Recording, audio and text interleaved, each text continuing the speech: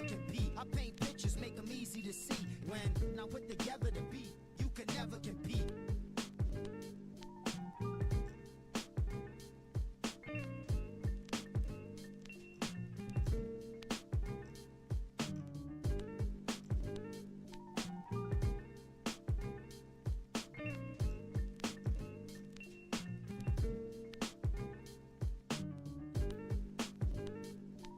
Alright.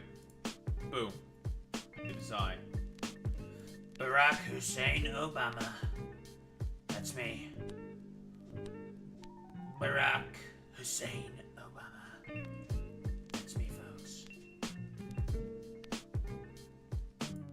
I paint pictures, make them easy Favorite to guy. see. When I put together to be, you can never compete. I paint pictures, make them easy to see. I paint pictures, make them easy to see. They're not easy to see, Colas.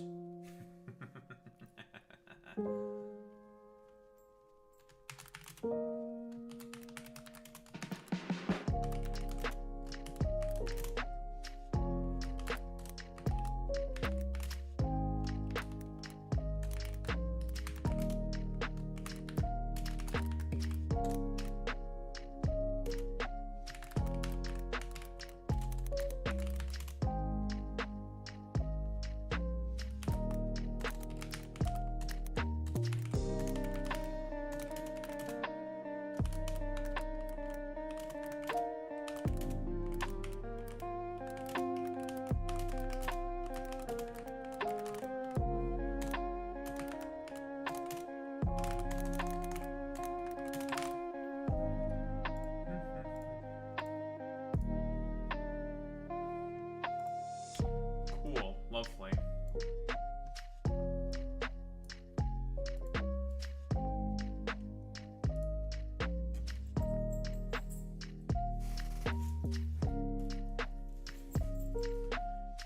Alright, let's turn on my Switch. I was playing on my fucking main account. I collected a bunch of screws last night. It was pretty good. Have a bunch of fucking plushies. Real early on. Oh yeah, I also did the dumbass trade and all that shit.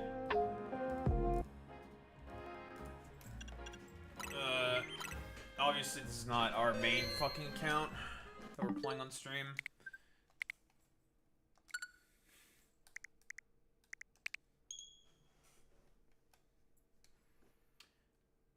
Very cool, very good. We're gonna win, folks.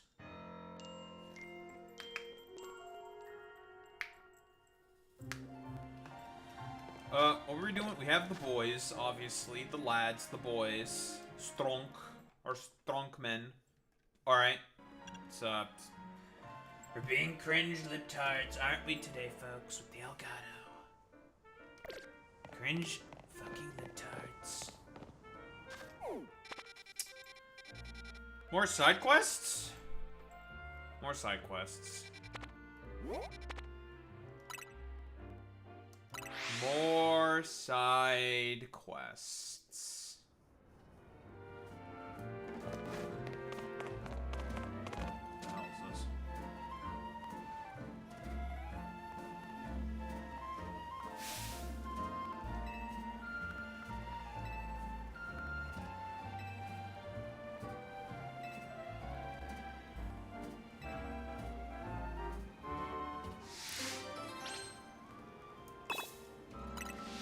Who messed up the garden?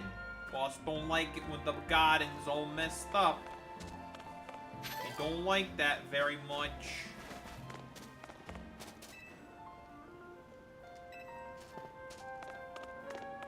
Gotta find where the holes are at.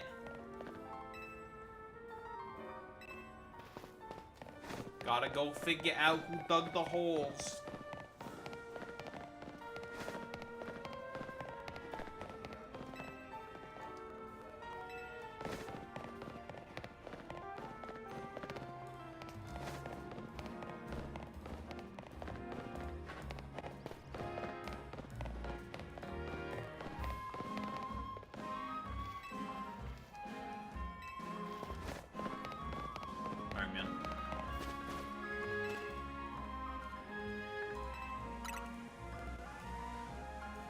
Get out of the hole, bitch.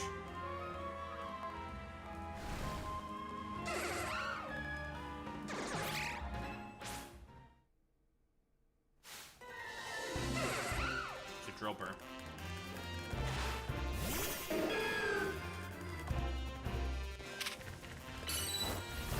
Level 54 silver. Alright. It's dead. Fear me.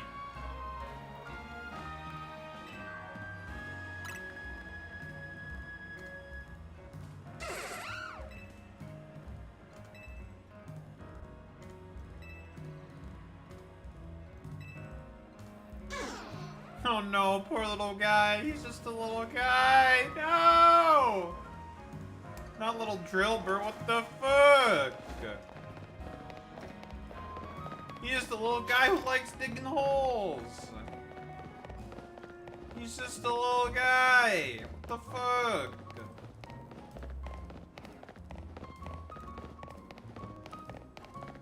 Oh well, it's time for him to pay for his crimes against humanity.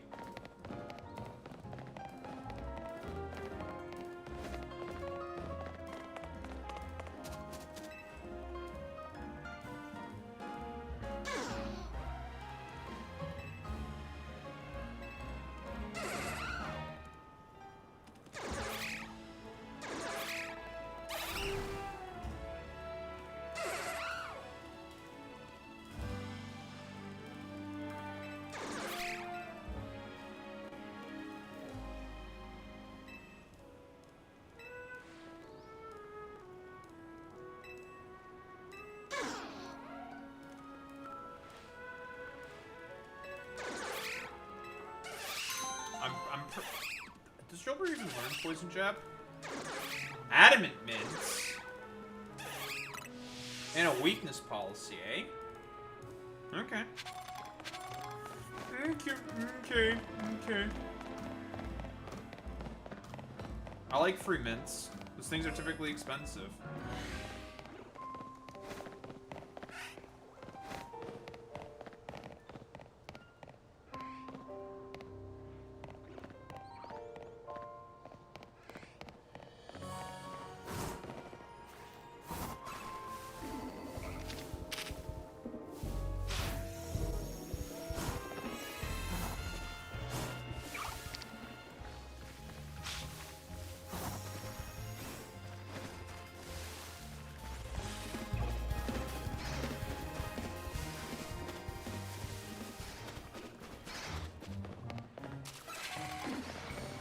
Fucking putas are trying to hunt me down. Fuck you.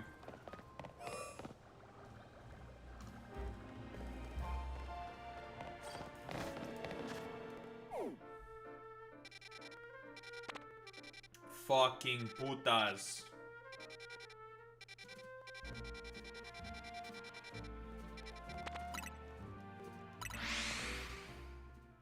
Well, on to the next money in my pocket.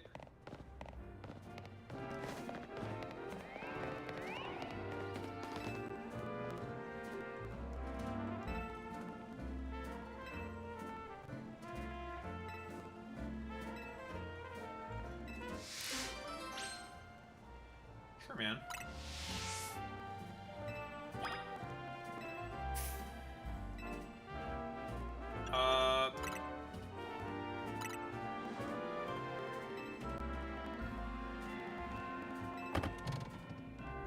Okay.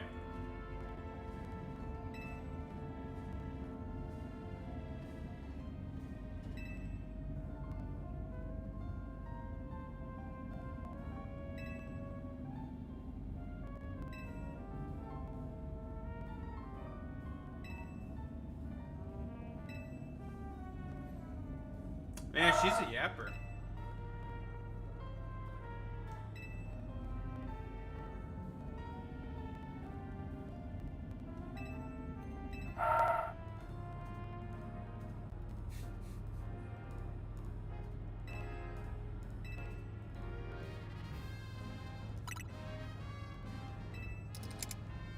Okay.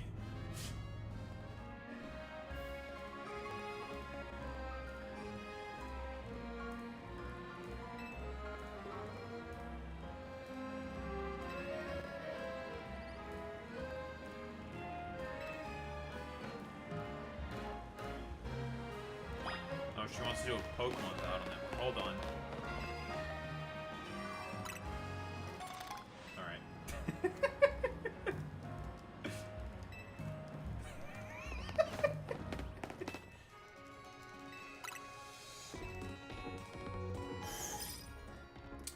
I just need to heal up my boys. My lads.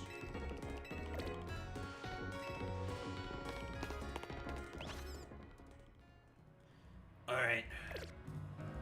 Let's do it.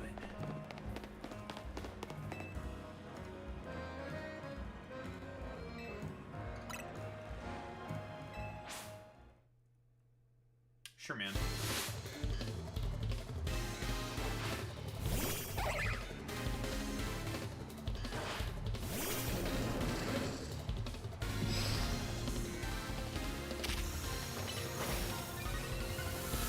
Go, my stupid chud son.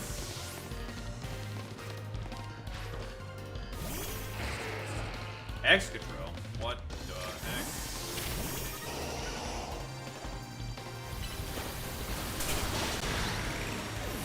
Alright.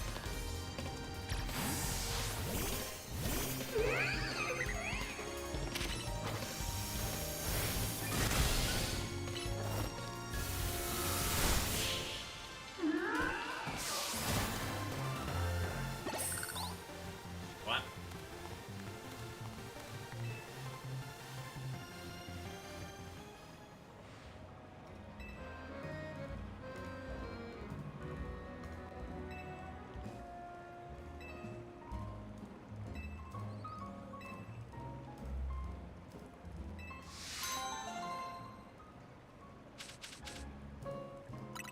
Take agility. Swift feathers as well. It's not bad. Where the fuck am I? On the other side of the planet. Well.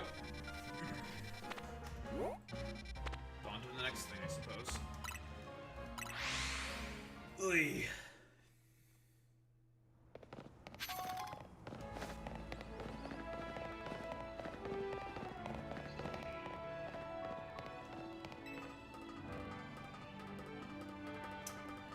That makes me think of something. I know there is one colorful screw around here that I definitely did not get my hands on.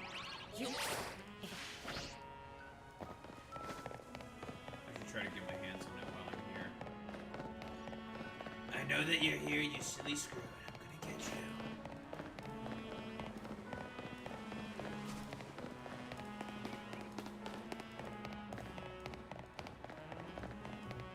You fucking chud.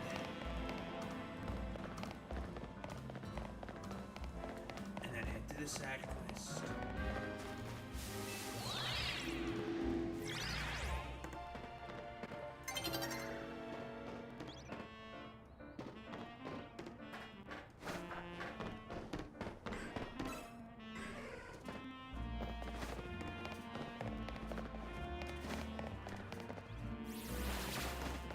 Get away from me. I'm not interested in what you're selling.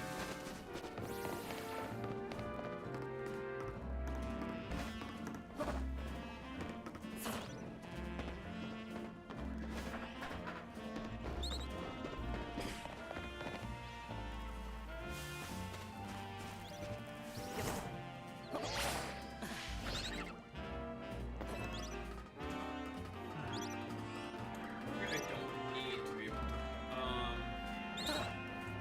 The elevator then, so.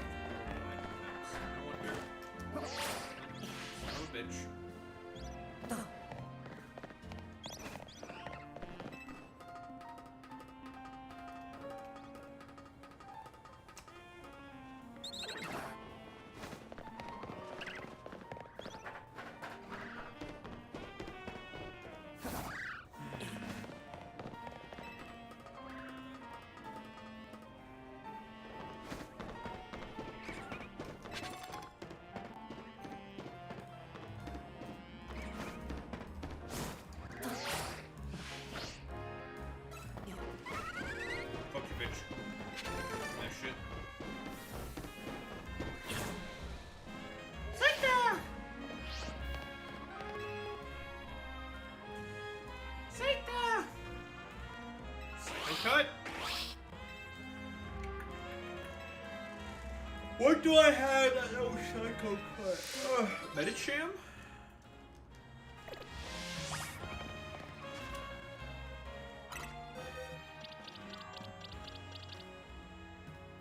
Medicham can learn Psycho Cut, right?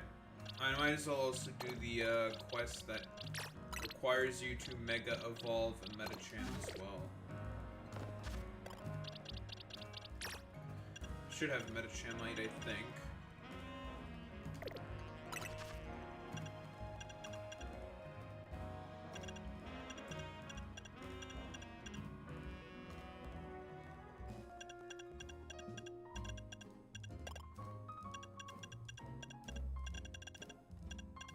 No Psycho Cuts? What?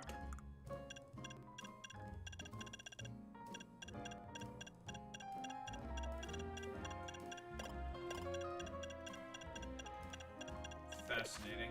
No Psycho Cut. Do I have Medichimite? Yeah, I do.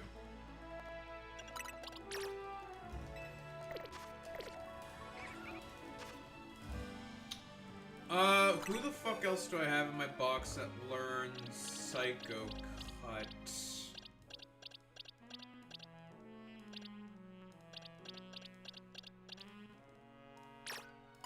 You! You have Psycho Cut. You work. Perfect.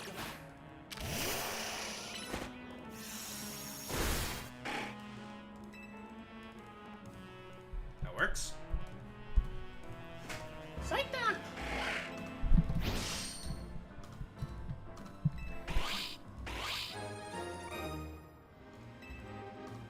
Bro do be cutting though.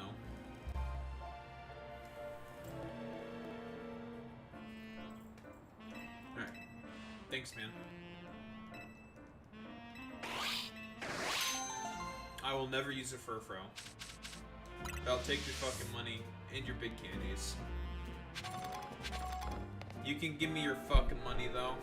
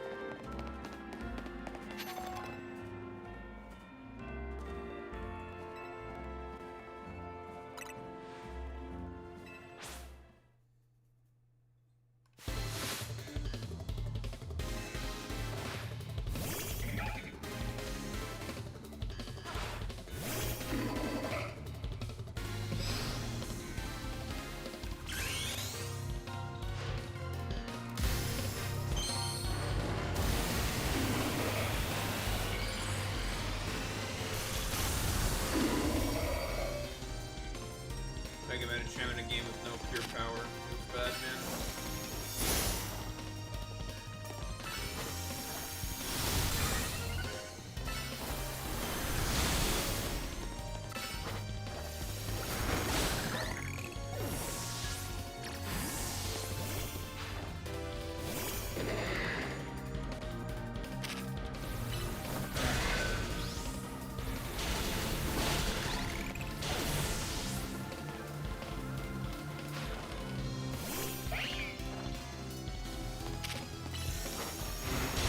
Sorry to say, Alex, sorry boss, but your boo has to get bullied.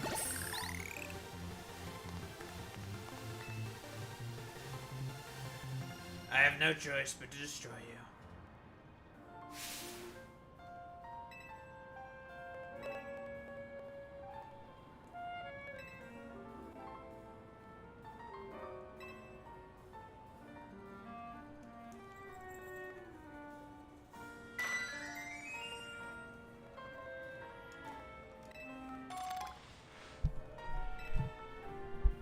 Cyber? I don't want to think about the implication of that.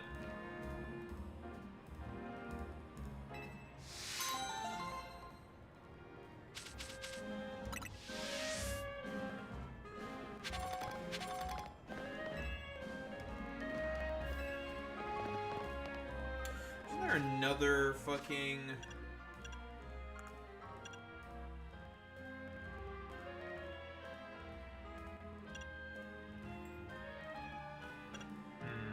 No. No, there wasn't. It's okay. That's fine, though.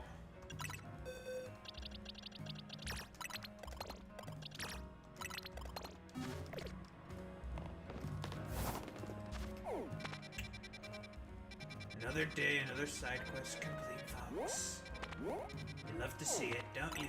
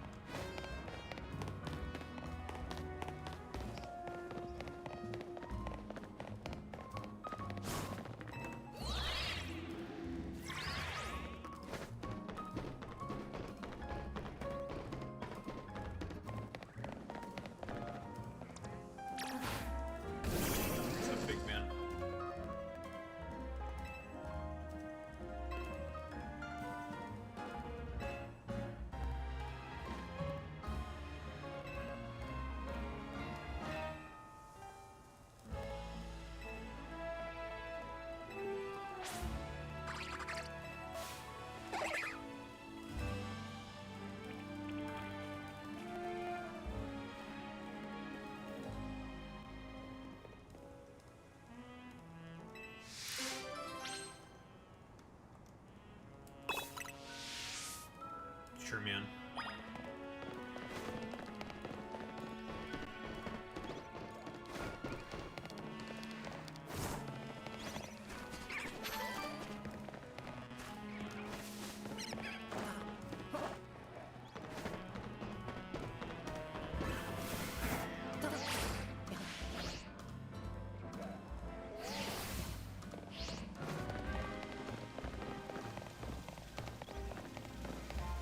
Son of a bitch.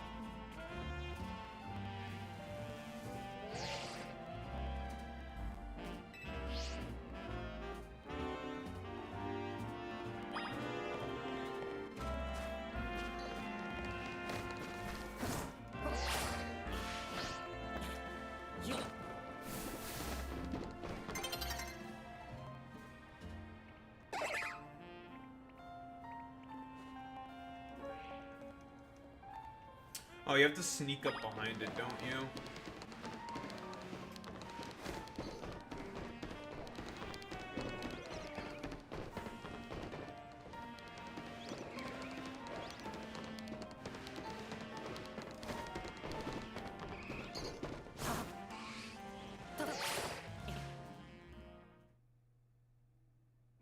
Alright. Thanks, man.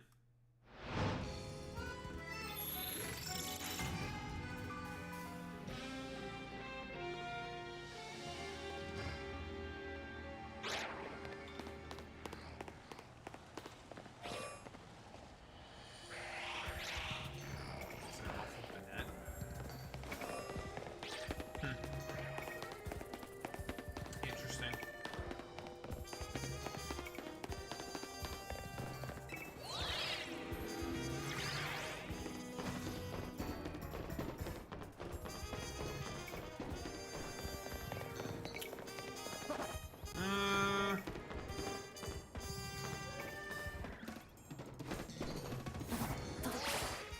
That's not gonna make it.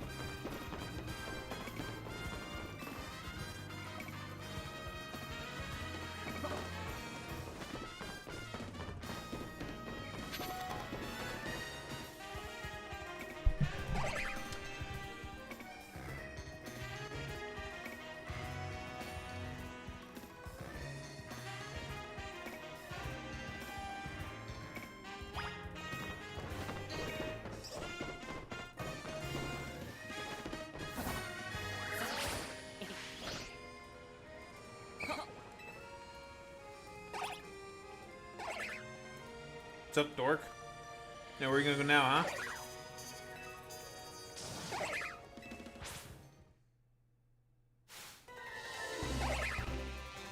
Alright.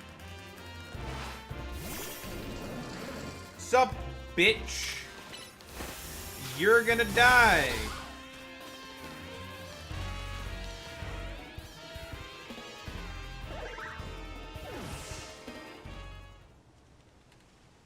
Dedge.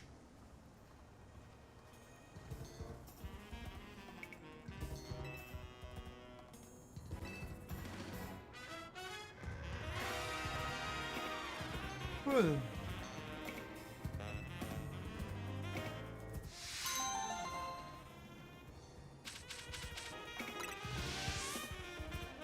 reducing berries. Not bad.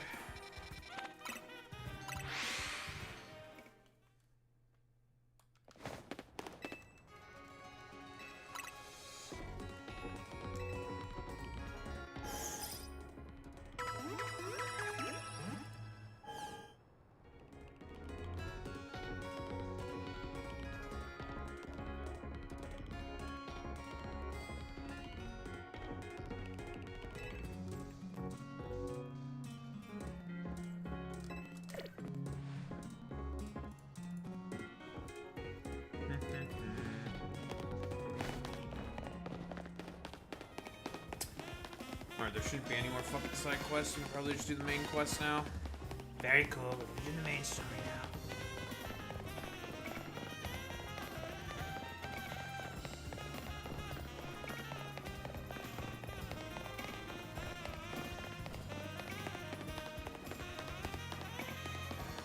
now. Alright, well, time to bully a bunch of people in a tournament, I guess. A tournament of power, some might say. Hey, what's up?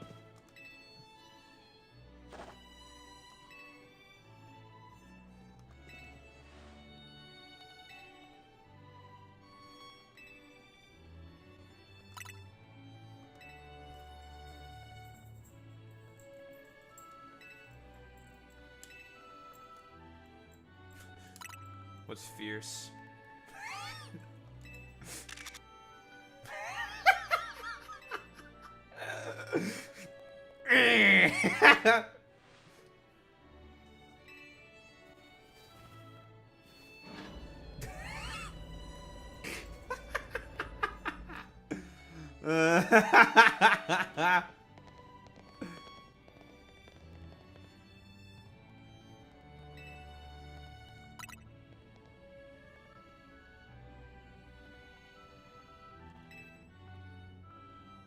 Oh, they've been trapped here for several days then. Oh, well, shit.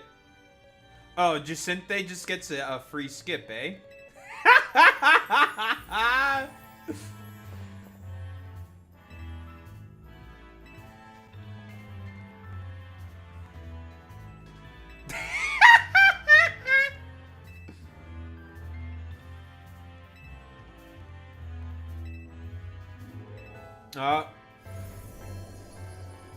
It's time to face off against the streamer again.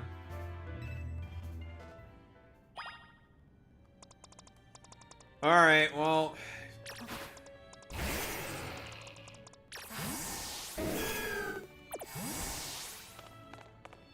Time to beat Canary again.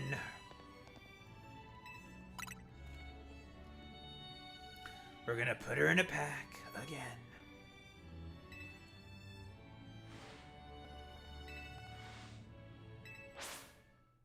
Sorry to say, but you're gonna put into the ground for a third time. I'm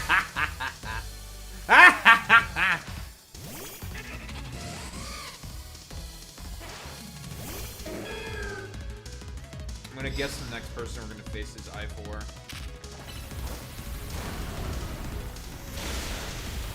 I do not want to slow down and grab the wall.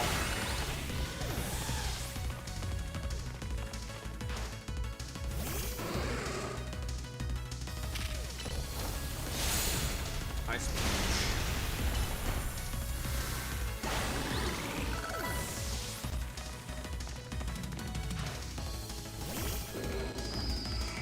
Stunfisk. Big cocks.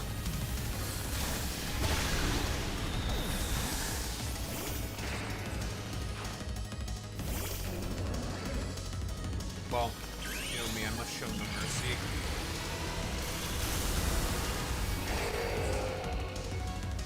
My boy!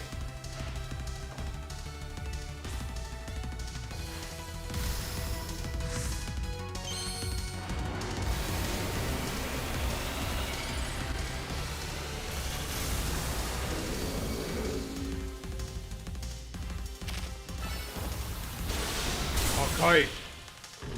No, you're dead. Idiot.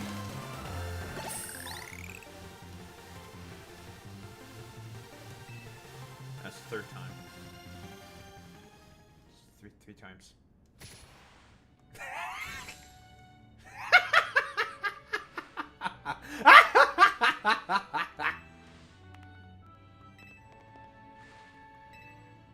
I'm sure. Yeah. Mm-hmm.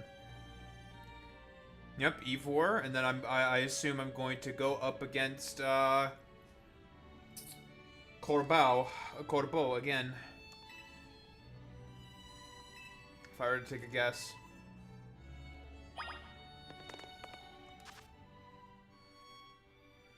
We're gonna do the same thing with all these fucking chuds. Man, I wish you had Drill Peck in this fucking game, but you don't. It's annoying. Like, if only you had Drill Peck in this game.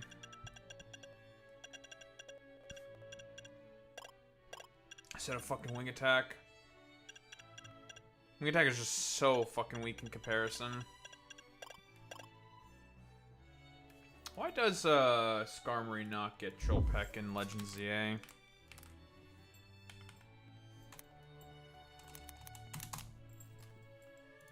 Why does our boy not get the drilling of the peck?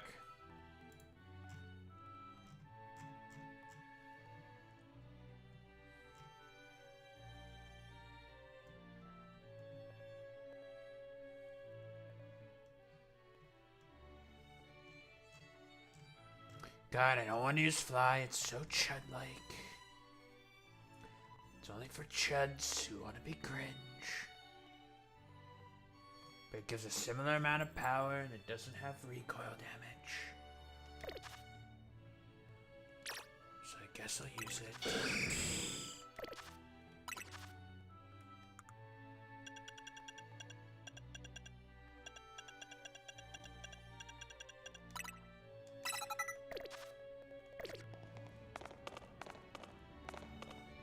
Oh, it's on a plus move, son of a bitch.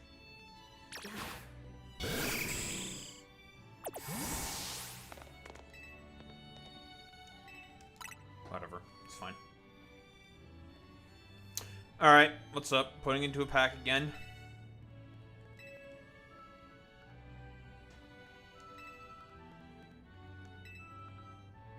Oh. Oh, you want to improve the baddie, eh? Oh, you want to get the approval of the baddie, eh? Okay, I see how it is. You're getting put into a pack again. No mercy.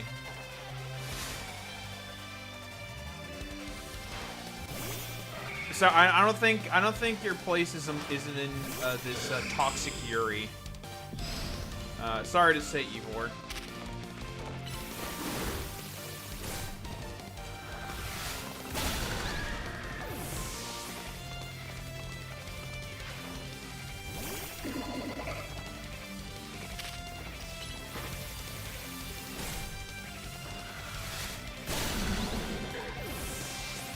Nice timing, idiot.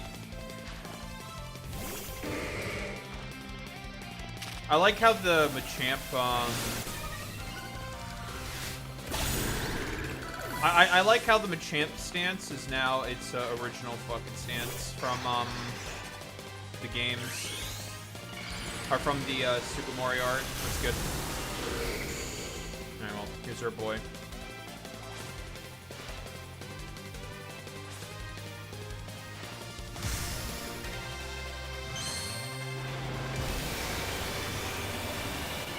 My little marchy boys.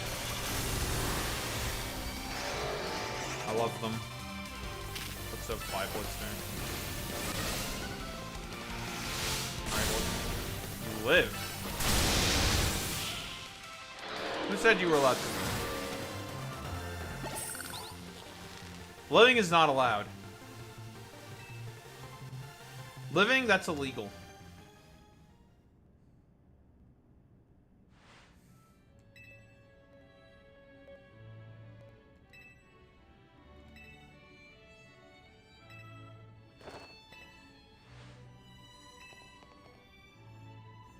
I don't like you. Listen, Jacinta, you're, the red flags are still, blaring. Oh, Corbow now.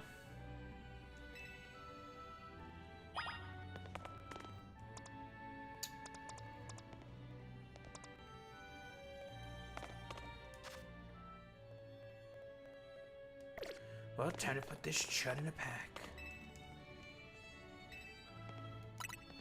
I'm so ready.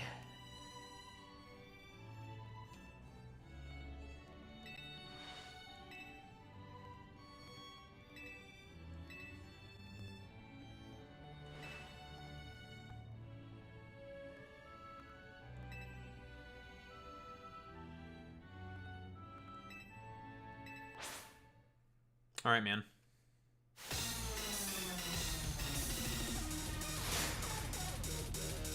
You still fucking throw your Pokeballs like a weirdo.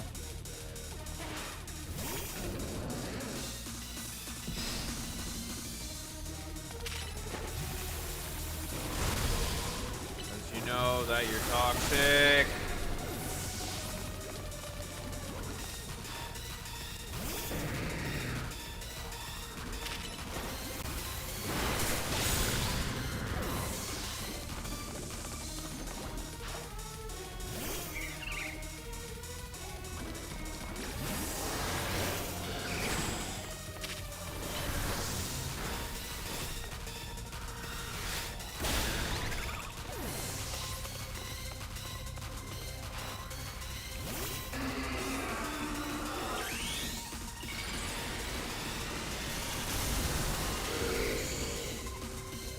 Alright, well.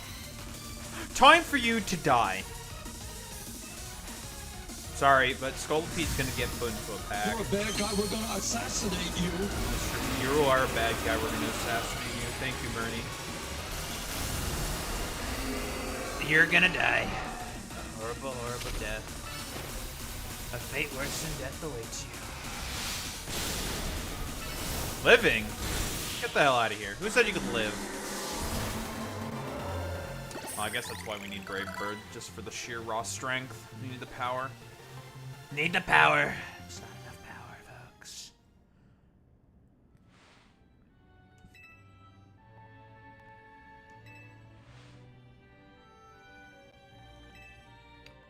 Sure, man.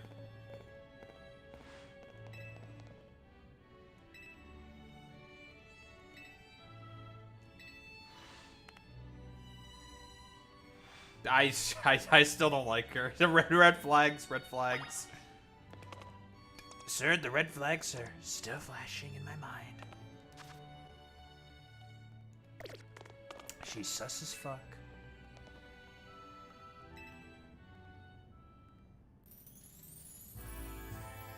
Well. What's up, dork?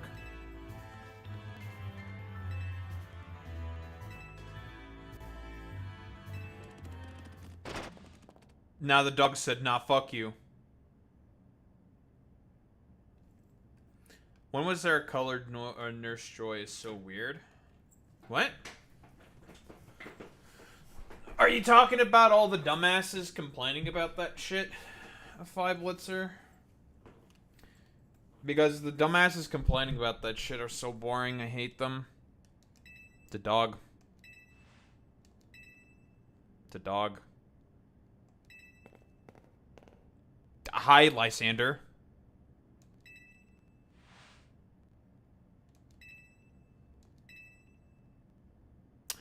Hello, Tarragon.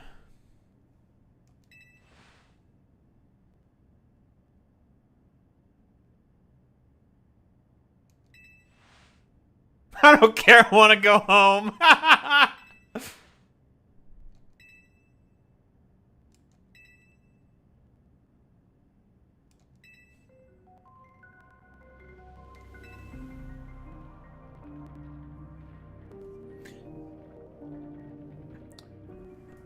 It's just a little weird. I mean, like, what's weird about the colored Nurse Joy? Why does it matter? Right?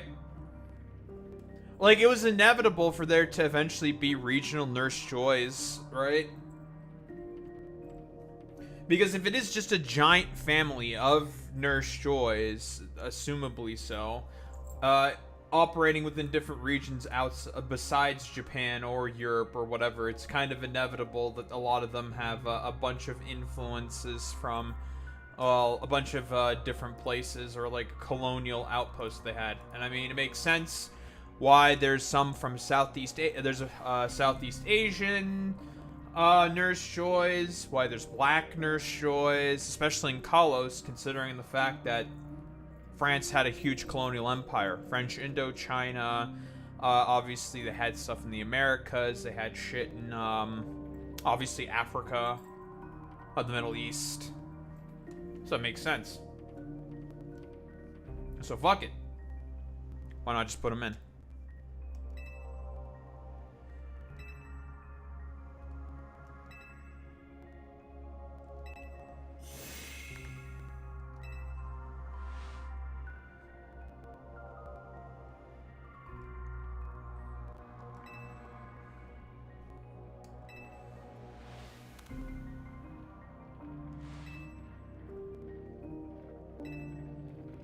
Well, dog just appears out of nowhere. It says, "But it's like we're scrapping." It's like it's all right.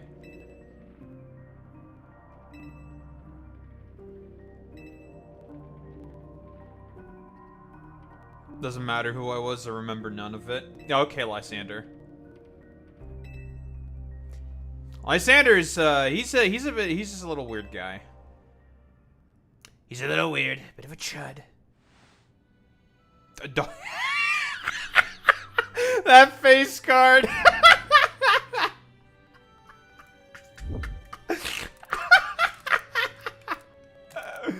Wait.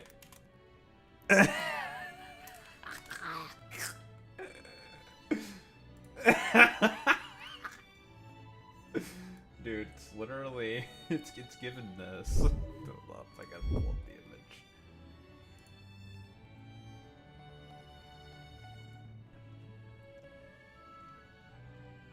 Oh my god.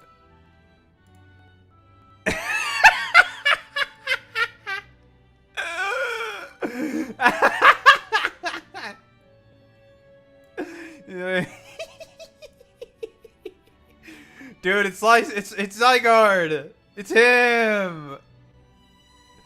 That's funny.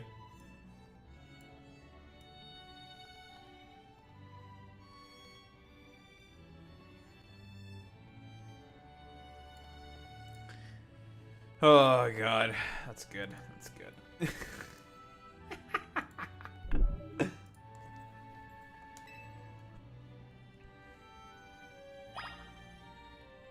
All right, let's go, dog.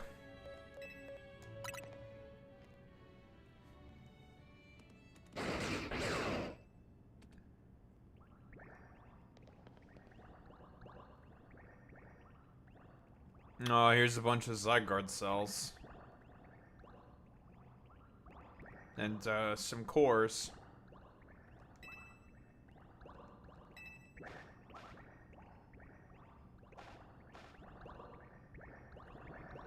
Oh, it's gonna be 50% form, isn't it?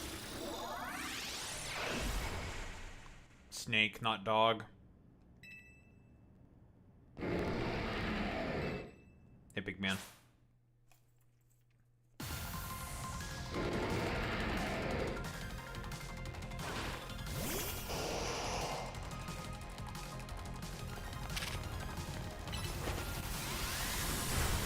It's good. I like the game.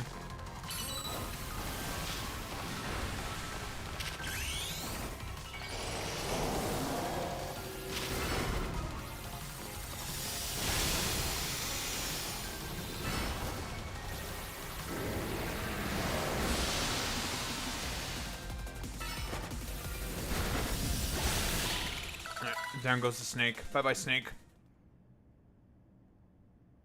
It's a good game. I'm enjoying it.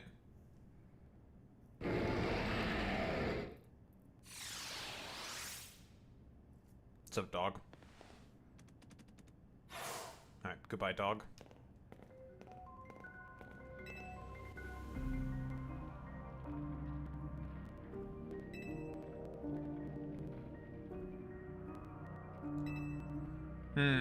So he has a Zygarde cube if he's collecting cells.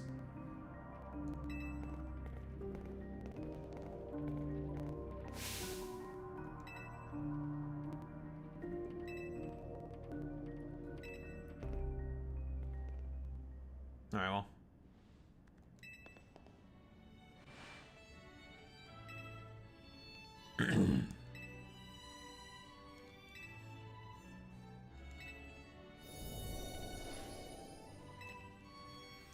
Yeah, this riveting resolution of today's events. Absolutely Jacinthe. Sure, man.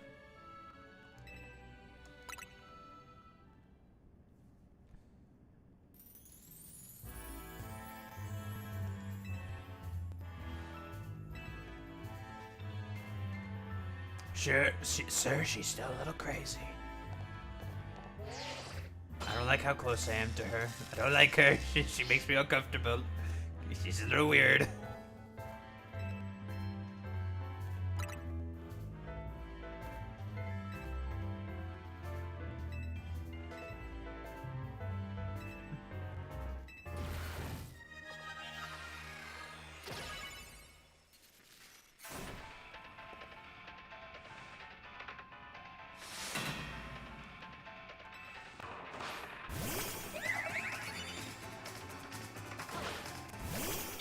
All the battle themes have been jammers.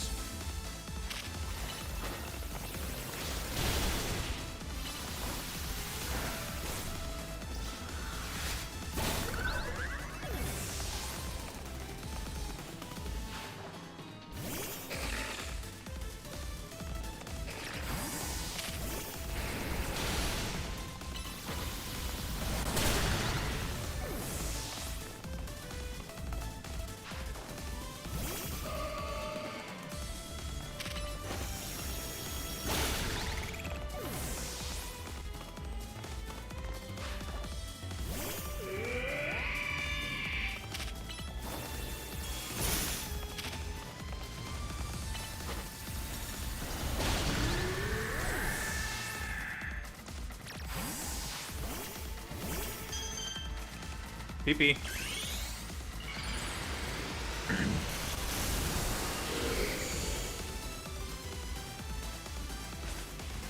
Alright, Mega Fable.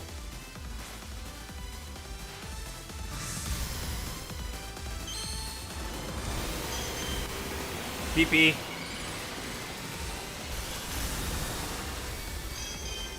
Big PP.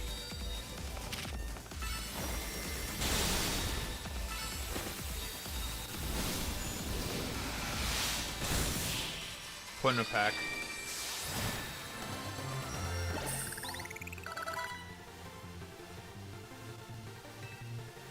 Sir, she just got destroyed. Didn't stand much of a chance.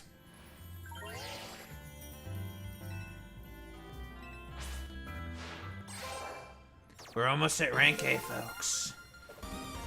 One rank away, let me tell you.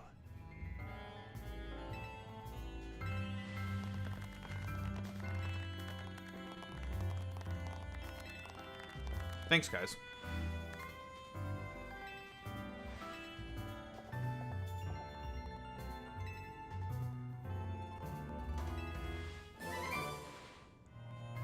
Play rough.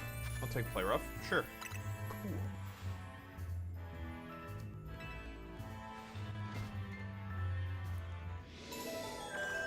Special fist bump. We're gonna fist bump, folks.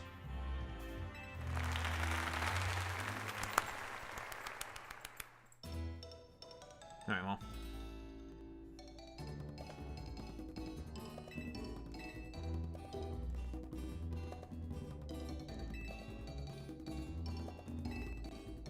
Not the croissant curry, dude.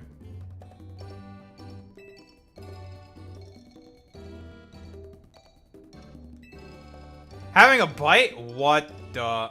Nah. Look. Naveen's cucking out, dude.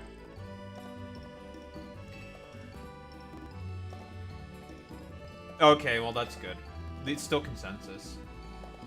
Doesn't just want to be rude. I can understand that. I can understand that position.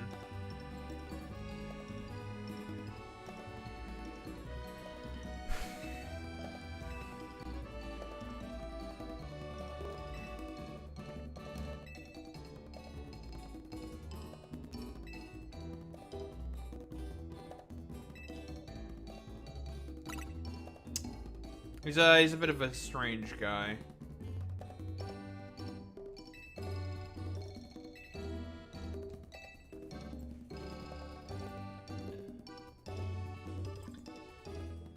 A little funny looking.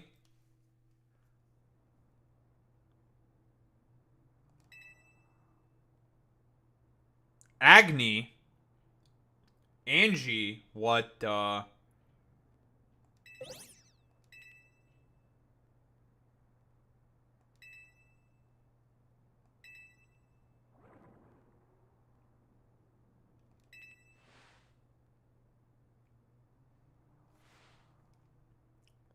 Uh-oh.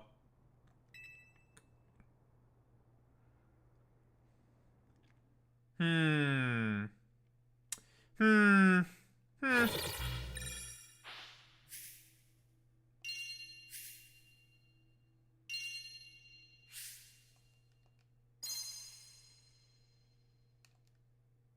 Okay.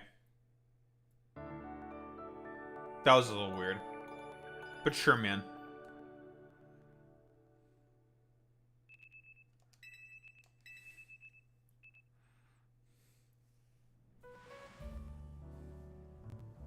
That was a little weird, I have to say. Kind of chud-like.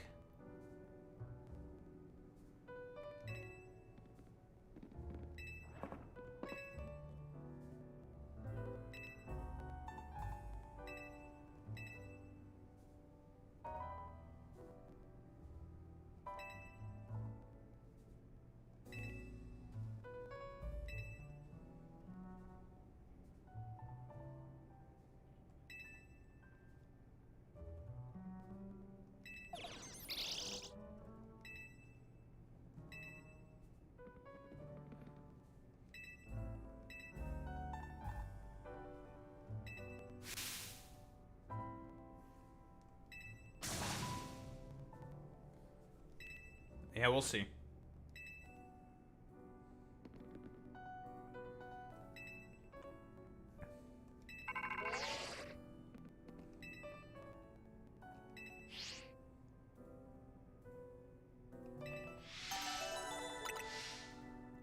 A summons from Vinny. Well, there's side quests we have to do first. Again. We love doing a lot of side quests. This might be the perfect time for me to do the, yapping about the Taylor Lorenz video, I think. It'd be a perfect time for that, to be honest.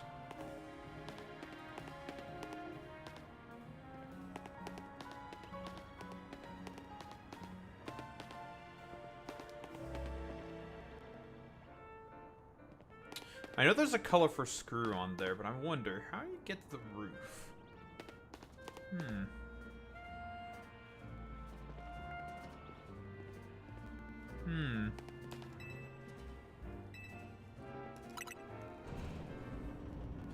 Might be a perfect time as any to fucking do that shit. Take a look at the Taylor Lorenz interview that she had specifically with Dan Clancy.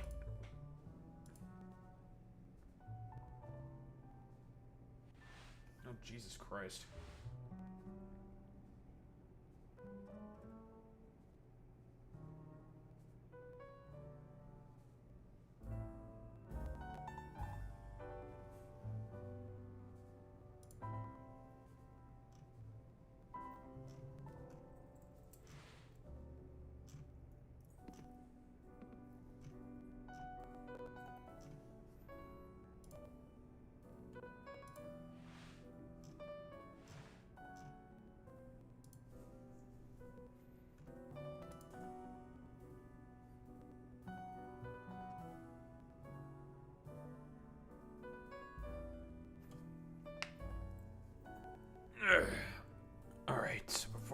go grab some water. I'll head to the bathroom also real quick as well. And then we'll do all that shit. Grab the interview, and then there's a bunch of side quests to do. I'll do those where I'll yapping about that Taylor Lorenz shit.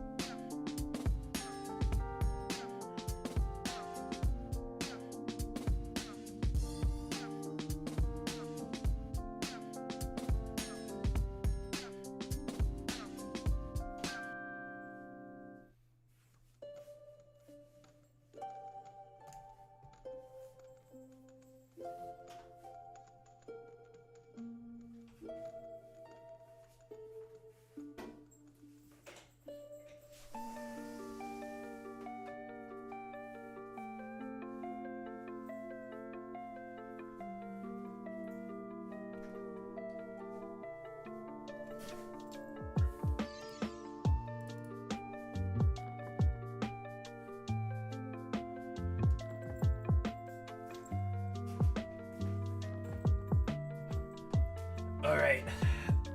We're so Barack. Like Obama. Obama. Alright, let's mute the game. Oh. Pull up the thing.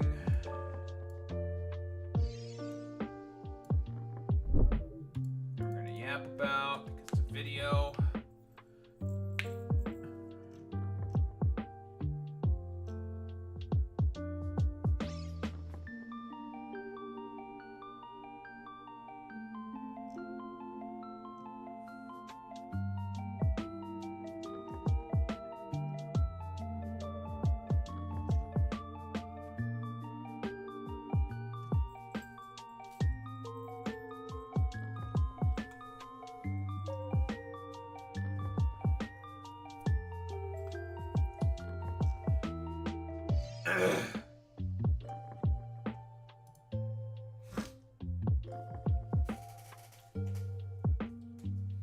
Getting fucking phlegm attacked.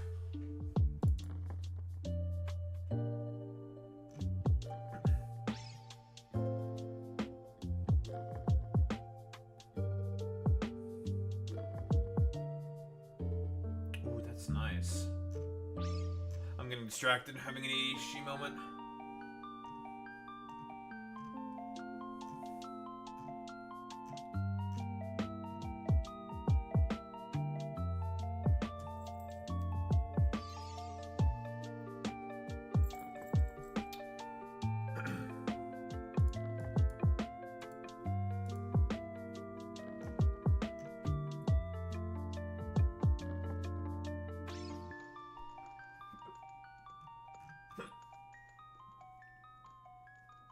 Ugh, hiccups.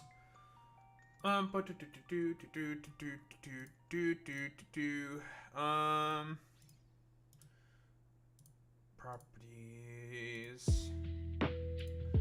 Okay.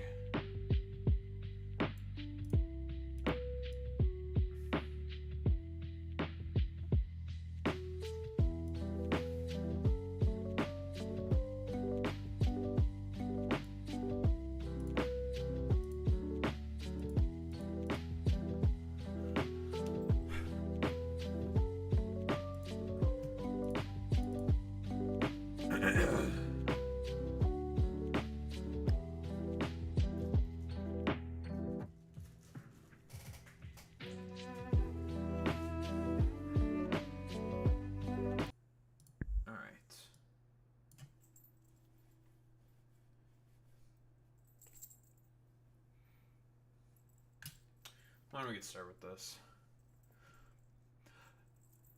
So, I already saw a part of this interview, specifically here with Taylor Lorenz and Dan Clancy talking about TwitchCon. Talking about some of the failures of TwitchCon in terms of the Emiru situation. And I felt that Dan Clancy's sort of response, albeit accurate, was rather wanting. It is an accurate position to hold to say that the reason why an Emiru situation happens is because of the general issues that are, sort of plaguing society. I don't think that is an inaccurate statement at all whatsoever. I don't think so whatsoever. Here's the difference, though.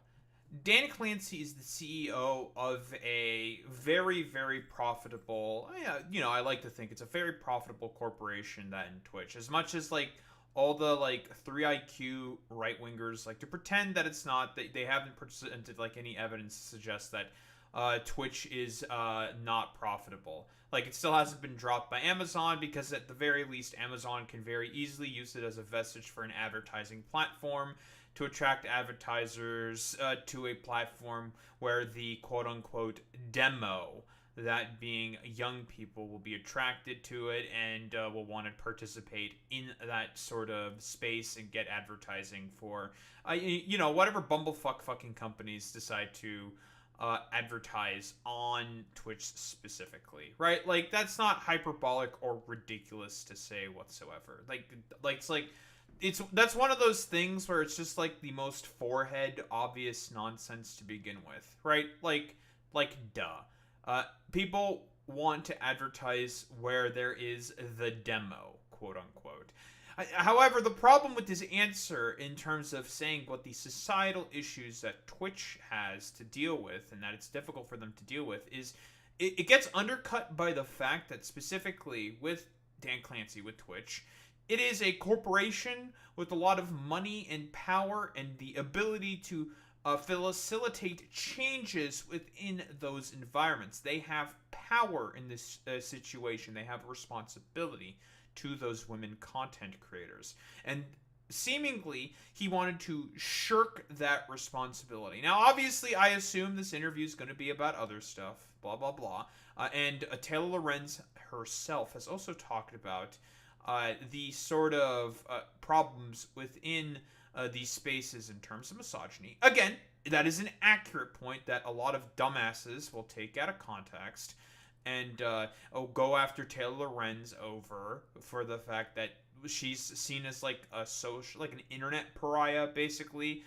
Just simply due to the fact that there are a bunch of schizophrenic freaks, specifically H3H3, who prefer to just be upset about the fact that Taylor Lorenz doesn't really personally like him and thinks of him as like an ostensible, miserable fucking freak. Because, let's be honest here, people like H3 are ostensible, miserable fucking freaks. I don't think that's ridiculous or hyperbolic to say. So I mostly wanted to take a look at this interview simply just due to the fact that I was rather curious for as to what are the topics that are bridged, sort of covered, and talked about. I wanted to see. So, is Twitch hostile to women creators? CEO Dan Clancy speaking at TwitchCon. Why don't we take a look? A lot of their rise has come because they just literally will create hundreds of clips from a single stream, often posting them while the stream is still on. As live streaming becomes an increasingly dominant... Is that... Okay, it seems a little out of context. Are we talking about, like, content creators, I suppose? I mean, that's true, yeah? Yeah, people do be making lots of clips. There's literally... Like, there's dedicated channels on YouTube that are successful on YouTube itself that are just designed to clip moments from streamers, archetypes of streamers, specific streamers, what have you. Listen, we all know about, like, the clipper channels, okay? Very, very, very commonplace. Form of entertainment, Twitch is at a crossroads. On one hand, the platform is an undeniable powerhouse in the live streaming space. It has evolved from a primarily desktop streaming platform. Wait, $46 billion product? Huh? Amazon? I thought Amazon only purchased that shit for about $970 million. Well, they've made quite the fucking profit.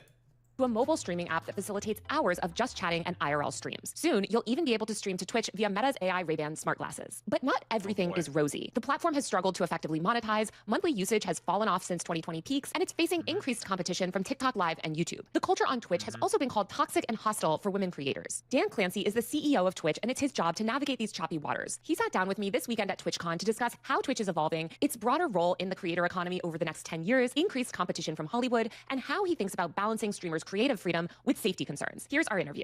Dan, thanks so much for chatting with me. Great to meet you. Also, huge thank you to Stream Elements for setting all of this up. Oh, nice. I could not get it set up myself. First of all, I want to ask you, how would you define Twitch's mission in 2025? I think our mission in 2025 is more relevant than ever, and it fits, as we talk about creating belonging through our streamers and the communities they create. I often talk about how, in many ways, social media has become antisocial. Sitting and swiping in your phone doesn't connect you to people, and I think that's one reason why we've seen this enthusiasm around Twitch. That's a pretty good point, I would actually say. I kind of agree with that position, yeah.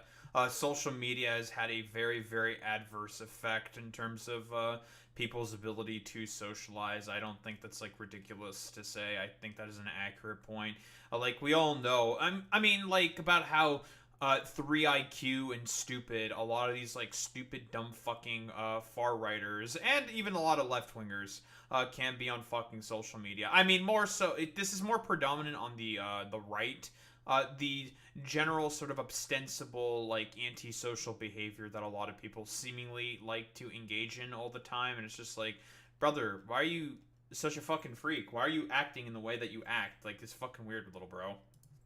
Because I think people more than ever are looking for authentic connections with both other people, but also with the people, in this creator economy. There's a distance when you're just watching something on, a short form platform, and there's an authenticity that, you can't hide when you stream. And so I think it's really going to the roots of what has made the foundation of Twitch, which is really community. I feel like every app has been entering the live streaming space lately. I mean, obviously TikTok's been investing so heavily in live. We've got Substack Live now even. We're also seeing a lot more multi-streaming, right? Which is, sort of becoming more of a thing. How do you think Twitch differentiates itself in this like increasingly crowded live streaming market? Now that's all, everybody building a live streaming, it's actually been happening for quite some time. There was a period when YouTube, part of Google, Facebook, and Microsoft were all coming after Twitch. They were all doing big contracts to recruit our top streamers, and Twitch stayed on top. Mixer shut down. Facebook just sunsetted their live streaming, Facebook Live. It's still a valuable part of YouTube, and as you said, TikTok's doing it now. But I think the reason we were able to stay where we were during that period is the same reason why now I actually think it's good for us. Twitch is a community-centric live streaming app, and we focus on live streaming. And it's really important that the way you get a sense of community is that shared experience together, and that requires people to pull up and share and stay for a while. If you're watching live streaming on one of the other platforms, if you take TikTok, you watch it, you've been programmed that if you get a little bored, your mind just says, come on, swipe. Let's see what's next, right? If you are watching a YouTube video live and you get a little bored, your eyes glance to the bottom right. I was joking once with T-Pain. I said, you know who your big competition is on YouTube? It's this guy named T-Pain. He makes really good VODs, and someone's watching you live and your eye just drifts. Because again, you're programmed whenever you're watching a video, when you're watching VODs, to look to the bottom right. And so then you don't get that sense of community. And so I always say, if people are just every now and then dabbling, it's like, use whatever platform. But if you want to build a community that like is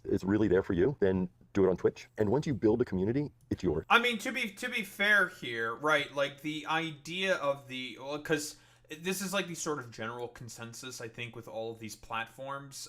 TikTok is for fucking brain rot, right?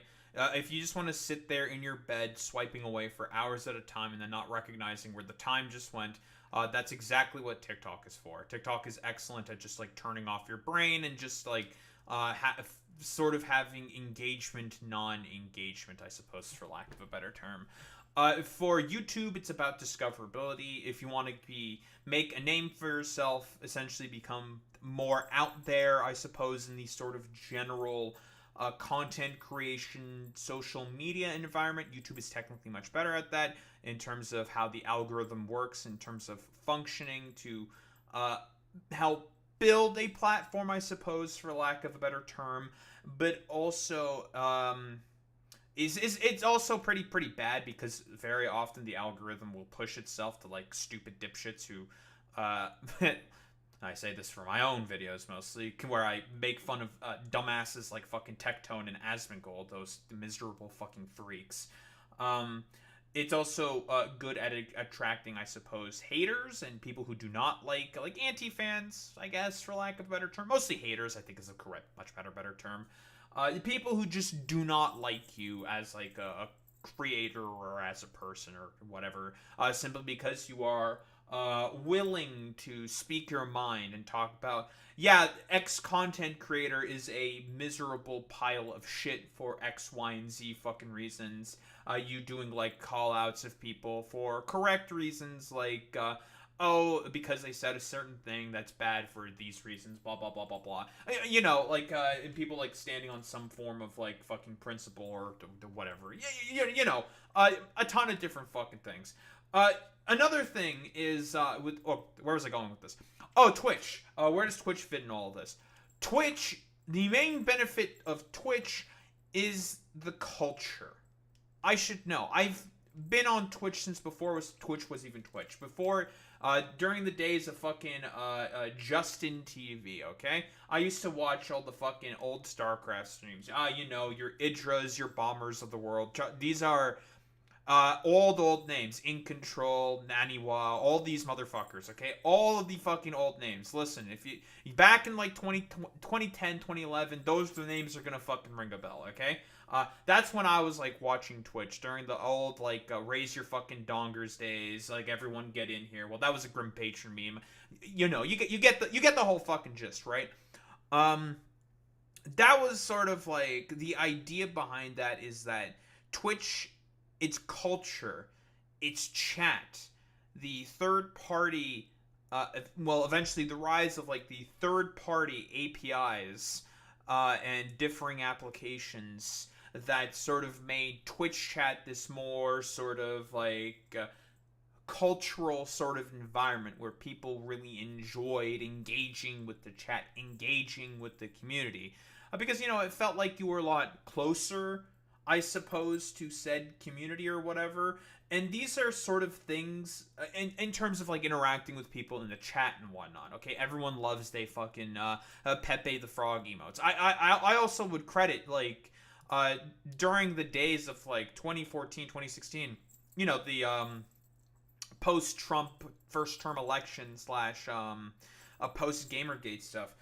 Twitch is probably the biggest reason for as to why Pepe got reclaimed from 4chan in the far right. I will solemnly fucking say this because of just how ostensibly further and like more progressive the sort of community became as the far right was starting to further insulate itself and I don't know, start like starting fights with one another over like the most stupid, idiotic, petty shit. Because again, Ouroboros of fascism, yada yada yada. You know, the whole lefty fucking cuck meme, blah blah blah blah blah. I've done this fucking spiel before.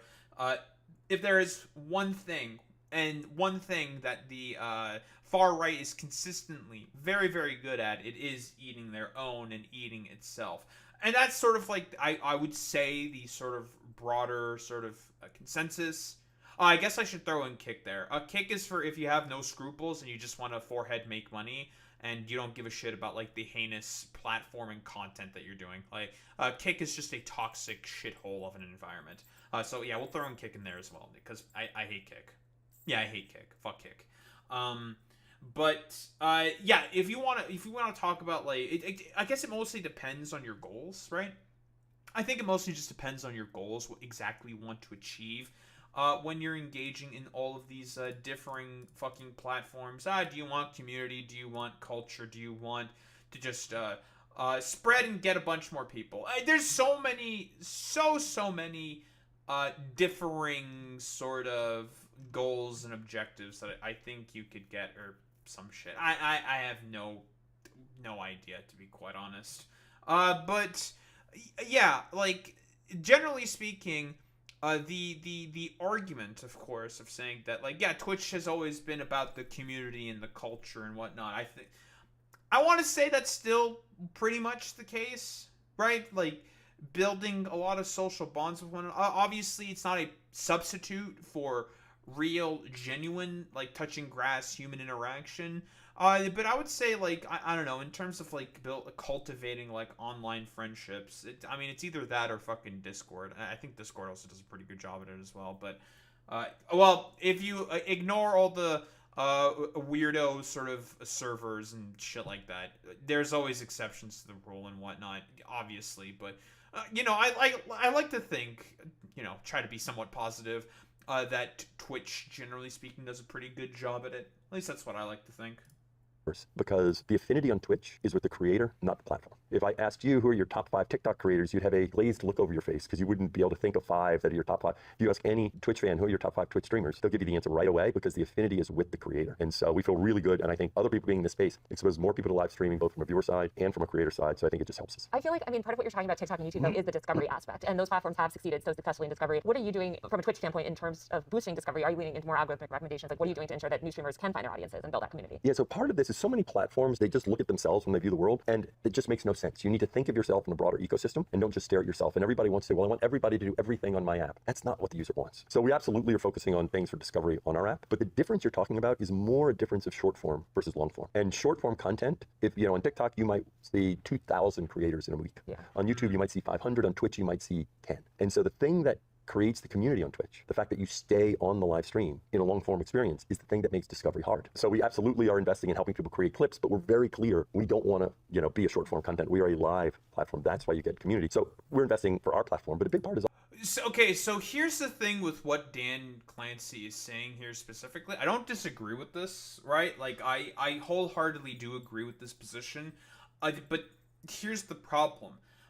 The current social media environment that we find ourselves under has basically cultivated a position that it is all about short form sort of content and a inner desire, I suppose, for lack of a better term. No, that's not correct. Not a desire. A lot of this is byproducts of Ronald Reagan and also George W. Bush, right? No Child Left Behind, the supposed reforms, but in reality, privatization of the education center. I talked about this before in my Death of Subjectivity video. and the broader byproducts of that death of subjectivity, the people's incapability of being able to fit in another person's shoes. This is the sort of contemporary philosophy that I like to engage in terms of a lot of the assessments that I have of differing political situations. Engage when I do criticisms of different content creators, blah blah blah blah blah. It's the sort of like philosophical structure that I like to generally sort of engage in, right? This idea that people are just seemingly and wholeheartedly incapable of ever wanting to fit in another person's shoes. They can't ever seem to think how they want to think and only prefer to engage in rather dogmatic forms of thinking and are unable to engage in any sort of like creative lateral thinking. That's how I sort of like to see it. And I think in that sort of environment, short form content is highly, highly successful. It's simple. You don't have to think about it all that much. You can just turn your brain off, consume thousands upon it and of those videos every single day, and there's not really any sort of, not consequences, but there's like, really, it doesn't really mean much of anything to anybody. And obviously, like, a lot of sort of content creation platforms are going to try to catch up with that because it's the current fucking fad. Capitalism's got a capitalism, right? You have to be able to make money. And that's the biggest problem. Capitalism has to fucking capitalism. As Mark Fisher himself said during Capitalist Realism, the capitalist's job is to attempt to commodify and be able to make money out of anything possible. And you're starting to see this specifically with a lot of these AI companions. Listen, we all know about the Misa Elon Musk LARP cope shit with the fucking Grok Misa LARP shit from fucking Death Note, okay? We know about that stuff. These motherfuckers, and this is as Mark Fisher himself said, are now trying to commodify social interactions. And this is intended. We've seen videos of these fucking AI companion creator companies, I suppose, talk about, like, yeah, the purpose of this is to make you waste your time, to make you just sit there and just waste and wallow away. They are trying, and they have been trying to do this ever since the 50s. And what I mean is capitalists, the corporation, the rich, the bourgeoisie, what term, what have you, have been trying to commodify and take away that which makes union power and worker power strong. And that is people's social bonds. The ability for people to be able to interact with one another. Suburbanization, car infrastructure, the fundamental sort of destruction of education, right? Because again, school is where a lot of kids go to learn how to interact with people, to learn how to build social bonds with other people, instead of, because they just want school to essentially be factories that produce dutiful little workers who will listen to their fucking bosses. That they want to do anything, and I mean anything possible, to take away the ability for people to be able to socially interact with one another. Because corporations, the bourgeoisie, they know that is what makes them strong. Being able to divide and conquer every single person, right? Because if you're dealing with tons of different individuals, that's not a very difficult problem. But if those individuals come together and try to create some form of collective unit, that's a lot more difficult to take care of. A unit, of course, with similar goals, wanting to fight for their rights, wanting to fight for their wages, wanting to fight for a whole host of manner of things, for their ability to express themselves socially, or in civil rights and whatnot, right? And that is what the bourgeois, the capitalists, the rich, the billionaires, what have you, whatever term you want to use. That is what they are most afraid of. They are afraid of people's social bonds, and they are going to do anything possible to fucking destroy that. And, you know, I'm going on a little bit of a ramble, a little bit of a tangent. You know, I'm just like, it's a stream of consciousness, right? It's a whole sort of like smattering and fucking saying of a bunch of different shit and whatnot. The reason why these motherfuckers will do literally anything possible to try to take away those social bonds is because, and I mean this unironically, but monkey together is strong. Stronger bonds are what makes, humanity and the sort of, not only just humanity, but that just basically is what makes humans be the main people who are on top of the fucking food chain, right? It's all about the fucking social bonds and being able to come together collectively is what has made us, well, the undisputable masters of nature in terms of planet Earth in particular. And these motherfuckers, these billionaire rich dipshits want to fucking destroy that under any fucking circumstance. Is also getting people to take their content from cool stuff that happens on Twitch, post it on other platforms, because you want your content to find your audience. And that's no different if you create a podcast, right? And you distribute your podcast through various different platforms, but then you create shorts that you'll put on TikTok, because that's how you are finding your audience, not just new viewers, but also how you stay top of mind with your existing viewers. You talked about the kind of the unique bond that people have, and I've seen it so much firsthand of like this very deep parasocial bond, I would say, with Twitch streamers really specifically. I think that reaches a level that doesn't even happen on platforms like YouTube and others. Obviously, we saw one Twitch streamer yesterday, Amaru, get assaulted by a male fan, and a lot of streamers have, especially female streamers, have talked about, you know, the danger that they feel from these sort of toxic, I guess, parasocial kind of creeps. What are you guys doing to prioritize safety? Because I know also a bunch of Twitch content creators said that they were too scared to even come to TwitchCon this year, just in case something like what happened yesterday. So I believe this was the clip that we saw earlier when I did my initial coverage of this sort of situation, right? It is pertaining to this, more than likely. So I believe that we're about to get into this. Again, my sort of position on this is the exact same as always. Let's be honest here. Dan Clancy, you are the head of a very profitable fucking corporation. You have the resources and power to be able to ultimately do something about this. Again, I'm not going to fault him in saying that part of it is because of the current societal material conditions on the ground.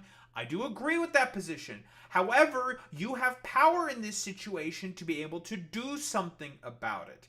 To be able to create that sort of fucking change. Of course, I don't want to say, like, the buck ultimately, like, because you can't stop parasociality and, like, parasocial relationships like that. Those are always going to be in existence to some form or another, as always. Like, obviously, you can't do anything about parasocial relationships, right? There's nothing you can do about that. Like, at a certain point, to a certain extent, those are always going to exist. There's not all that much anyone can fucking do about that in particular, right? Like, I'm not fucking stupid, obviously. But you can do something about heavily trying to mitigate those sort of problems, right? Like, I've said this before. Yeah, like, we could talk about all of the security measures and extra cameras and everything. That's not going to do anything to stop from, like, a parasocial weirdo fan from, like, running up on someone and just, like, I don't know, trying to assault someone, right? Because there's still all the kick heinous streamers. We've talked about that before. And part of it is, like, Twitch is doesn't have, like, the mind reading, mind control fucking devices to know of everyone's sort of fucking intentions before they do it, right? Like, because I don't think that there was much Twitch security could have done to stop that fucking dude from cutting in line and just trying to sexually assault Emiru, right?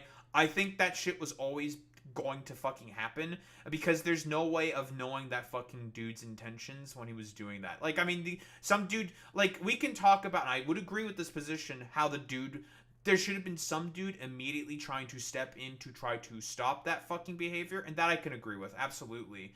I don't disagree with that position whatsoever.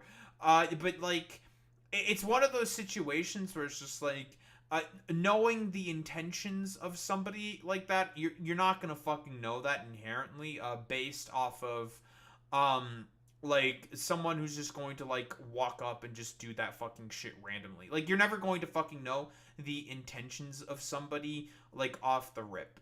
Never. That's not how any of this shit fucking works.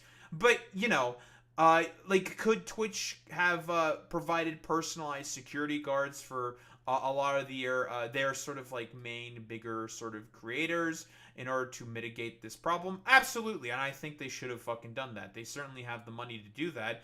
They have the resources to be able to pull that shit off, and for whatever reason, they didn't do it. I mean, it makes you wonder why, doesn't it? It's just like, well, Twitch, there is stuff that you can do, and you have some fucking explaining to do. Like, why, Twitch, why didn't you fucking provide everything necessary to keep all your fucking content creators safe? What happened? It's just like, well, you know, that shit's unfortunately fucking expensive. And it's just like, okay, and you're a highly profitable fucking corporation, Twitch. Like, you should be able to fucking take care of that shit, Twitch. Twitch, you can't be shirking your fucking responsibility in this particular instance, Twitch. What the fuck, bro? And, I mean, that's, like, sort of the general consensus, I suppose. That's, like, the main problem that I'm generally sort of fucking having here with, like, with Twitch specifically. It's just, like, for whatever reason, they seem to just want to shirk responsibility for a lot of the actions that they have / could be taking in order to essentially mitigate some of the problems that people are rightfully criticizing them for. What happened? Yeah, so the safety of our creators is a top priority. The challenge we face is a challenge in today's society. It's not limited to Twitch. It extends throughout our society. I do think that when you're live streaming, in many ways, since you control your community and you can ban people, you can, you know, make it so that I have essentially, I've talked about this position before. Like, what he's saying here is not technically wrong. Technically speaking, what he is saying is not incorrect. The problem becomes, dog, ultimately, the buck stops with you, and there are policies and positions and things that you can do to significantly mitigate the fucking problem. And for whatever reason, like, Twitch does not want to do any of that because it's expensive to do that. And that's the main criticisms that I would agree with, and that I also have.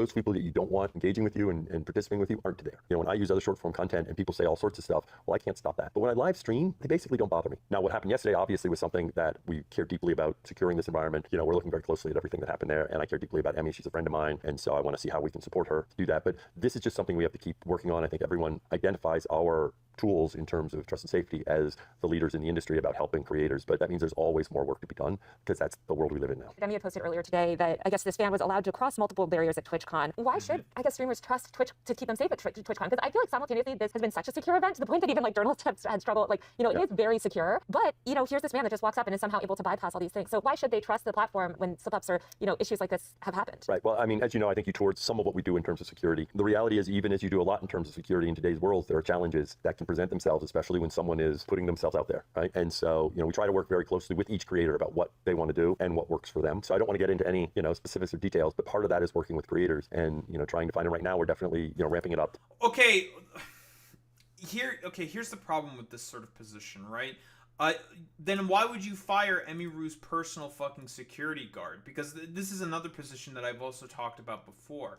For whatever reason, it seems like Twitch specifically here, and Dan Clancy seems to be very, very afraid of any sort of reprisal and lawsuit in particular that potentially could happen, because that's the only thing that I can fucking think of. And I'm just like, okay, in terms of Emiru's old security guard, right? Because this is the sort of position that we're talking about here, right? So in terms of that in particular, we can talk about what you guys can do, the sort of positions that you have. Not positions, maybe. The sort of things that you can do to help mitigate that sort of problem, right? Like, if you're so afraid of a fucking lawsuit from whatever fucking weirdo wants to bring it against some random security guard, there's positions that you can take / have where you can essentially be like, listen, this is a private security guard hired by one of our streamers. This guy is not under us in particular. I don't know why you're fucking talking about this, generally speaking. So I think, like, the sort of being afraid of a lawsuit argument is weak in particular, right? But I think the bigger issue, and this is something that CDawg VA, specifically Connor, has said before, I think it's more about the exclusivity contracts that Twitch probably has with security firms, which is a very, very fucking common thing. I think that's what it is in particular. To make sure creators know that we have the resources there to help them figure out what's right for them. We've also seen this record assault on free speech by the Trump administration and efforts to increasingly target online speech, obviously targeting platforms like yours. What are you doing to protect freedom of expression on the internet? The good news is, so far, I think we already were in a slightly different place. We have a set of community guidelines that focus not on what you say, but how you say it, okay? And we're very serious about trying to figure out how to apply those consistently across. And so far, we have not had any challenges in terms of the areas you're talking about. I think that's in part because, we've always been sort of balanced in terms of that. And I think there's something about live that makes it, less prone to... Oh, man. Like, all the dumb fuck right-wingers are going to be upset about that line in particular, and I don't disagree with the sort of position that's being taken here by fucking Dan Clancy. Listen, hey, right-wingers, I'm jingling the fucking keys here. If you didn't want to be banned off of all platforms for the miserable shit that you say and fucking believe, maybe you should stop fucking saying that shit. Because nobody fucking likes it, everyone disapproves of it, and you people can go fucking fuck yourselves. Genuinely, like, instead of shirking responsibility like Facebook, Twitter, and all these other supposed quote-unquote free speech bastions that exist on the fucking internet, don't want their platforms to become advertiser poison, Nazi-infested, bot-written fucking shitholes, like Twitter is in particular. There is an important sort of set of standards and community safety and moderation teams that are necessary to be able to have a successful, well-liked, engageable sort of platform. That's what you fucking need.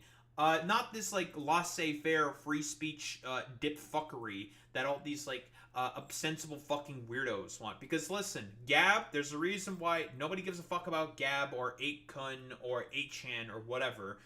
They all became infested shitholes and dens filled with Nazis and child pornography. So it's just like, okay, bro, nice fucking meme, dude. Some of the challenges that happen on other platforms. They tried to, for some reason, involve you guys in the Charlie Kirk stuff, wanted to haul you in front of Congress. I think that hearing is sort of indefinitely postponed. But are you doing anything to sort of proactively ensure that you can sort of protect the people on your platform from government pressures around speech? Yeah, the interesting thing is, as you talk about proactively do it, the biggest thing is you need to be ready to respond when there's a challenge, right? So we are, if that happens, and it hasn't happened, I think people express a wide range of views on the platform, and there hasn't been a big issue there. But we're ready if something does, challenge us. Why do you think that you guys got dragged into that when it was like sort of following the Charlie Kirk shooting? There didn't seem to be any connection. There's no connection. I think it's purely what I'll call is company association. They need some number of N people. If you did a cluster of companies that, end up having users that overlap, and you had Reddit and Discord and Steam, and you say, tell me the fourth company, and you can't mention one of the big ones because you have that balance. You can't mention X or Facebook or YouTube. Then it's like, well, what's the fourth? So it's proximity. I don't think, to me, I'm not that worried about it because I think, he had no experience. We do not have this problem of radicalization on Twitch. It's a public forum. We don't have these private groups. One way to think of it is, if you really view this from a honest and sincere perspective, these things are trying to get information. And to be honest, they probably don't know that much about Twitch, right? They're not Twitch users. So I feel really good that we have, in terms of them trying to understand this landscape, they'll realize, oh, Twitch doesn't really fit with these other ones. Yeah, I mean, yeah, I totally agree with what Dan is fucking saying here. Let's be quite honest here. Because again, if we want to talk about dens of quote-unquote radicalization, Twitter, like 4chan, YouTube can also be thrown into this. Yet none of those, or Facebook as well, none of them were called up to go to fucking Congress. It's only CEOs of social media platforms that are ostensibly more left-leaning in the minds of the Trump administration that were being called up for some fucking reason. I wonder why that might be the fucking case. Oh, almost because it was almost meant to be fucking partisan with these people. Always. I feel like we're talking about a group of lawmakers that probably don't know how to turn their computers on, so I don't know how familiar they are with Twitch. I mean, it seems like a lot of people in Congress are certainly familiar with figures like Hassan Piker, who was brought up at the mayoral debate for some God knows reason why. And I'm curious, like when you look at top talent and also efforts to deplatform top talent, especially from not just from the government, but these really intense like pressure campaigns that come from sort of like other big voices online, even the media, to deplatform, censor people. How do you guys navigate that as a platform, and what do you do to ensure that big creators can continue to remain on Twitch? Because we've seen other platforms cave to public pressure to deplatform their own creators. Right. I think a big part of it is having a clear North Star. Like you need to understand what your policy is and what you think is right, and then you need to be willing to just consistently apply it. The reality is in today's social media world, no matter what you do, there will be those people who want to attack you in some.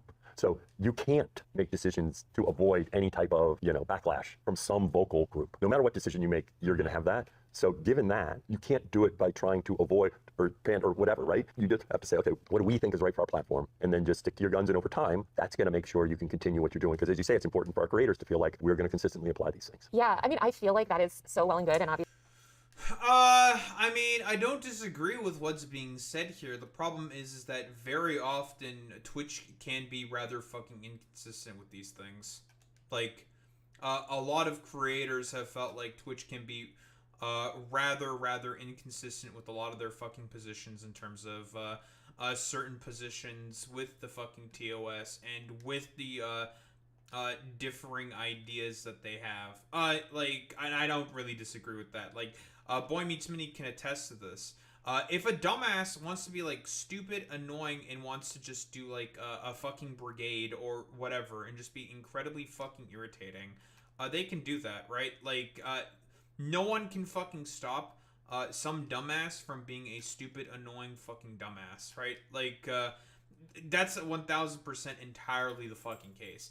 And there's plenty of people that you should never fucking treat honestly, I think, under fucking any circumstance. I would say this applies to anyone with fucking right-leaning beliefs. I'm going to be quite honest. I don't care if I'm going to be perceived as being partisan in this or whatever, because no one on the fucking right should ever be fucking treated honestly. These people are not to be fucking believed. They are active, knowing fucking grifters, and they say it consistently and all the fucking time, right?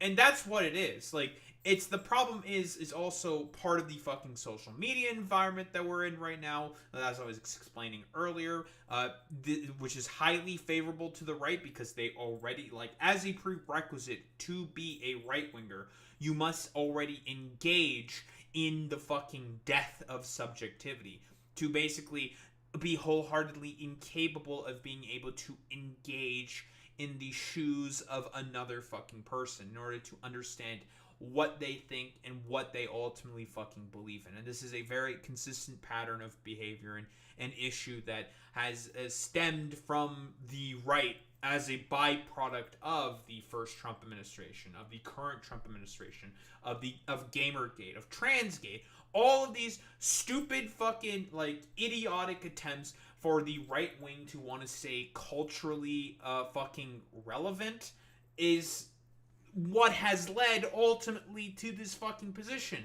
They are the fucking common denominator. They are the fucking issue here. So it's one of those situations where it's just like, honestly, like, if social media companies, even back in the day, before the Trump administration, during your Jack Dorsey Twitter days or whatever, they had to do special carve-outs for fucking conservative accounts because for them, for social media companies rather, money talks. They're all private institutions. If they were fucking publicly owned, this wouldn't be a fucking problem. And all these motherfuckers would be fucking banned, as they should be, because they are consistent breakers of any fucking terms of service of any fucking platform that these miserable piles of garbage generally fucking engage in, right? So if we were trying to be ethical and consistent in terms of our beliefs and positions on stuff, the conservatives would have been thrown out fucking years ago.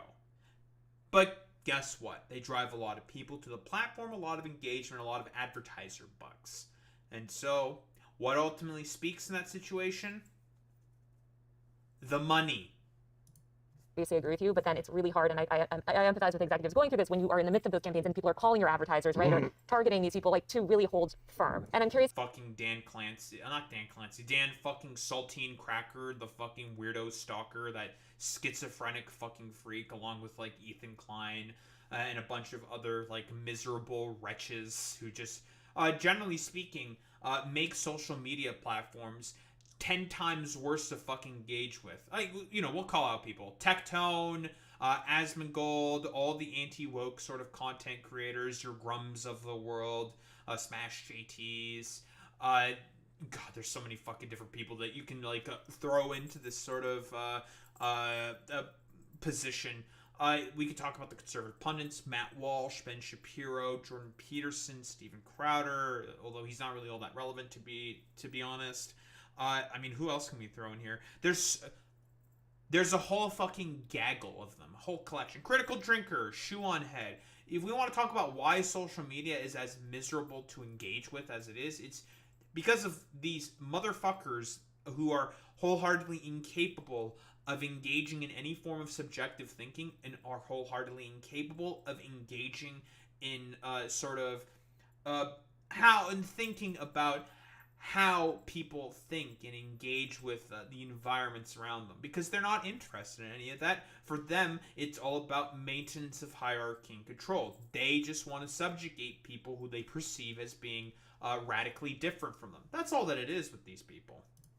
You know, has it ever been difficult to navigate that, especially with Amazon as a sort of a parent company as well? Well, I mean, I think Amazon's been very supportive. Some of this is you just got to play the long game. That's one thing I have to do. At times people will attack me, and you just need to look forward and realize, nope, keep going, play the long game. This is the world we live in now. Yeah. Speaking of Amazon, you know, Twitch sort of started out, or was acquired a long time ago, right, as sort of build out Amazon Gaming. It's sort of gone through like all these different iterations. I'm curious, you know, I think Twitch has had 4 years of declining users, struggling to make a profit. How should creators feel about the future of Twitch? And, you know, Amazon is have you ever worried, I guess, that they're concerned about the fact that Twitch isn't growing or that it's not meeting their ultimate goals? Well, this I'd say, the one part as you're saying that I would disagree with in terms of when you say struggling to make a profit. Okay. Ultimately, the question is, do we have a sustainable business that works? Part of what we've been doing is looking really closely at how we run the business, right? We used to have a different approach in terms of doing these contracts with creators that were expensive, and we made a number of, you know, tough choices with, you know, like Korea, which was not something that because of the streaming costs. And actually, I feel yeah, so in particular with South Korea, what Dan Clancy, this is I think a position, not a position, but a thing we've talked about before on this platform, specifically with South Korea, the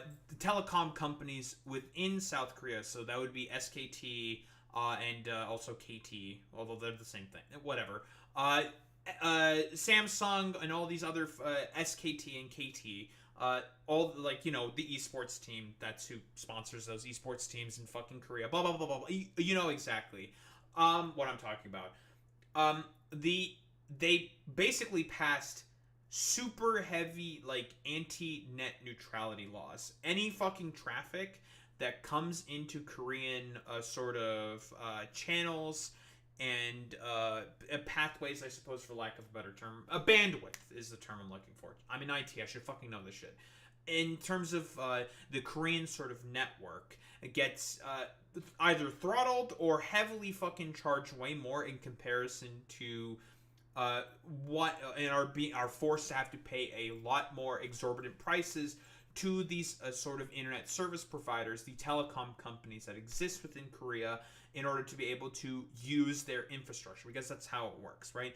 There's international cables where it'll all go through, you know, it goes into the servers, it goes through the fucking goddamn international cables, and then it has to go into the inherent infrastructure that are maintained, generally speaking, by the different internet service providers, right? I'm in IT, I know, I definitely know about this way better than any one of you, okay? I don't give a shit. What KT and SKT, specifically what KT was doing, they were heavily upcharging foreign-born traffic coming in from other fucking countries to use their sort of bandwidth to provide service to people within South Korea in particular. And KT worked alongside and lobbied the government heavily to basically make it such that they can just charge whatever the fuck they want for other companies to use their bandwidth in order to provide services to people within South Korea. That became something that was too restrictively expensive for Twitch and as a result, they were forced to leave because of those anti-net neutrality laws that are currently on the books within Korea.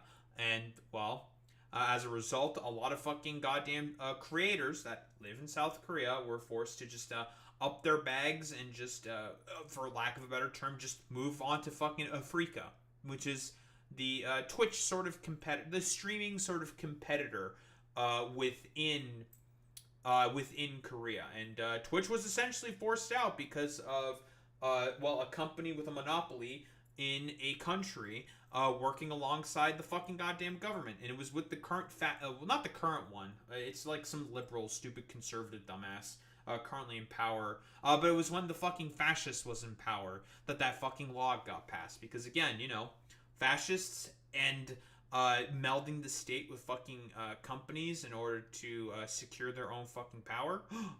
Whoa, a consistent pattern of behavior. Very good about where our business is right now, in terms of what I'll call is the sustainability. We don't talk about where we're at now in terms of, profitability is this one point in time.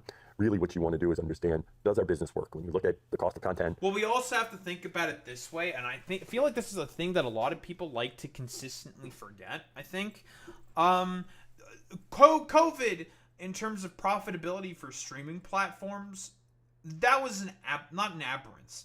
That was a sort of outside the norm kind of situation where people were forced to stay inside, and then they just decided to watch a lot of streams and streamers and whatnot, and just were forced to just essentially sit around and do nothing because they can't go outside, they can't do anything because there's a fucking plague currently running around in whatever country they're fucking living in. So not a good idea to outside and try to socially interact. So people decided to pass the time by watching streams instead.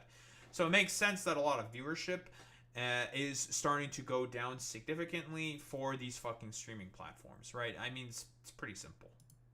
The cost of streaming, the cost of running the service, we've slimmed down our organization. So I feel actually extremely good about the health of the business. In fact, we've been doing very well in terms of the health of the business, continuing to ensure it's sustainable. It is the fact that, with the water dynamics after COVID, but it's interesting, and I don't have it right here. When I look at the curve of our usage, if you just ignore these peaks during COVID, you still see this pattern like this, right? If you drew a line from what was happening before COVID So you're to where talking we about are 2020, right now. basically. So 2020 Right. was the If you look at 2016, if you look at 2016, 17, We're still 18, 19, overall. and then you look here, you see what's a line. It's just it happened to do this, right? Oh, so he's talking about, again, that's the exact same thing that I'm mentioning as well. There's a reason why there was a peak during COVID. Everyone was forced to stay inside, blah, blah, blah, and a lot more people were watching streams as a result, right? It's it's outside the fucking norm, right? That's what it is. And I think that's because people had so much time, and then they, they were still connected, and slowly, with Twitch, it just kind of slowly, drifted out. But what we actually see, the interesting thing, when you look at what I'll call the kind of cultural significance of Twitch, it's never been higher. Yeah. Right? And so too often, I think we get caught up in these one metrics, right? Especially the ones that third-party services can ping.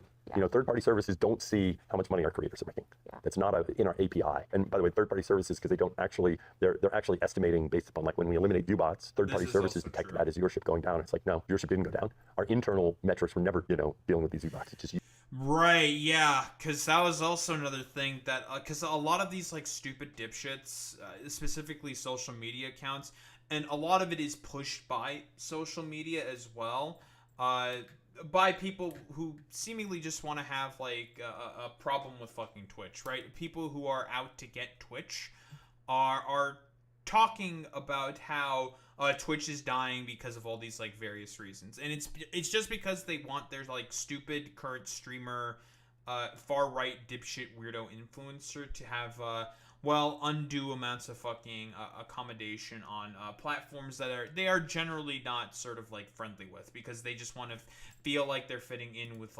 mainstream fucking culture, when in reality most people fucking hate them, yada yada yada, as we all know.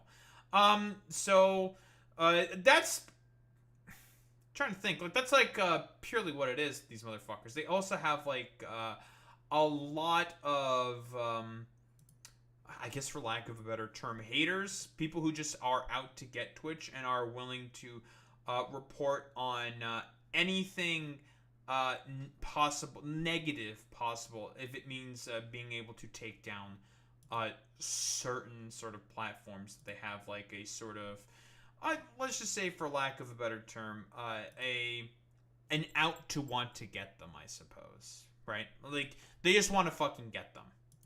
You were dealing with them, and now we eliminate them. So now you infer this, and it's like, no, we don't have fewer people. Creators' revenues had not gone down. So it's a noisy signal when you look at that. But if you think from a cultural impact, it's never been bigger. I would agree with that. I recently wrote actually about this in the Hollywood Reporter about kind of like the impact of live. It seems like live is this like ascendant format. At the same time, we're entering this new era of social media though that is so like AI driven, and it seems like this era of mass broadcast social maybe is also sort of more like declining. Like people are not so interested in like posting publicly to everyone all the time. There's the rise of private social platforms. So I'm curious how you think about that cultural relevance and building that cultural relevance and maintaining that cultural relevance into the next like decade as we have the rise of all these new sort of like synthetic forms of media. Well, of course, you never know how these things evolve, and I think any business is prone to see the positives as they think through these futures and say, yeah, but it's good for me. Like, that's just it. But I mean, I honestly do think, in terms of what makes us tick as human beings, we evolved to seek community. That's how we survived, and every part of our being is designed to connect with other people. And there are these things that hack that and give the impression of that, but an AI bot is not connecting with another person. It isn't. And so, like, for example, whenever people talk about AI and Twitch, I'm like, I'm not worried about AI bots taking over Twitch. If all I'm looking at is a photo, I didn't actually have there's a photo on Instagram. That's actually not a real connection. It's a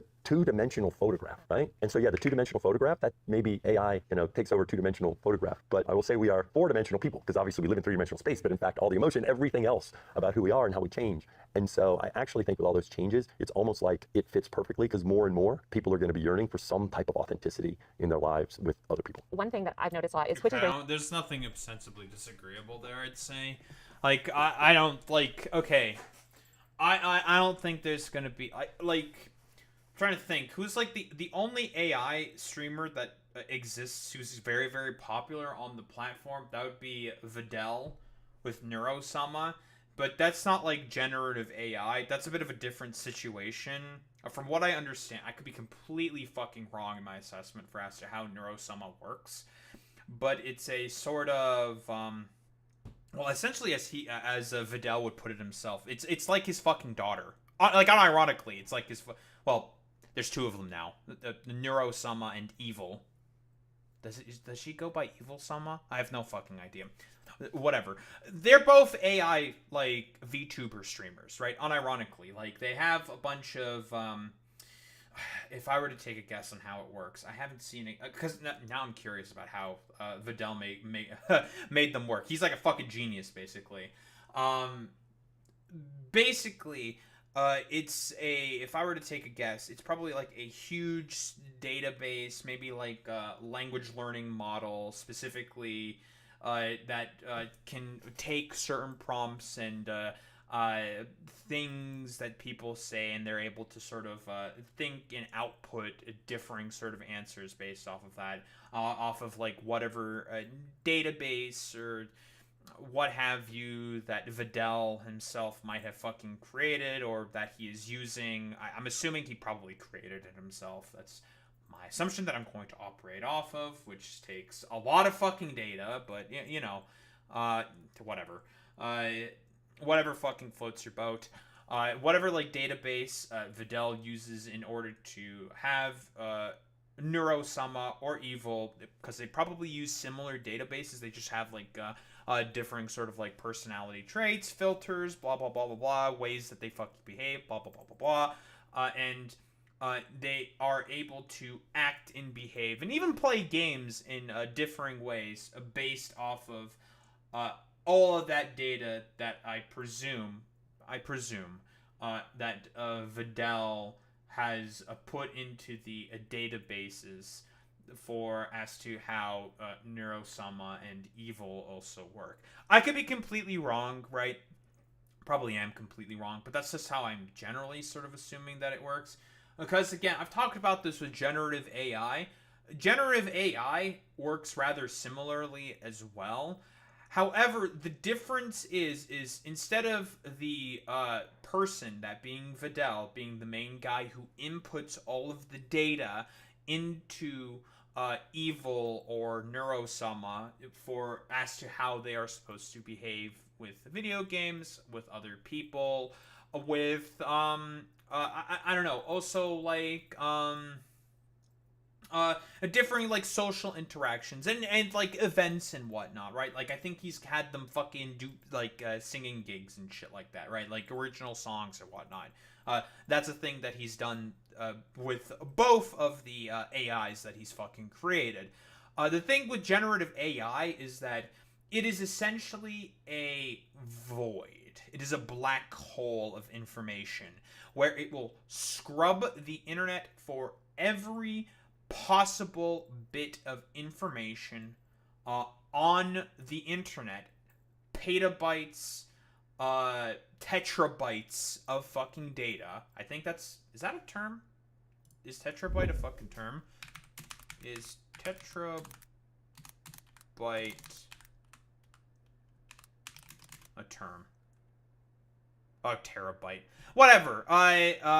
You know what I fucking mean. It's a fuckload of data, right? I don't know what comes after petabytes. Whatever. Generative AI is a void that, I think it's yottabytes. I'm getting fucking distracted, okay? I'm having my fucking OCD moment. I'm sorry.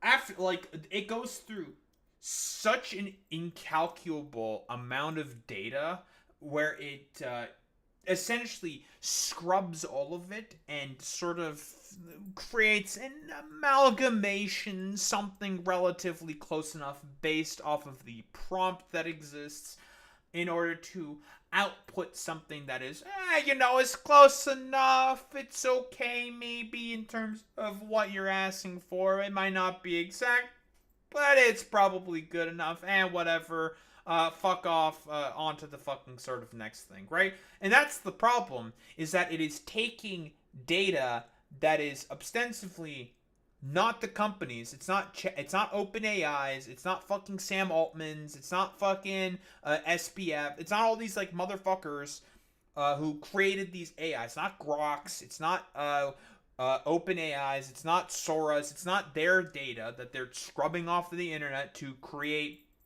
things, if you can call it creation, but that's a whole other philosophical sort of discussion,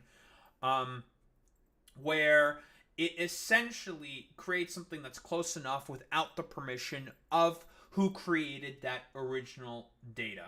If it was a consensual relationship, which is not possible, right, because that would be a whole fucking legal sort of rigmarole fuck-a-McGee kind of a deal, so obviously that's not gonna fucking happen. If it was like a consensual relationship, I don't think people would really care. The problem is that no one fucking asked to have their data to be scrubbed by all of these fucking AI learning models to basically create some amalgamation of things that they have said that are not accurate or like completely fucking dog shit. And that's the main problem with generative AI in particular. I went on a little bit of a fucking tangent there about AI, but it's important to make these like sort of distinctions. And like, here's the thing. I think a lot of people on Twitch, if you talk about your average sort of Twitch chatter, they're going to be like more sort of progressive, liberal, like normie lib kind of a deal. And they already do not like generative AI because they've been, well, I would say primed to not really like generative AI, which is fine, I suppose. Like, if you were to get into a minute discussion with these people, I would hope that they were able to explain as to why they do not like generative AI for the most part. But I digress here mostly. I don't think like AI. Like generative AI sort of streamers, they're not going to be successful at all. Like there was this one Twitter post of some dude soying out over some generative AI video game, and it looks like the worst pile of dog shit on the fucking planet. Like it looks terrible. Very male-oriented. It seems like there's a lot of male creators. When I spend time in more female-oriented, I guess, live stream spaces, like the Like to Know It app, has this like live stream space. TikTok Shop is huge. How do you think about like cultivating that female creator viewership? And are you thinking live streaming shopping is so popular and it is really popular, and especially with the women lifestyle influencers? Are you leaning into that at all or experimenting in those spaces? I don't know the exact stats shopping, and right, we can get them, but more and more in terms of our viewer base, it's more and more women, right? Same thing in terms of streaming. You look right now on the trip up here where you've got Cinna and Extra Emily and Emmy and Bonnie doing a trip together. There's just lots of women that are doing well in streaming. It is the fact that sometimes pure hours watched, gaming generates a lot of like bulk in hours watched, right? And it's probably the case that many of these women streamers are. Well, it is what the platform was originally based off of, right? To be a gaming platform. Obviously, as soon as just chatting and the sort of more chatting sort of streams started to emerge, and this is a phenomenon mostly in like 2014, 2015, where this started to sort of more and more emerge. It was popular. Not everyone's always going to watch games, and Twitch wanted to ultimately fucking accommodate for that stuff. You know, we all know about this, right? Diversity, they're diversifying, they tend to be variety streamers. One thing that I've said broadly about our platform, we have evolved from being entertaining gamers to entertainers that game. And so I think sometimes the metrics can be a little misleading, because it is the fact that there is some that can be, you know, where the metrics, because gaming still can generate a lot of hours watched. But if you look at the clips on Twitch, and I don't have this, suppose I was able to measure third-party clip viewership on Twitch. I think you would see a lot of third-party clip viewership of women streamers. We see that. We have an effort bringing over lots of folks that have been building on other platforms. Well, a lot of that is because of like parasocial relationships and the fact that it's still a rather predominantly sort of male space.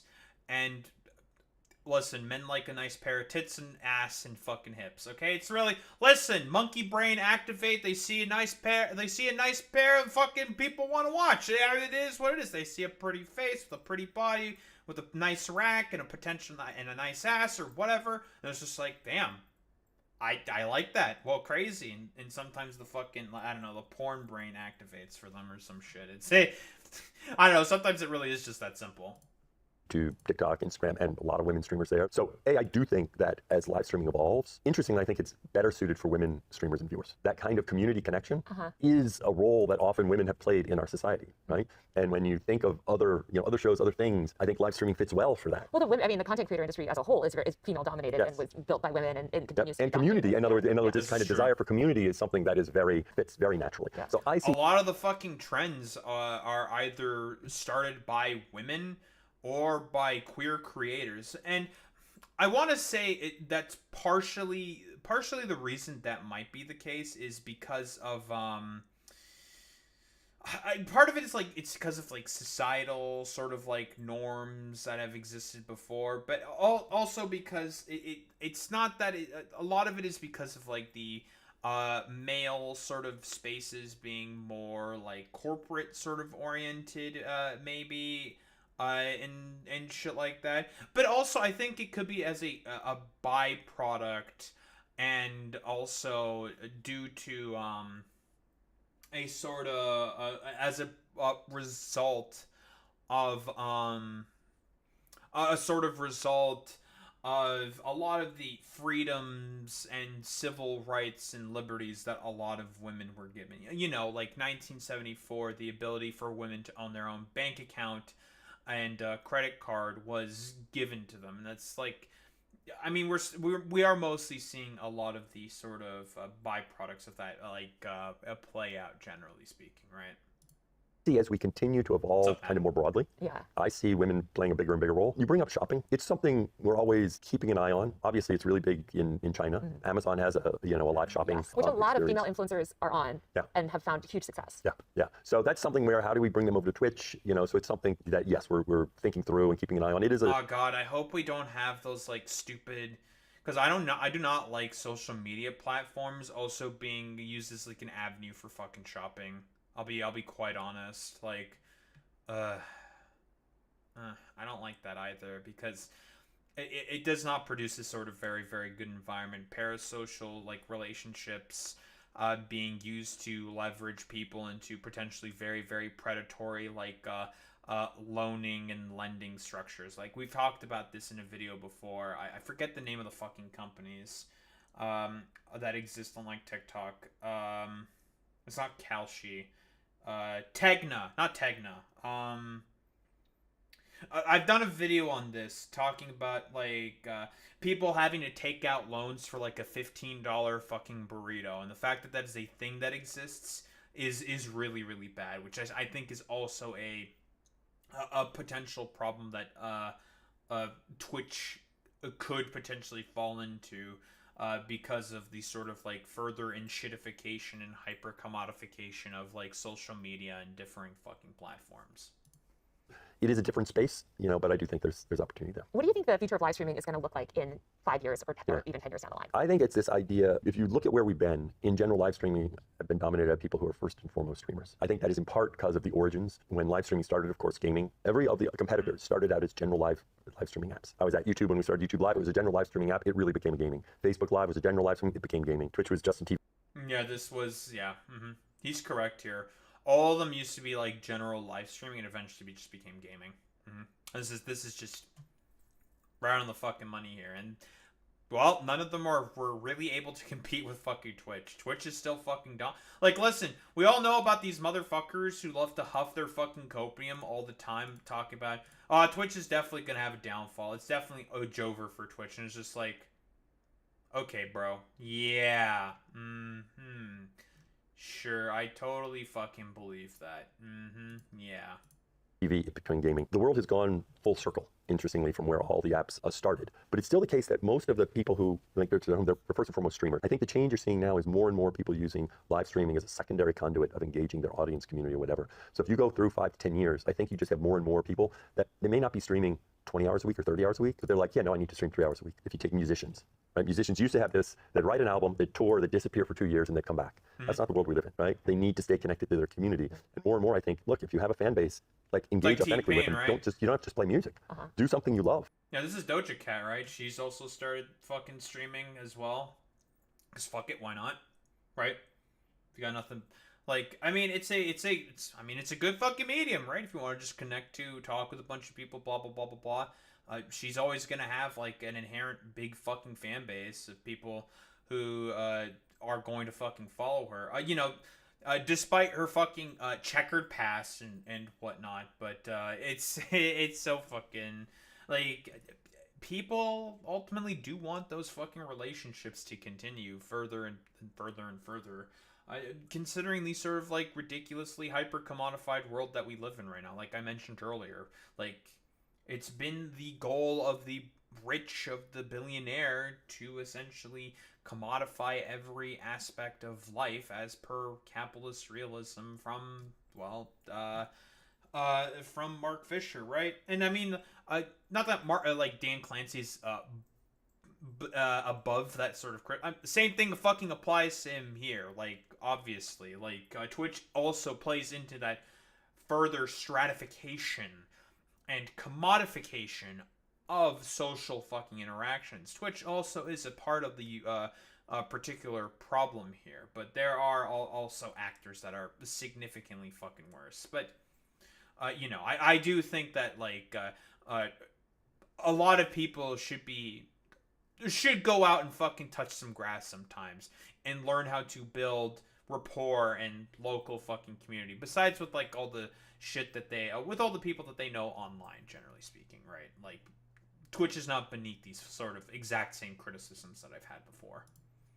Right, knit. So I think you'll see more, and we see that right now when you see, the stud buds with WNBA. Love the stud buds. Yeah, like, obsessed with that. I think that is the poster child. Think of more and more these folks that are doing it when it works for them. I have no idea who these people but they don't have to do it all the time. And so, if I'd say with 5 to 10 years, it's like everyone that's an entertainer, athlete, musician, influencer. So streaming just becomes another content format, almost like short form is a content format. I agree with you on that, actually. And I think that has, people have been predicting that switch to happen, and I don't think it's since 2015 or even before, but I think you're probably right. Another thing that, is big right now in this sort of creator world is this shift in this sort of, like, merging with traditional Hollywood. You're at the Screen Time conference last week, and it seems like a lot of these social platforms, and really the creators on the social platforms, are doing these big time deals with, Darman doing like a Tubi deal. Samsung is getting all these deals. I believe that Justin Bieber also had a fucking God, who remembers Justin Bieber? Like, listen, if you were in junior high in my fucking time, you would not go, like, 3 centimeters without hearing this fucking motherfucking squeaky ass Stratford kid born in fucking Stratford. Okay, trust me, I knew all about that shit. Okay, Justin Bieber started fucking streaming on Twitch as well, and he's like a little bit of a weirdo now or something. I don't know, like, something religious epiphany or something, whatever.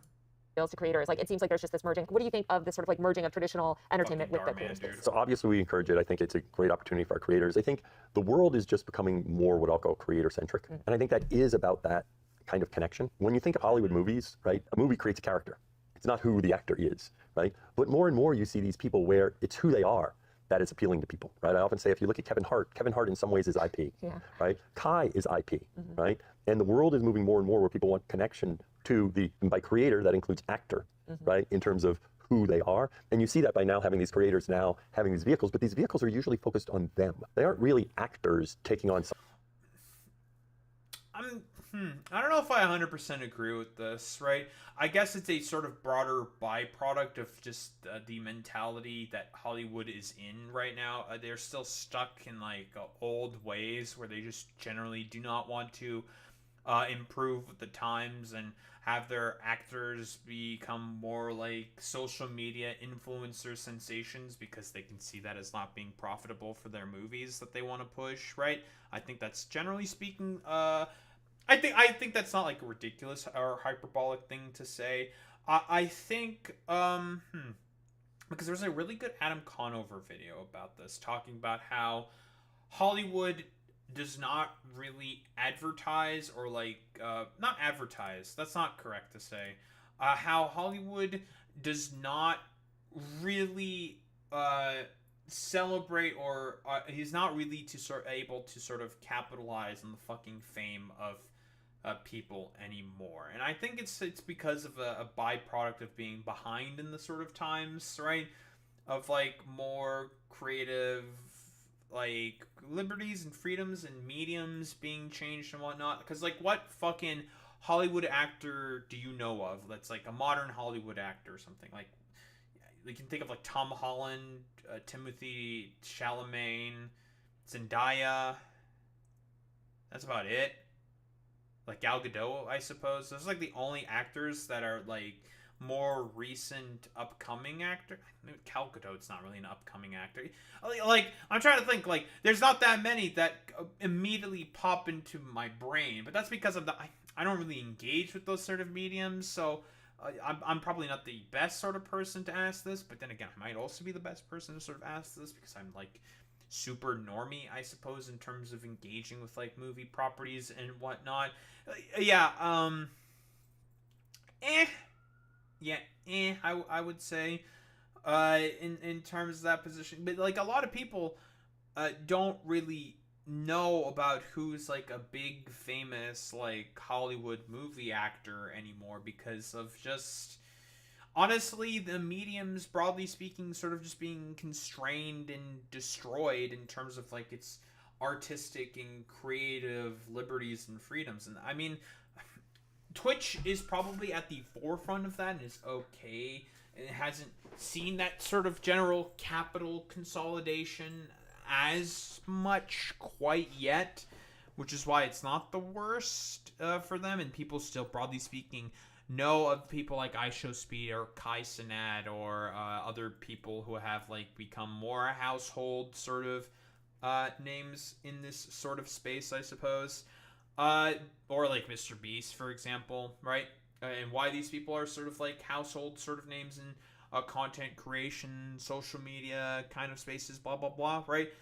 And a lot of that is because of, I would say, the fact that Hollywood has essentially become extremely constrained about pushing out as much like attempted blockbuster content and oversaturation because again for these people it's all about trying to make as much money as fucking possible instead of allowing a flow of like creative new fresh ideas to be able to take the forefront. Like we all know about like the nostalgia pandering that consistently happens now in like Hollywood, for example. It's broader criticisms of how capital accumulation is very often a constrainer upon like creative liberties and freedoms.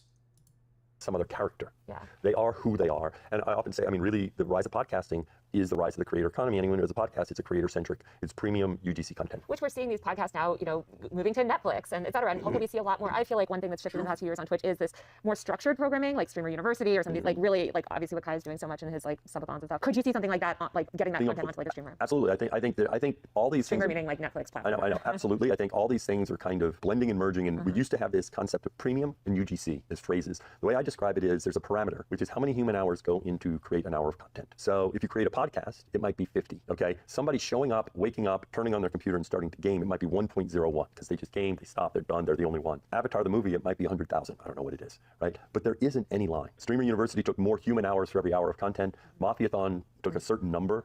Right? Reality TV, interesting, is like starting from there and coming this way. And when it's like, okay, we want something that's a little cheaper sometimes to produce than some of the stuff we were creating before. And so what you have is the two sides are just kind of coming like that. And then they're different platforms, but I think the idea is these platforms will be overlapping. And our specialty will always be community. Oh yeah, 1000%, by the way. Like, obviously, I don't know, just to speak to myself in particular, like, when I'm done, I download my VODs and then I edit them into segments and I upload them onto fucking YouTube, right? Like, that's there's human cost in terms of time and hours and labor there that I'm putting in order to put together like YouTube videos, right? And I'm also, well, I'm not like putting in a ton of production effort. I would say first off, I don't have the resources for that, and second off, like, I'm not really like, it's not like 100% necessary for a lot of the fucking segments that I make. I know how to do some fucking basic editing tricks, I suppose. I've done them before. It's not the worst thing. I can figure it out. Like, watch a little YouTube tutorial. They do great jobs explaining it. Yada, yada, yada, yada, yada, yada, yada. I could probably learn how to make cleaner cuts. That's probably the thing that I should really learn how to do, is how to make cleaner cuts. That I can agree with in terms of like a self-reflection. But yeah, like, this is a good point, talking about these sort of like human sort of cost behind a lot of content creation and what is necessary to put in for like production and whatnot. Because I mean, this environment is the new sort of like media, sort of like TV station kind of a deal. There's producers, there's editors, there's thumbnailers as well. That's a particular aspect. Annotators, right? Making those fucking chapters for people to be able to skip to, blah blah blah blah blah. Shit like that, right?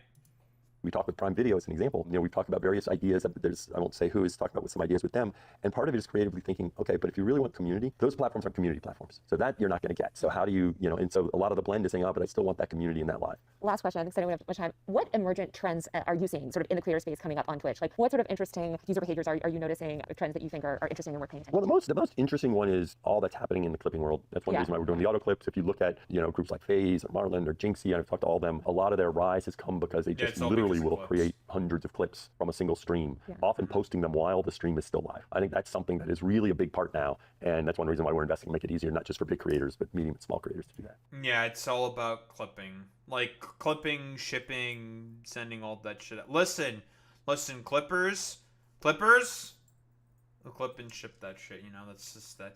That's how one goes viral, I suppose, for lack of a better term nowadays. The clipping stuff is really insane. It is wild. There's all these clipping agencies and everything. Dan, thank you so much for your time. All right. Well, thank you, Taylor. All right, that's it for this week's show. Thank you so much again to Stream Elements for helping me record and... Okay, I think, that's about it. Taylor does her own little thing. Interesting conversation overall. Lots of things to go into.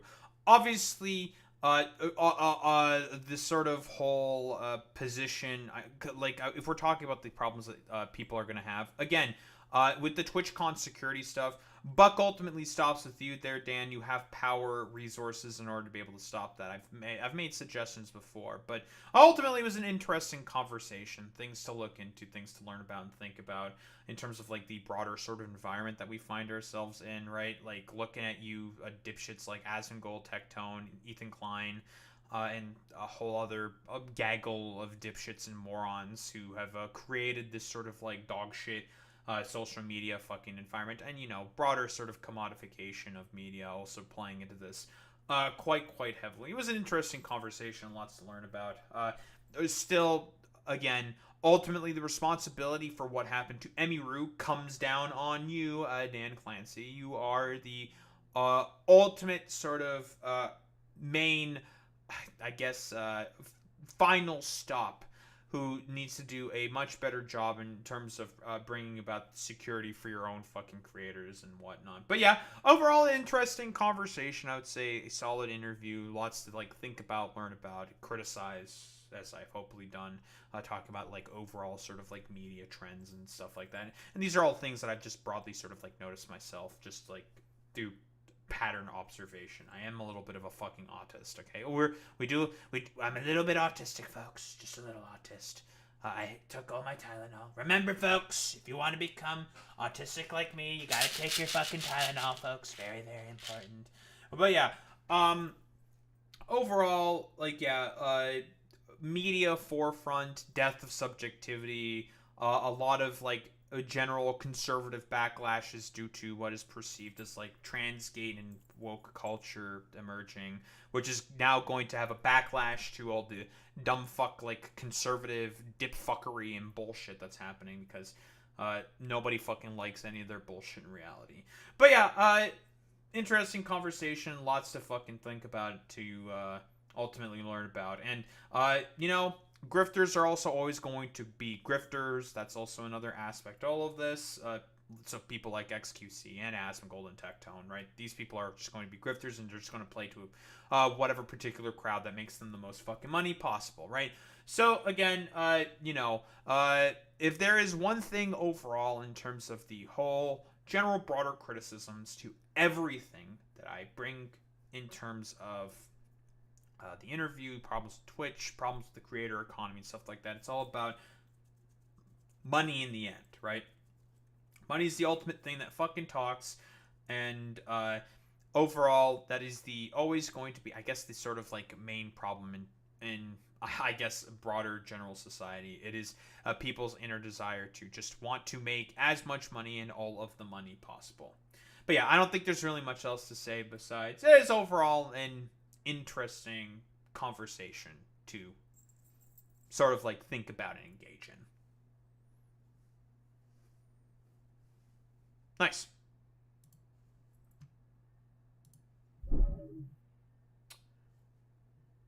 Lovely.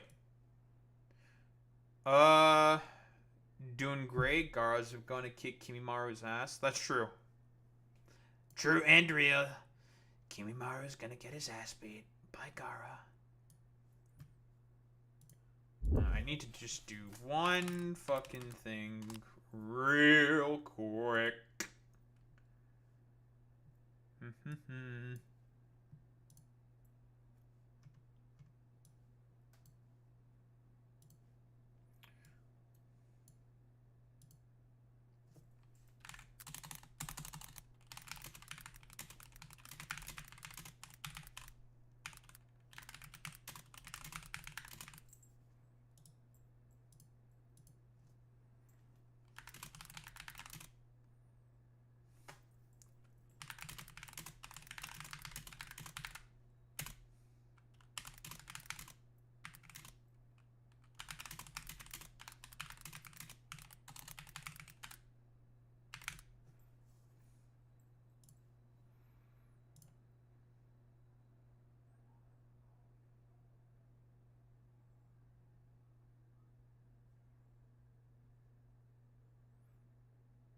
Jesus.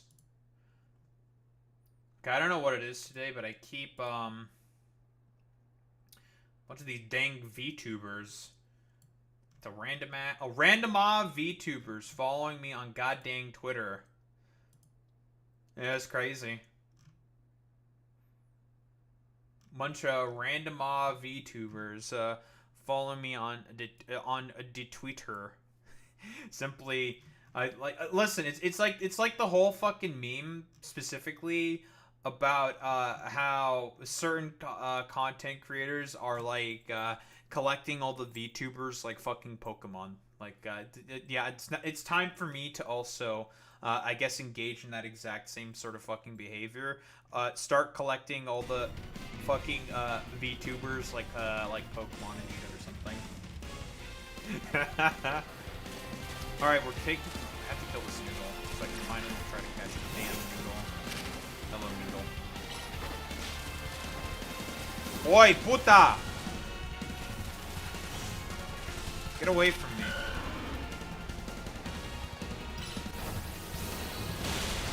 Fuck you, bitch.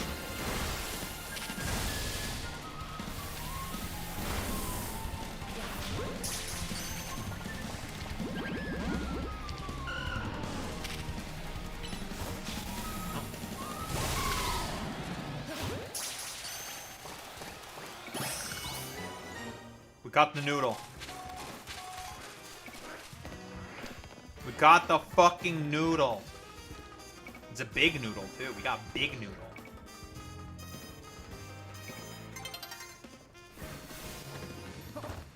What's it doing here?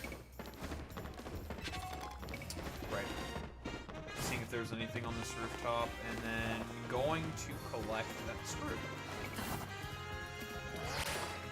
I would like to be able to get the final plush, because those plushes are actually really, really powerful.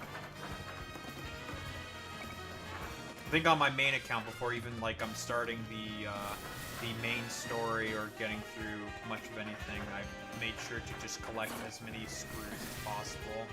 And you can collect quite a few screws without needing the roto-glide system.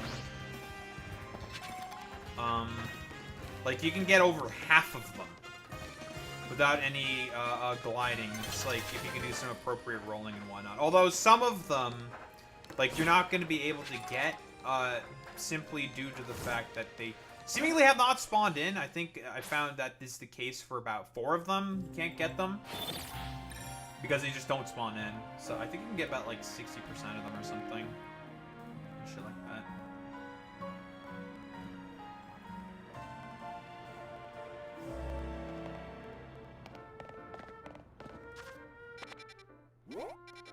And we have 2 new wild areas opened up, eh?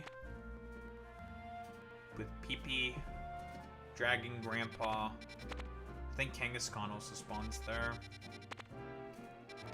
And... Taria? Oh, I think this is where the dragons spawn. So, Bagon and Alpha Salamence, I think, also spawn there. I was originally going to use Salamence as a flying type. Do I still want to use Salamence as a flying type? I mean, I do have a lot of steel types, right? But I do like Mega Skarmory. I also like Mega Salamence. I'm trying to see, Legend CA. Do you have dual wing beat? What is your flying moves besides fly?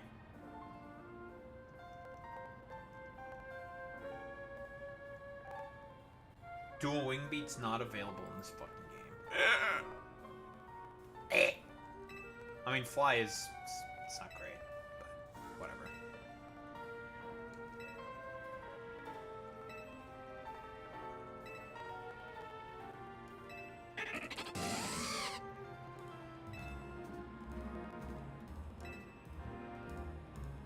Jesus Christ, bro.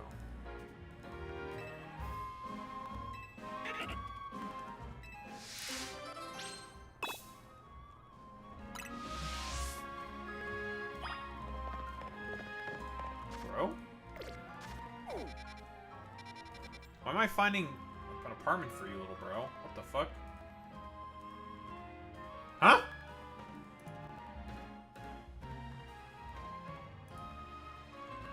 Huh?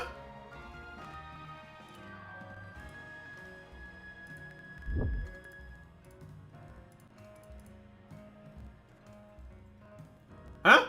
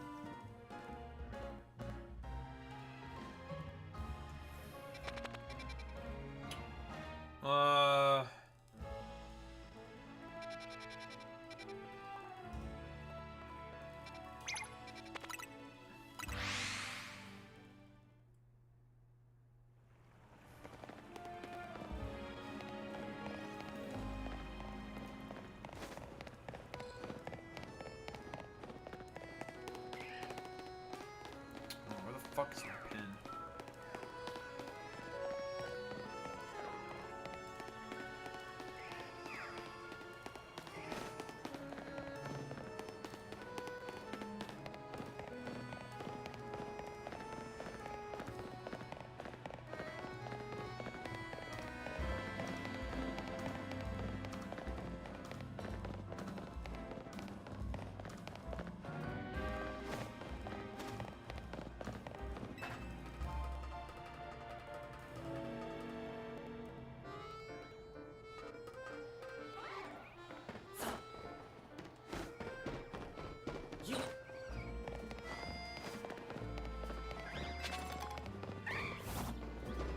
That's a fucking chicken. Fuck you, chicken. That's a big chicken. Bye, puto.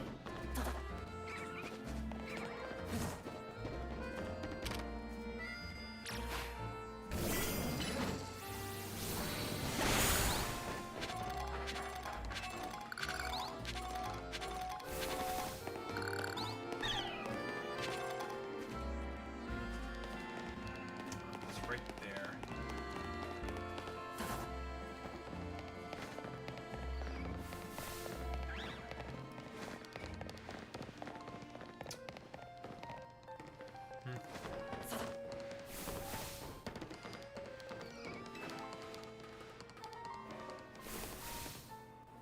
I think I'll cheese this.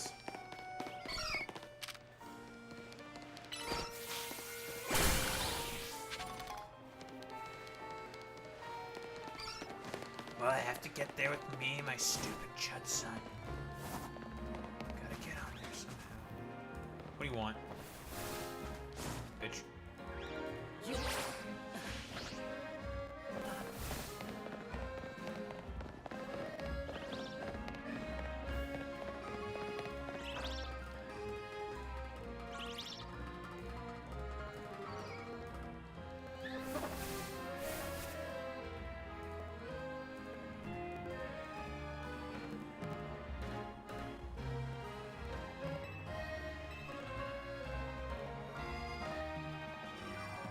Do I have to go back to that puta?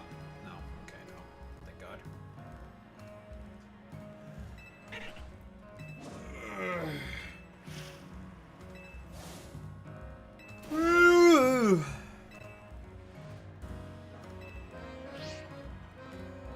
Alright, well, see ya. I wonder if this guy ever considered how expensive this area might be. You know? Oh, okay.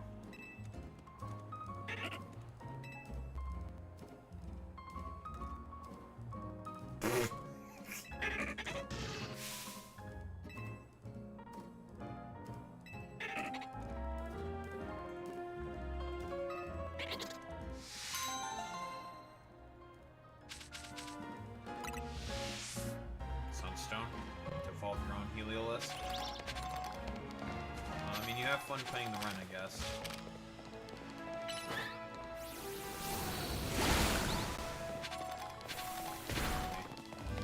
Excuse me. But I'll be taking my leave now. Goodbye.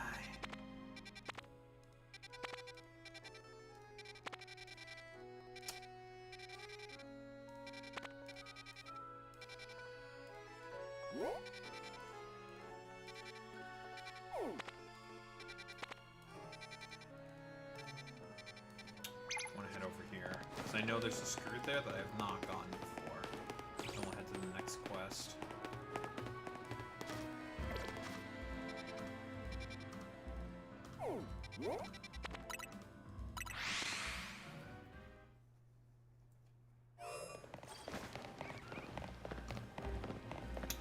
How many screws do I have? Need 3 more screws? Okay.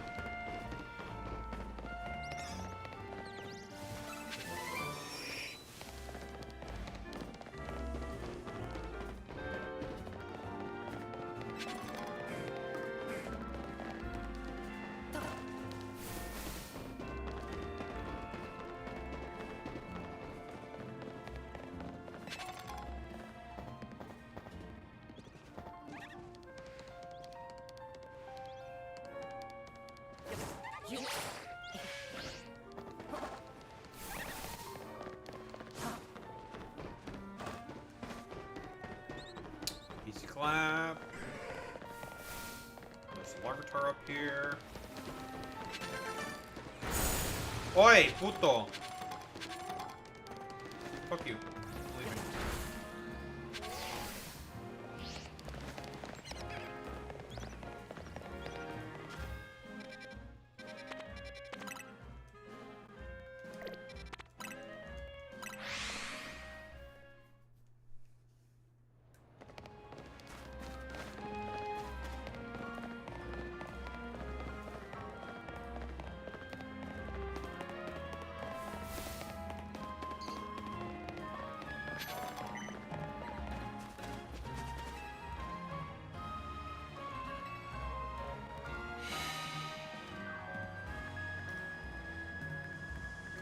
Frostlass.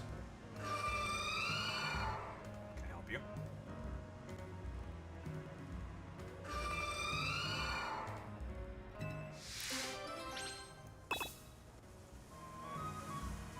Should we really follow the Frostlass? I feel like this may be bad.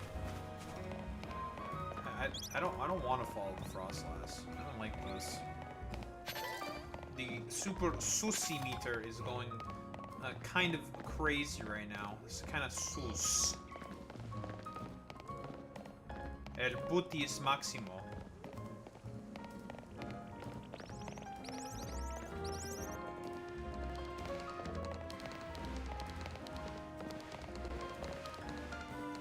I'm gonna go on this hollow elevator. Alright. Up. Uppies.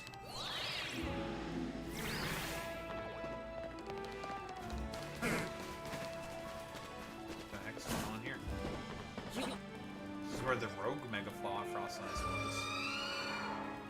Yep, what's up? Alright.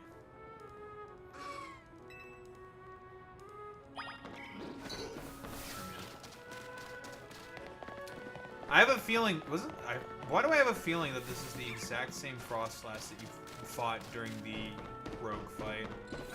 That's the vibe that I'm getting here, because it's in the exact same fucking spot. Yo, what up? What's up? Are you the same rogue Mega Frostlass?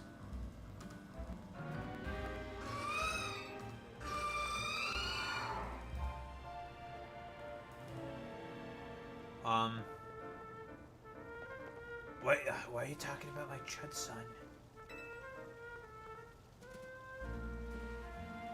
Is it because you're a fucking chud who doesn't want to tell me my south side of Chicago crime reports? What's going on there?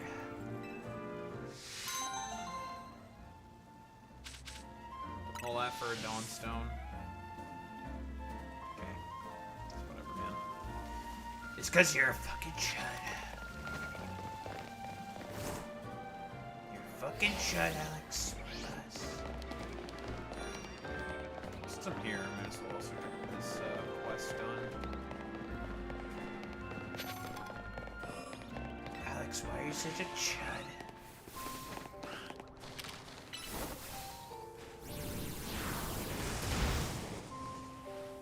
I saved the Nummel. Hey, little guy.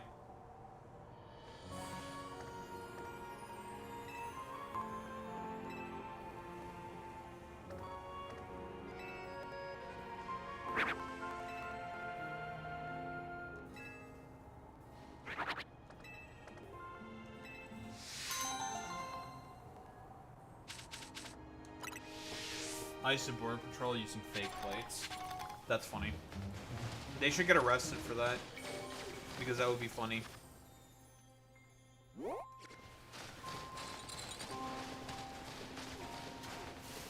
Alex, are you gonna do citizens arrests of ICE for breaking the law using fake plates?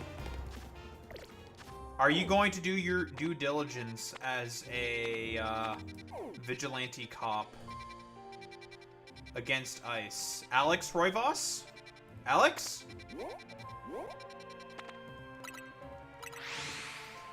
I don't know if it's arrestable, but they can definitely get their car impounded. Yeah, that's what you do.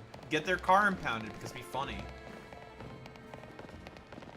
You should get ICE cars impounded because that's what they deserve, to have their vehicles get impounded.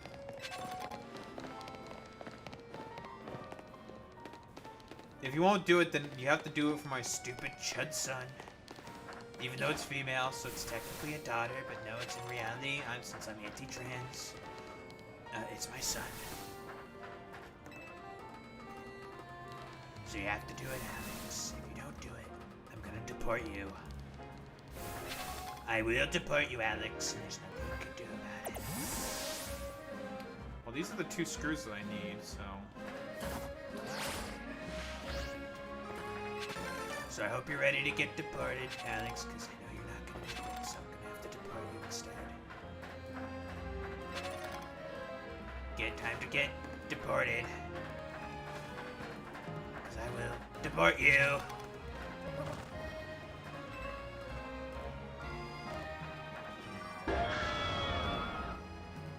Whoa!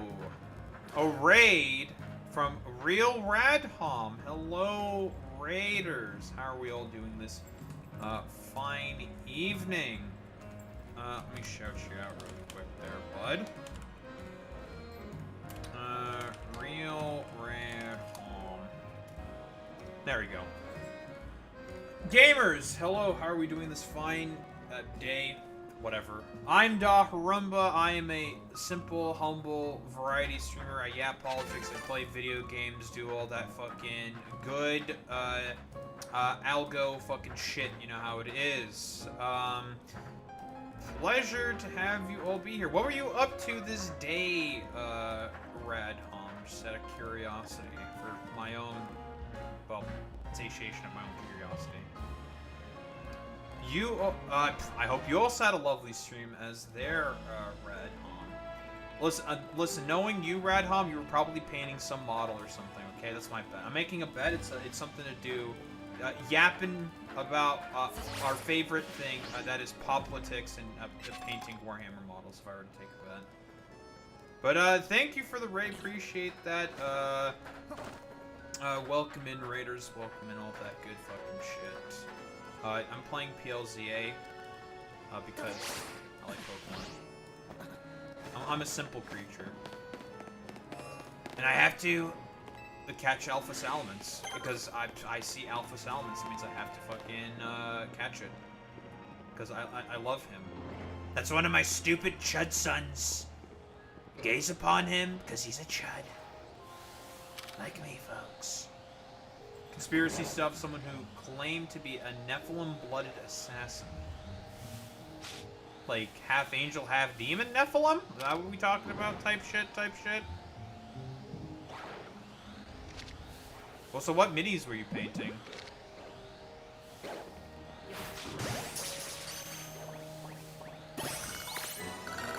I caught my chud son, one of my greatest sons. Biggest chuds.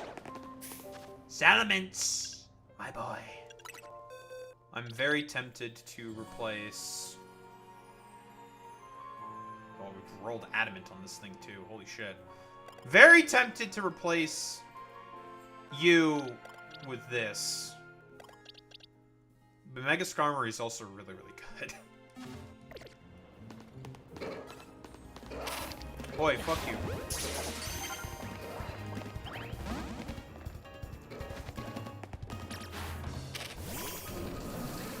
Bro, you want a scrap?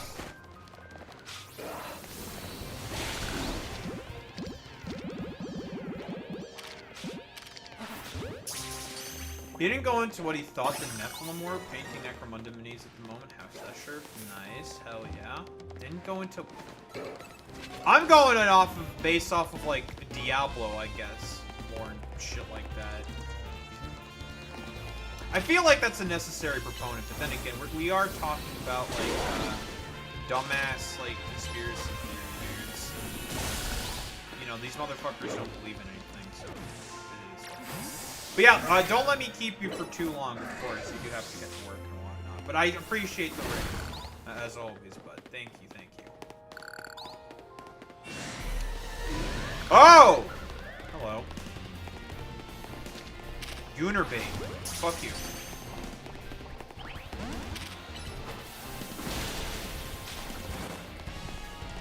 sir. She's trying to beat my ass.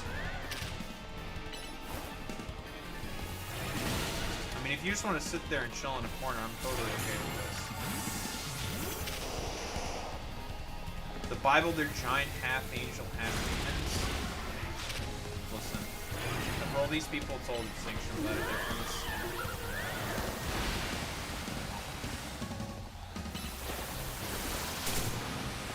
Bitch.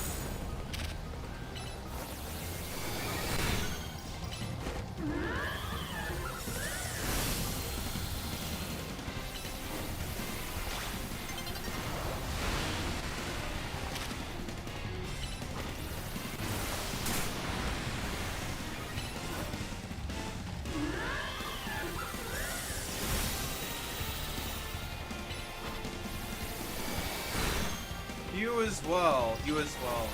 Yep.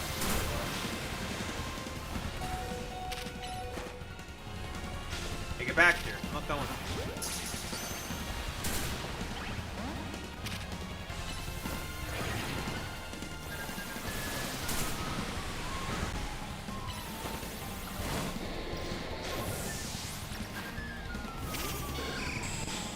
Go away, please.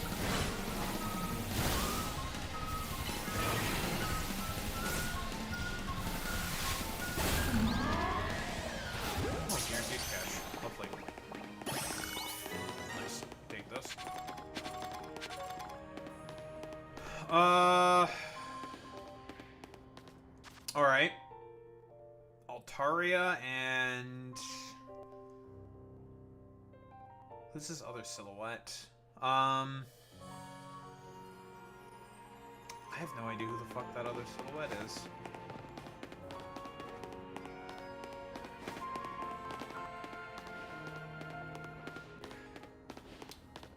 Where to get these items? I want them. They're items.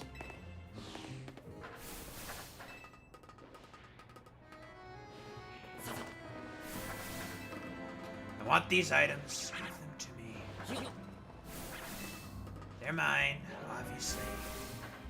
I'm entitled to them in any such cases.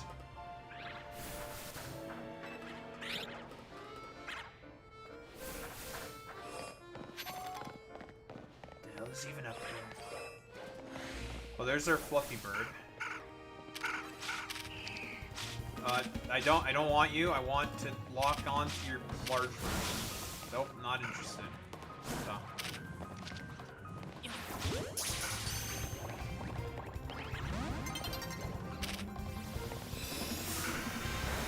Now.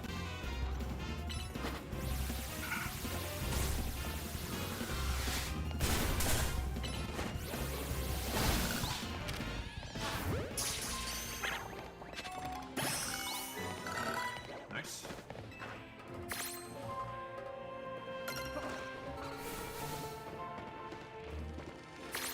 Oh, Fennekin.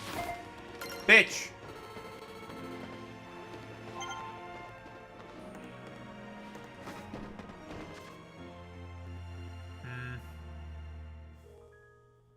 I still have no idea what that silhouette could be.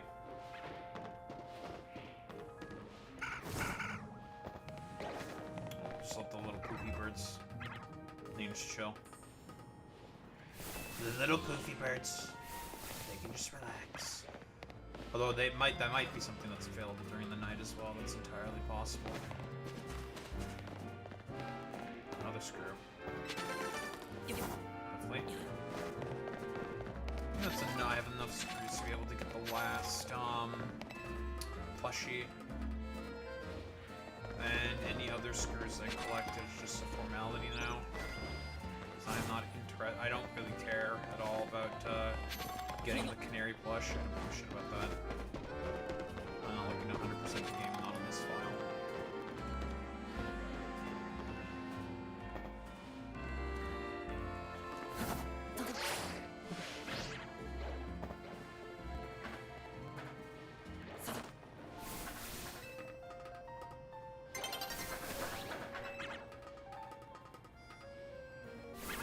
The spawns change here when it's nighttime. I'll figure out what it is.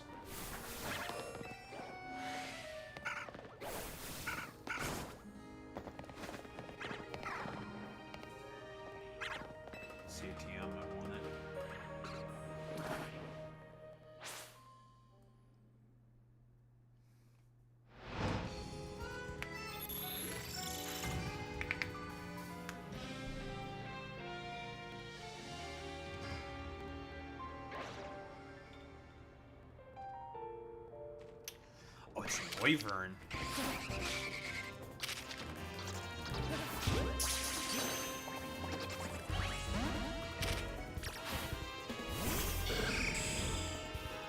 Hey, come here.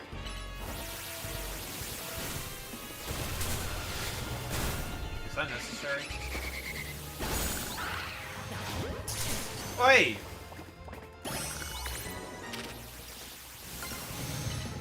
Fuck you. Get away from me.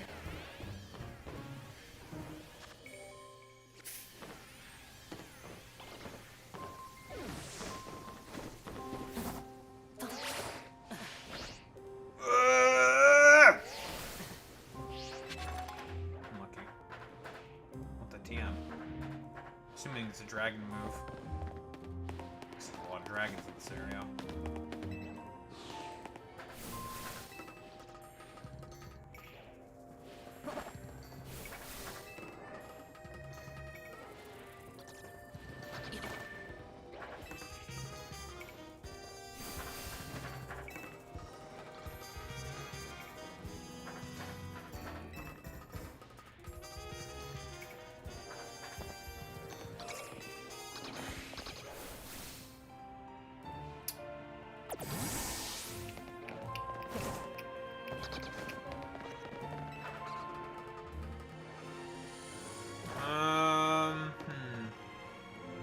You know, that thing's gonna be a bit of a pain in the ass to get because of the fucking hollow zones that exist. That is going to be fucking annoying. So I could have just dropped in on the, by the other buildings, but the barriers are out there, so good luck doing any of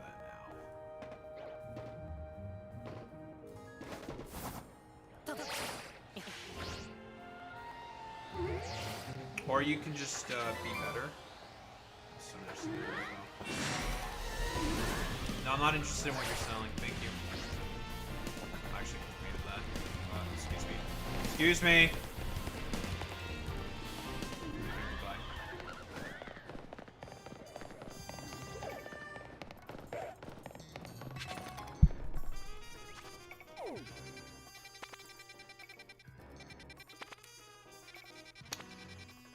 That thing I'm missing there is Gibble.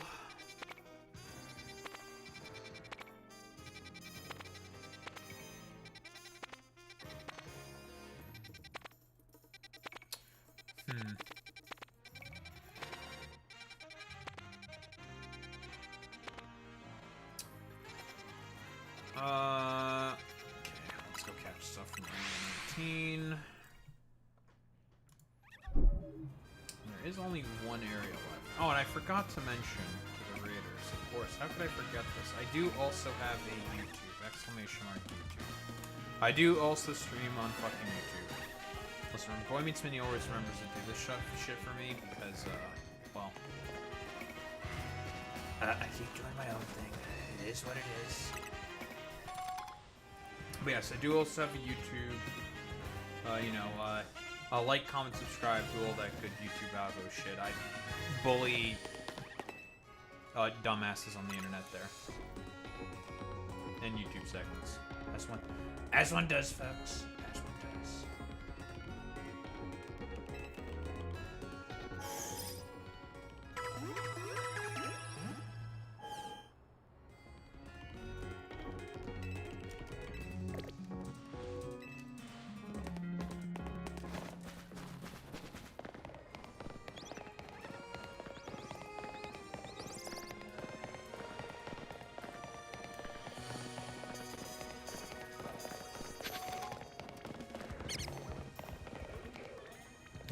Kangaskhan. That's a large woman.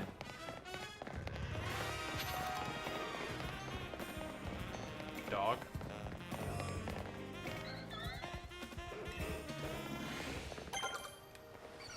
Oh my god, there's giant pee-pee.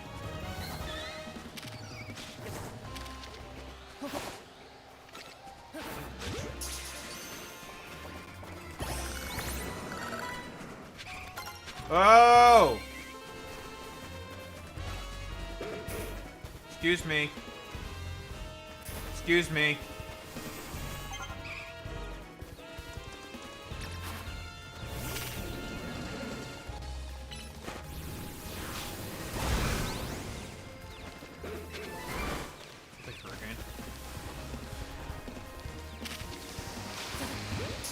Yeah, you do that.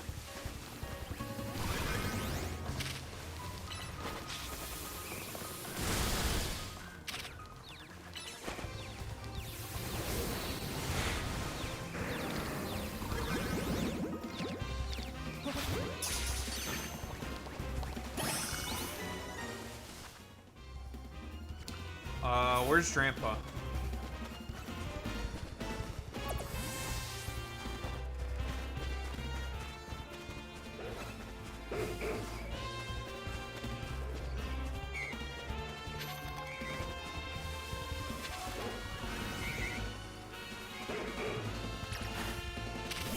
Okay, I'm gonna need you to stop what you're doing right now.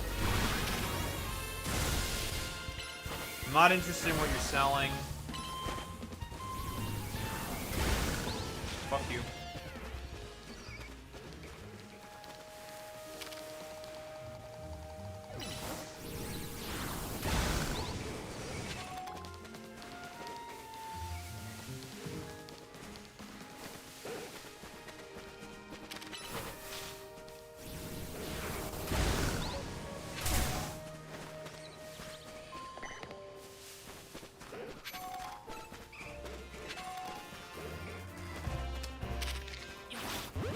Man, there's a lot of dogs.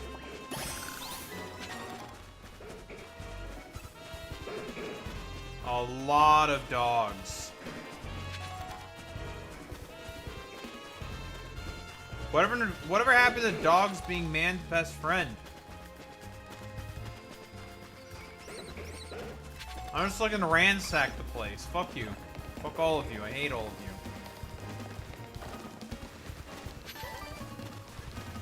Alright, you know what? I hate all of you. I'm leaving. Goodbye. Goodbye forever. I hate you. I bet it spawns during the day, and that's probably why it's not showing up.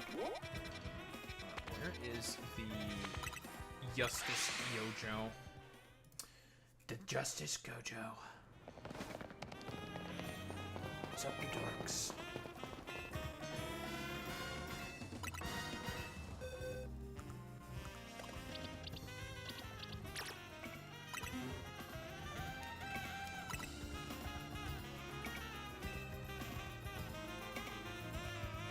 Setup moves can be turned into plus moves? Real? Interesting. Alright, beat the fuck out of Stormy, please.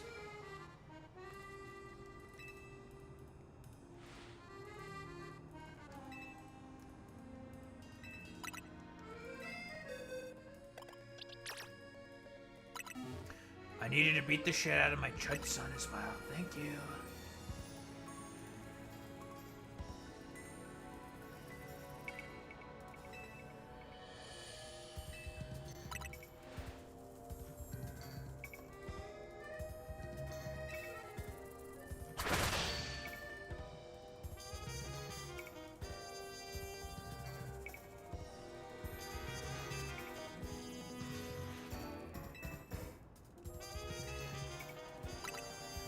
I don't need any more. I need to close the window. It is It's fucking cold.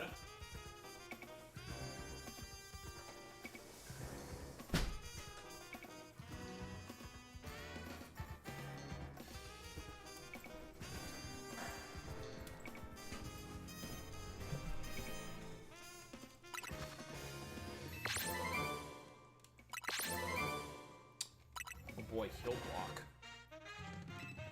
The sludge bomb's pretty good though. That's a pretty good one, Sludge Bomb. I like Sludge Bomb.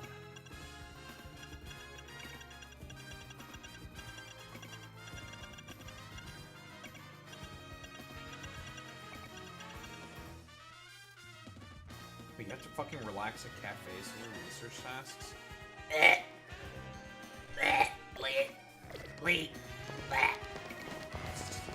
Disgusting. Disgusting. You fucking disgusting.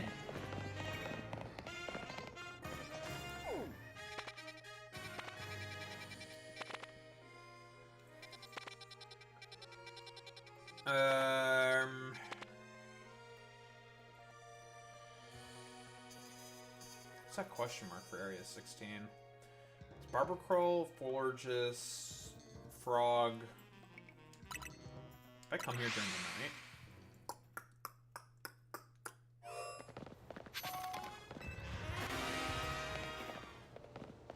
This area is surrounded by my favorite little Marchie boys. Love them. They are so silly and stupid. And they march. And there's Barber Crow here.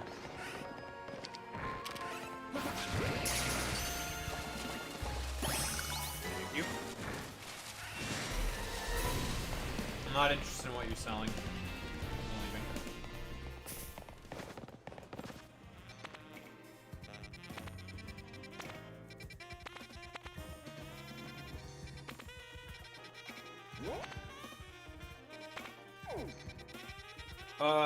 There's a thing I have to go to, right? Yeah, you. I guess 4 stars.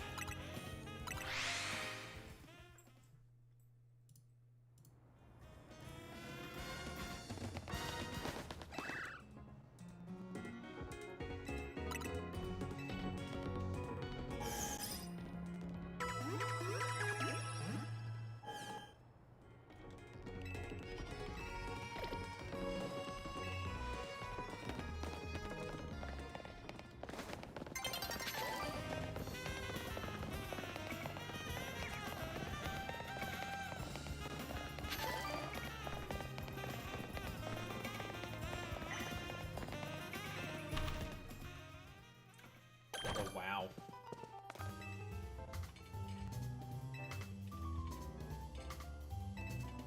Ten fights.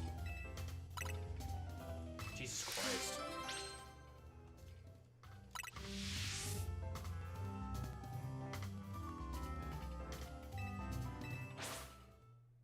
Bone apple tea.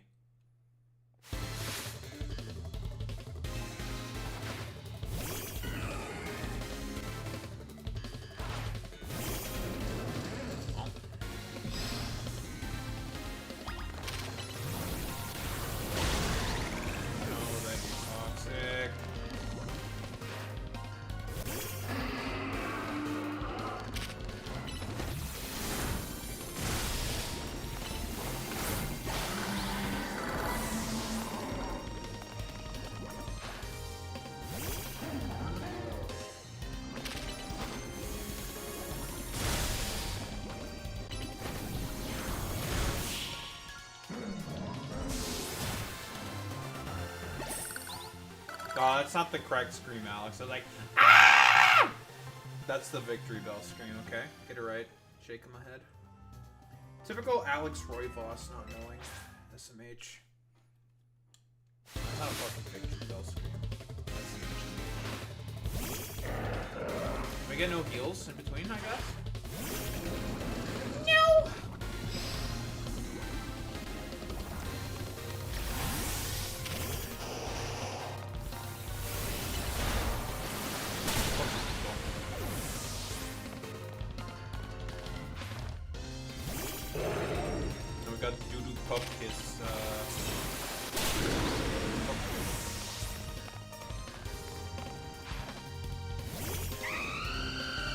Fucking bird.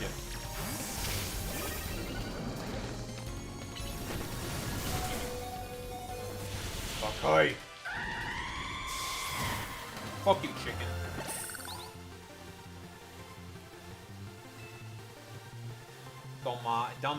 Dumb chicken.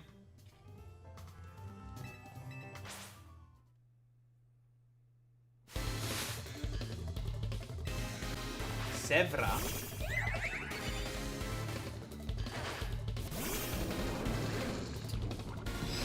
My favorite shuts in this.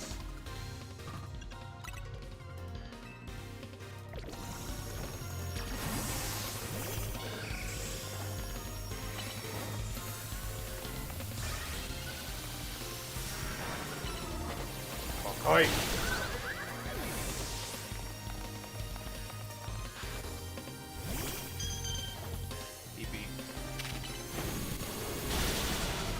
Living? That's illegal. You're supposed to die. Stay dead.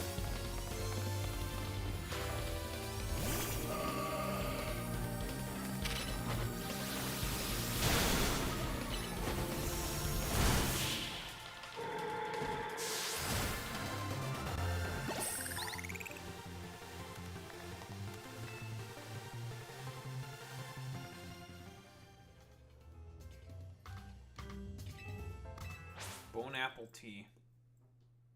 The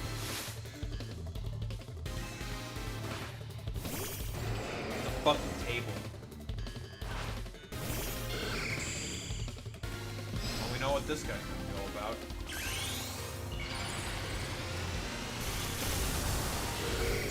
I need the extra punch.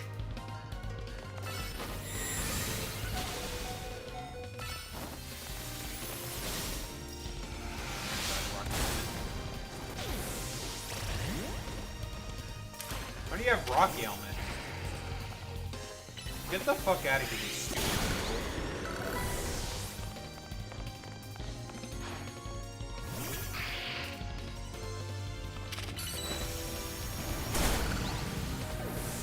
Okay.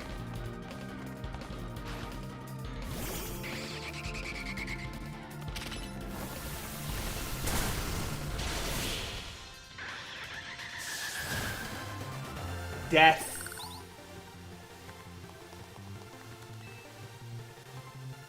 Can I heal? No. Germain. My XP is gonna be all stunted. Kang ass.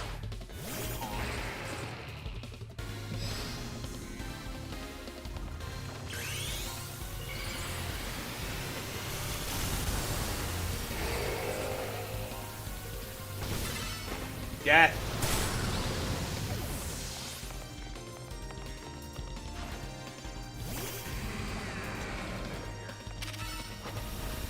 Death.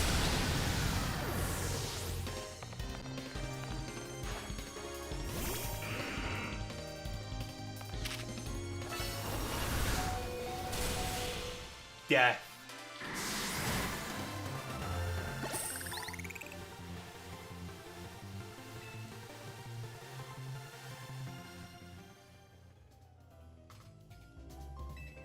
Six.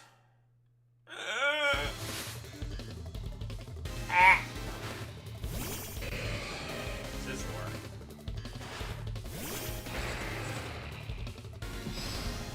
Oh, puto.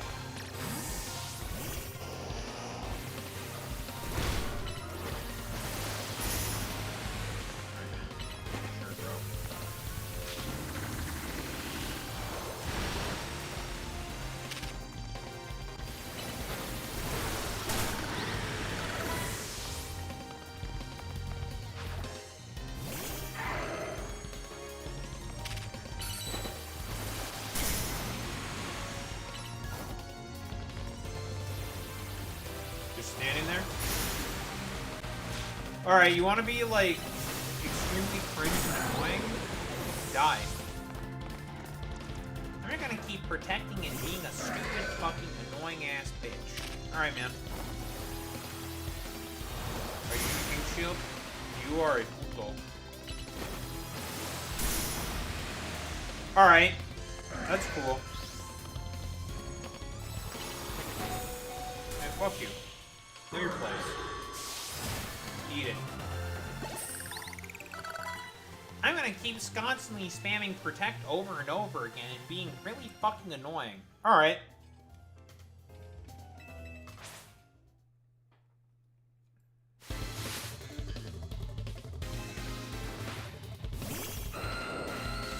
Could really use a heal.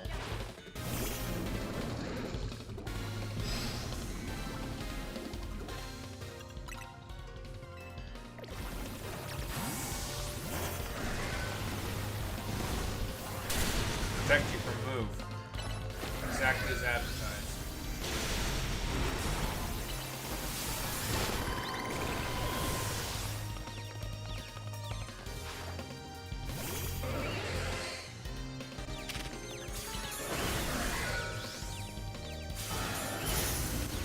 like that.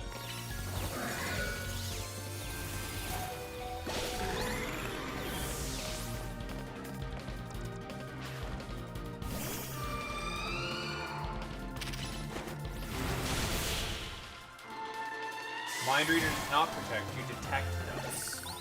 Mind Reader basically makes it such that any move that you go for has a higher accuracy rating. Mind Reader does not protect.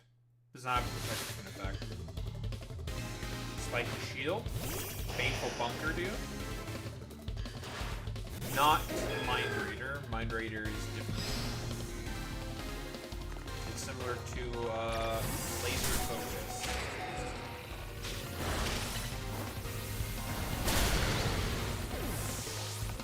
I am very low on resources here. Not great. I just keep grabbing the thing KOs. Fucking go.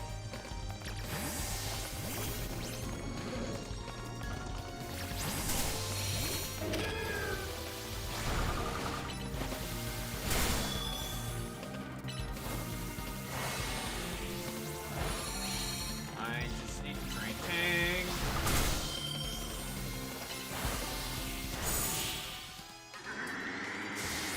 Alright, we're at 9. This is gonna be a little dicey. Now, it's gonna be a little dicey.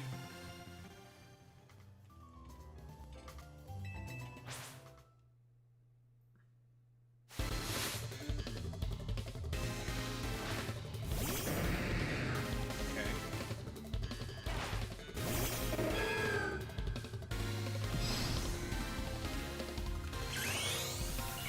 Need the power. In case it's flying types.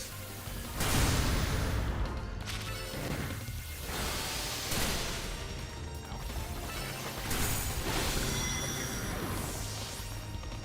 Give me a water type.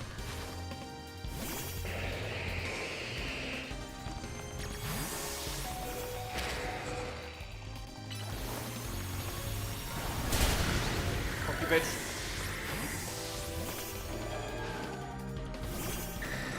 Oh, puta. My move's faster than you. Fuck you. Die. This is what we call navigating really bad situations right now, because we are very low on resources. Sir, it's 6 against 30.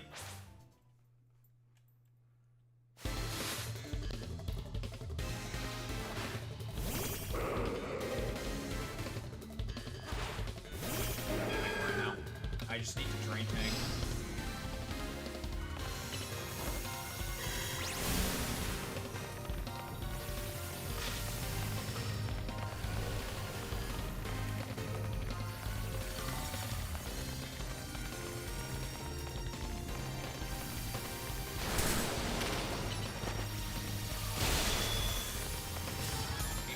Move, buddy.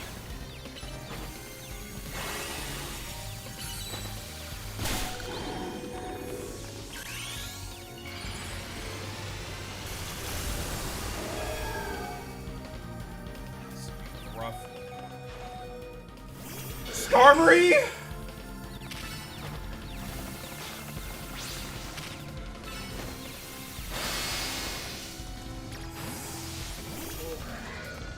Switch.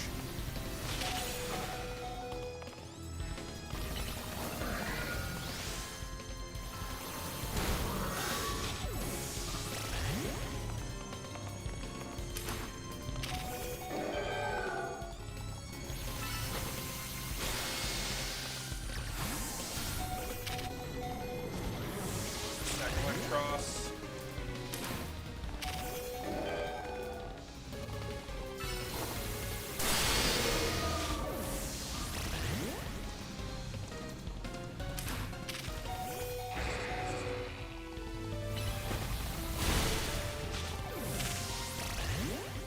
I'm just out of resources. You're dead.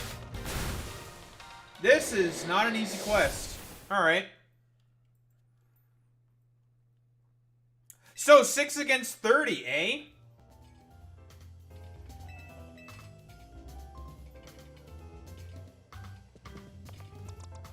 Jesus Christ.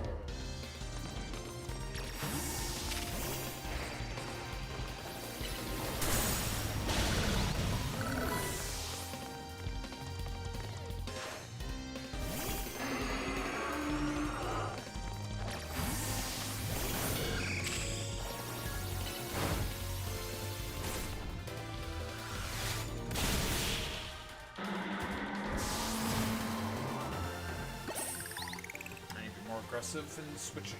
That's what I need to do to win. Nothing got poisoned this time, so that's good. Hardly took any damage. That's the problem. You risk getting worn down.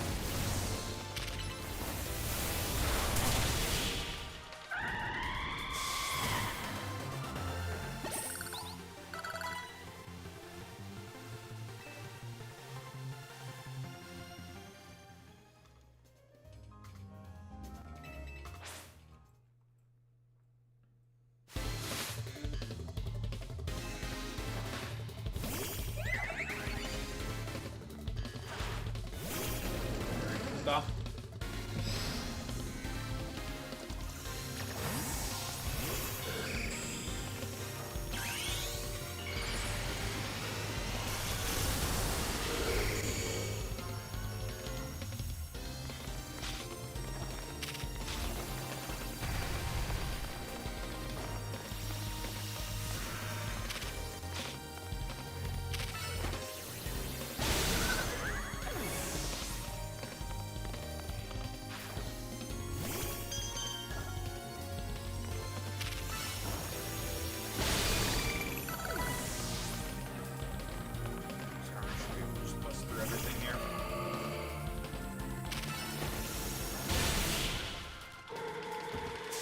Saw that one of the screens makes the hey, I want to put up the screen again.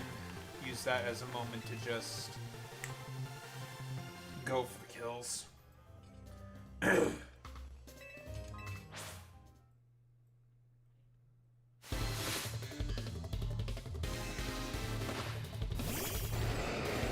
Table.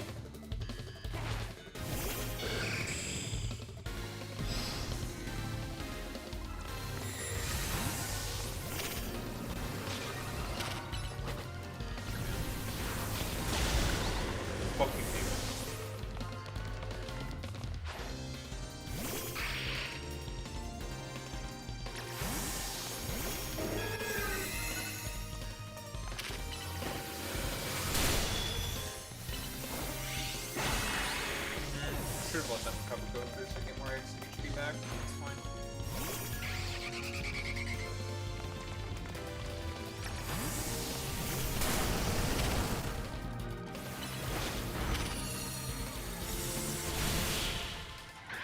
Bro was about to use Absorb on me. Nice 20 base power move, idiot. Know your fucking place. Don't ever disrespect me with a 20 base power move like that ever again. Doing much better right now. All of our Pokemon are pretty healthy. They are all still in the green.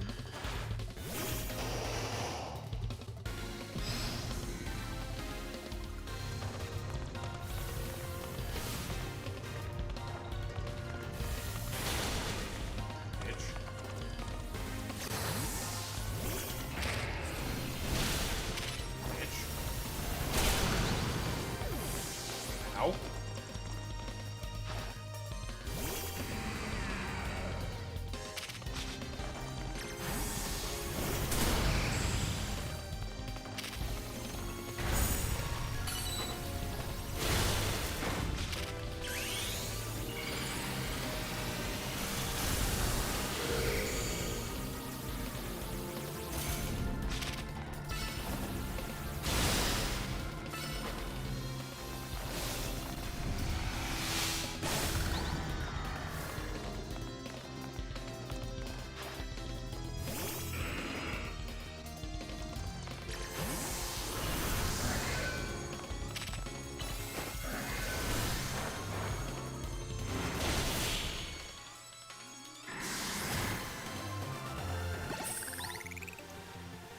Okay.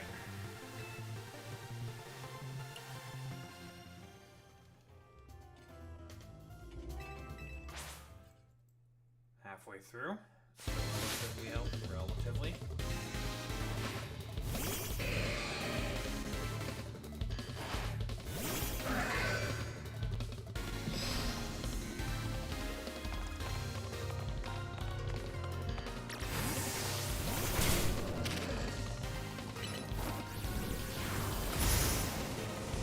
Oh, this is the bitch who always spams fucking protect and protect and shit.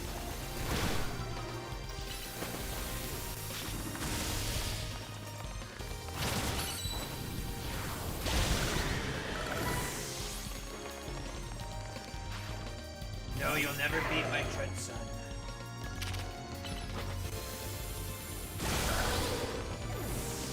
This fucking protect idiot. You can never beat my chud, son. I don't know what you're talking about. Alex.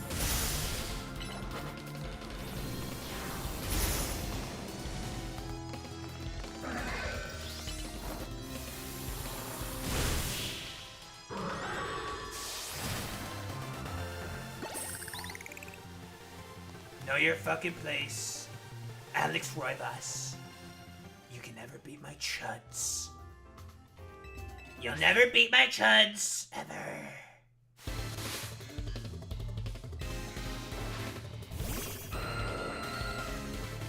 It's a fucking special Aerodactyl, right?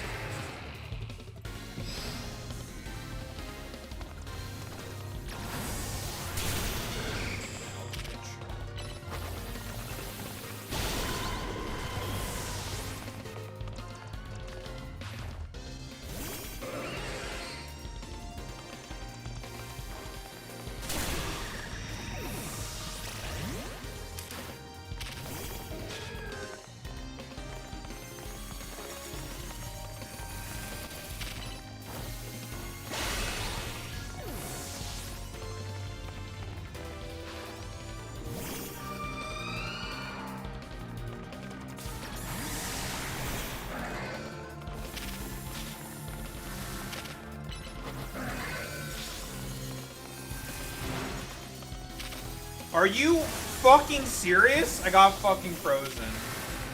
Nice meme. Fuck you, bitch. Fucking freeze me. Getting fucking frozen. Alright. Good one. Paula. Fucking freezing me. It's actually so cheese.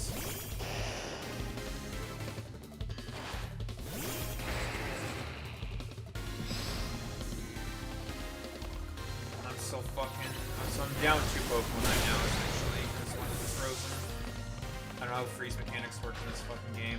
I'm assuming probably terribly. For me.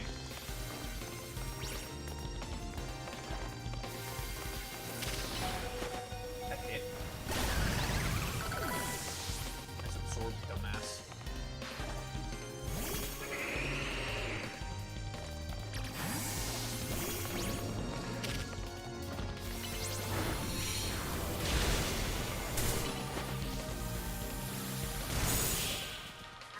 Boy Meets Mini, I will advocate for ICE to go into your neighborhood and kidnap you. Pepe.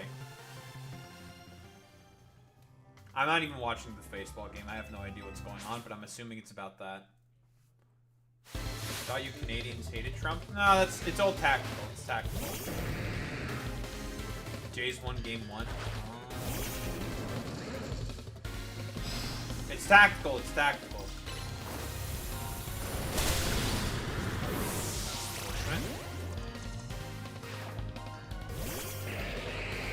Drag out G.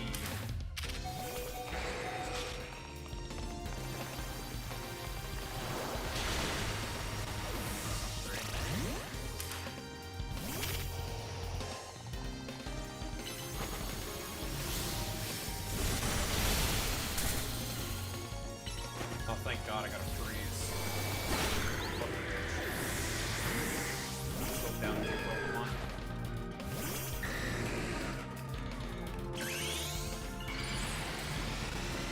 Did I ever mention that this quest kind of sucks?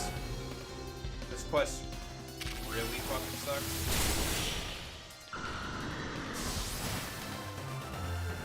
This quest sucks really big fucking cock and balls. Oh, but I have 2 sacks, so maybe I'll be able to get through this. I hope. With Meganium.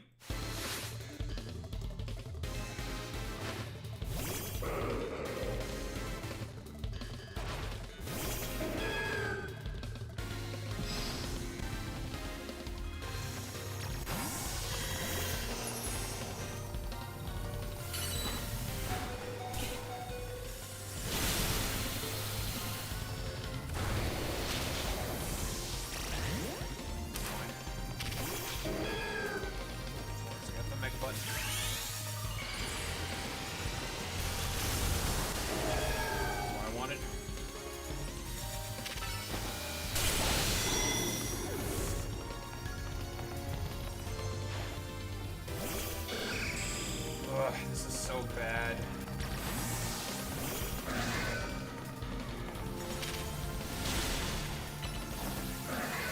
Oh, I unfroze. Nice.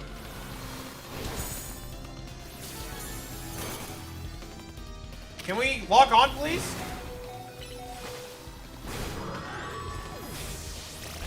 I just needed to get the Skarmory lower.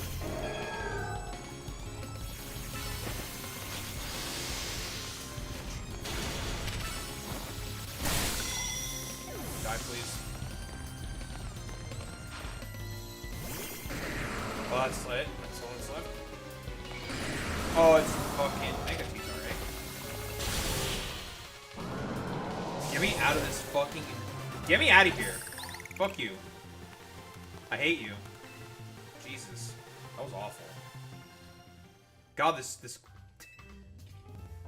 God, this fucking... This quest sucks. Get me out of here. Oh, I only get... I only get $2,000... I get knockoff out of this, but I only get $2,000 for this? I will never do this again. Go fuck yourself. Absolutely not. God, that was annoying. I'm leaving. Never again. Jesus Christ. God, that was awful. I never want to experience that ever again.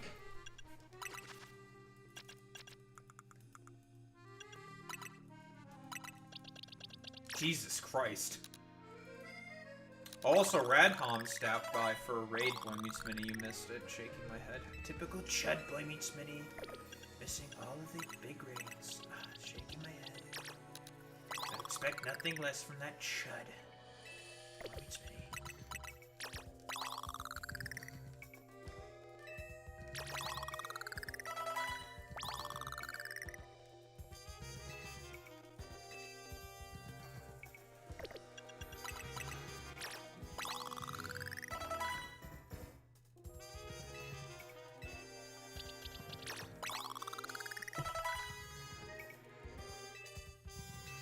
This will catch everyone up in terms of XP, relatively speaking.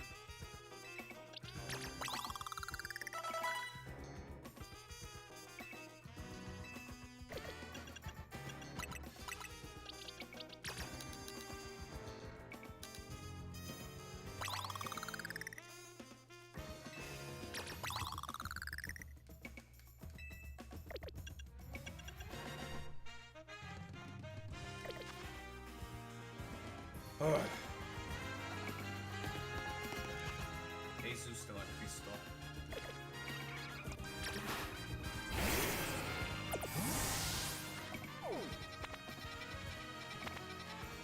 But yeah, I am never doing that shit again. Fuck that, not touching that with the 10-foot pole. I wouldn't say OP. Let's relax here, okay? Mega Mechanium is pretty good. It's not OP. It's good. It's solid. It's above average. So Megas? OP? Eh.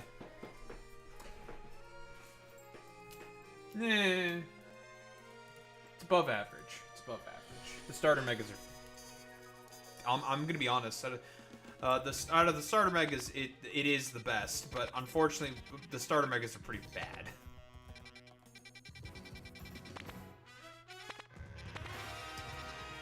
I don't think there's anything else for me to do right now.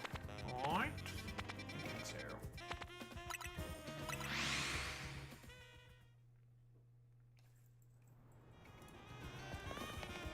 Oh, Jesus.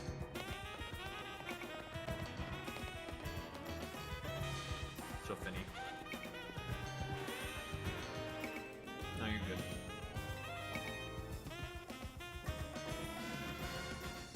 No, you just... Oh, you just said, "Heyo, what up?" Alright. Sure, man.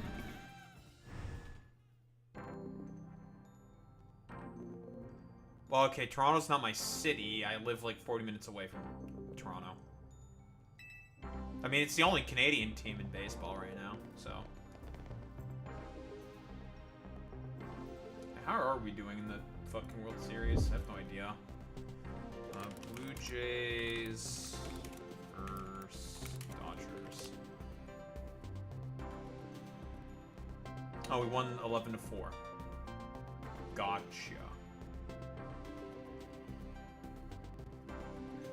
And no need for a final inning, because 11-4. Right, okay.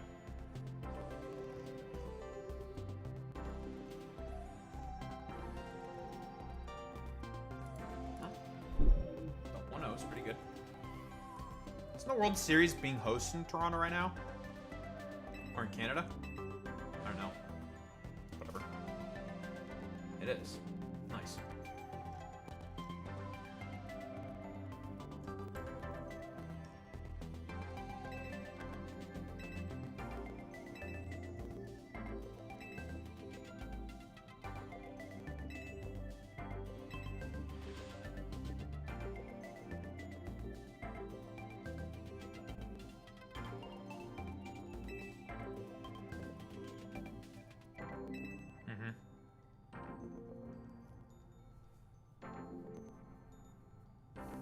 That's all true. Yeah, not the company's fault. Pepe.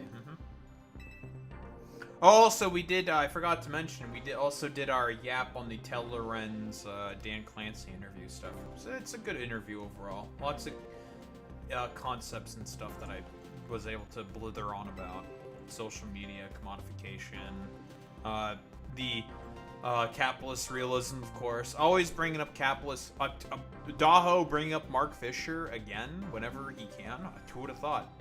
Daho talk about Mark Fisher.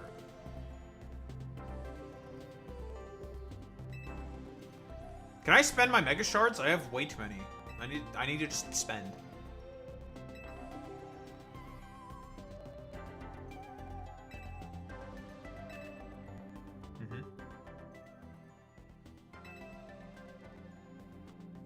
True.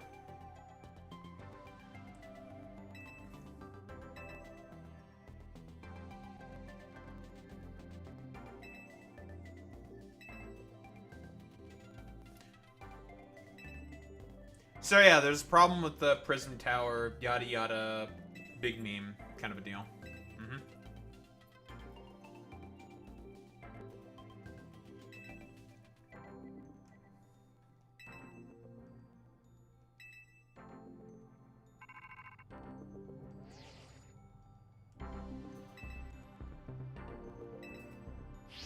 Let me guess, we got some more putos? Do we got some more putos? We got some more putos? What's up? What's going on? Some more Pepega? Fortus Netus? Fucking Fortus Netus.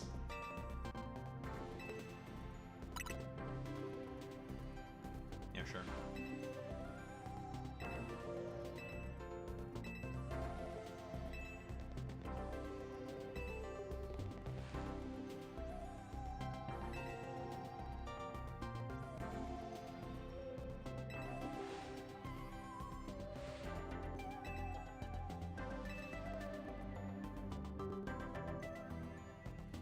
Yeah, I think she's looking for her mom?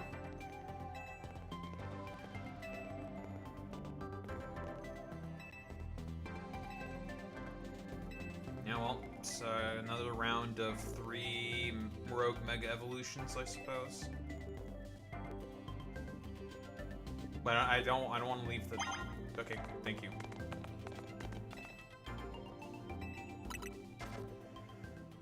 I assume Clefabelite is made available. Yes, there's Clefabelite, Dragalgite, Scraftyite.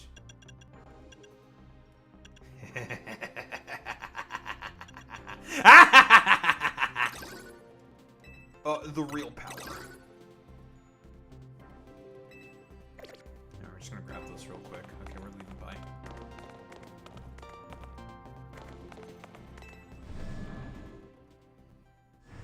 We will not be getting Dragonite. That is, in fact, one of the rogue mega evolutions that we're going to be going up against is Dragonite.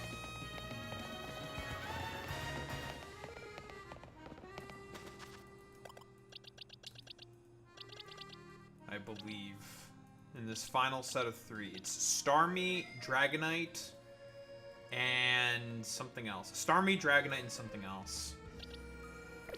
I want to make use of this Alpha Salamence I caught because it's really good. Where are you, people? Right here. I want to make use of this thing.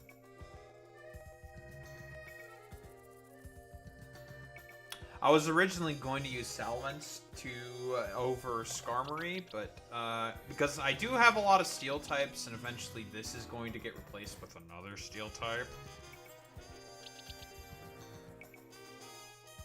But I already invested in Skarmory. So it's just like, but I've already invested in you. I've EV trained you and everything. Puto.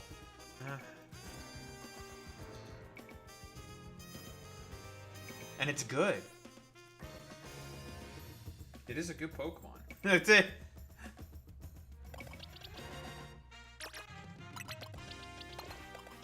I'm using my boy.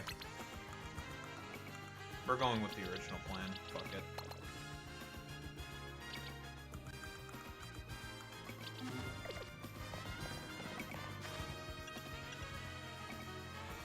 We have enough money to fully EV train that thing.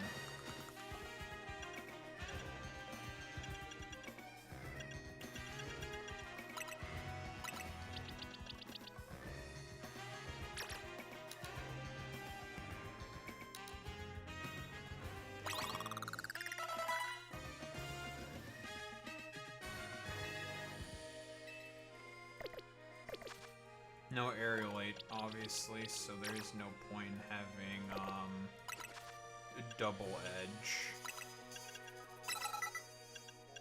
The best flying move is fly.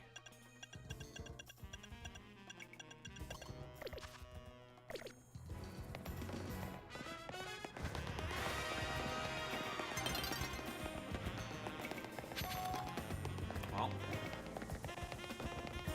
we're just gonna grab our fucking OG. And that is Mence.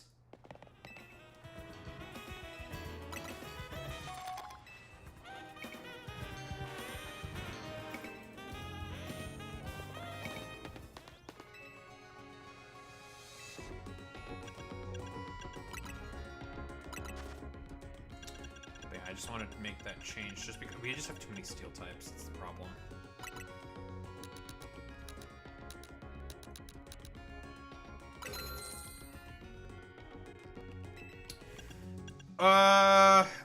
We're just gonna do the forehead thing, I think. We're just gonna be forehead. With... I don't want to buy the iron. Why did I buy iron? It's fine, whatever.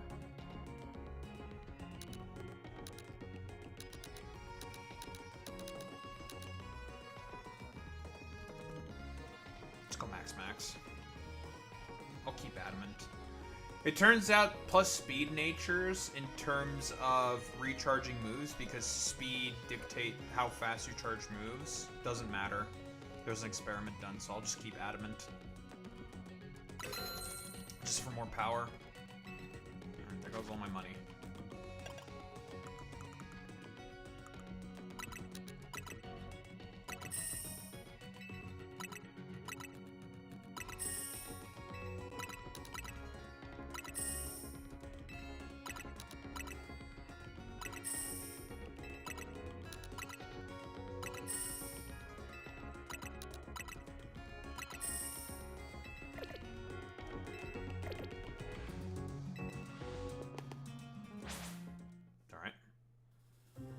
If I have to go make money, I can easily just go make a bunch of money, just do the battle zones a lot. Yes, it is similar to... I mean, it's like the videos have been talked about in terms of how exactly Pokemon currency scales.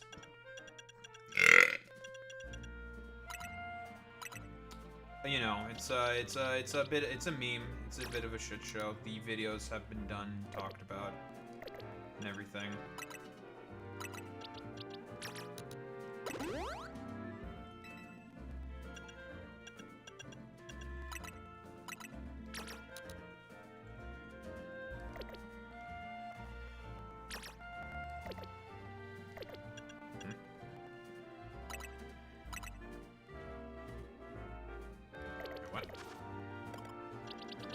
Use one Carbos on your fucking hello. Like, what?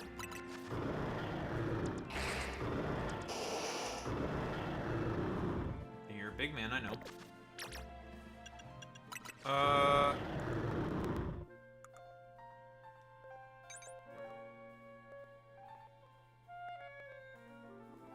Why is your HP stat that high? What? Did I use a bunch of HP ups on that thing? What?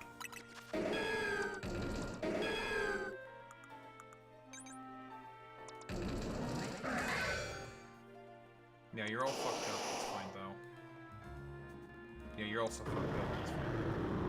Because you're gonna get fixed.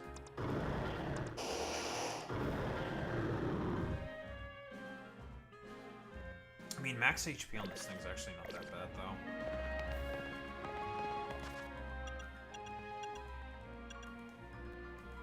Do I have the necessary berries to just get rid of that?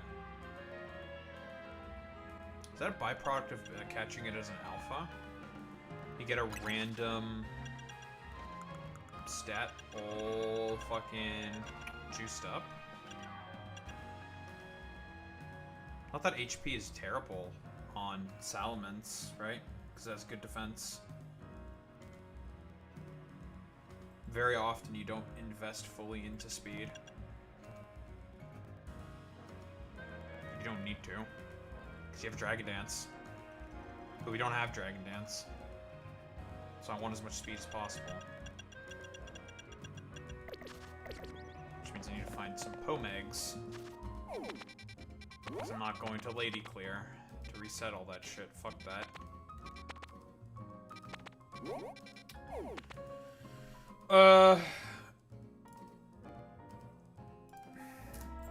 EV reset berries.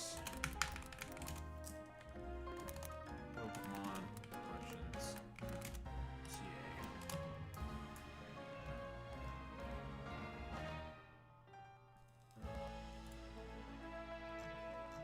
Just need the location for the damn berries. That's the resetter. Use specific berries. Jesus.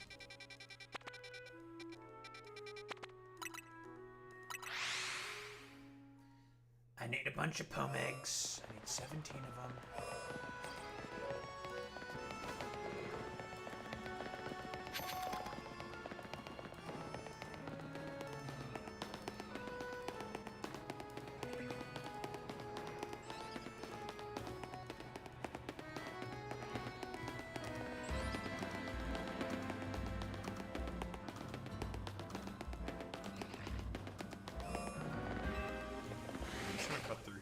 Excuse me.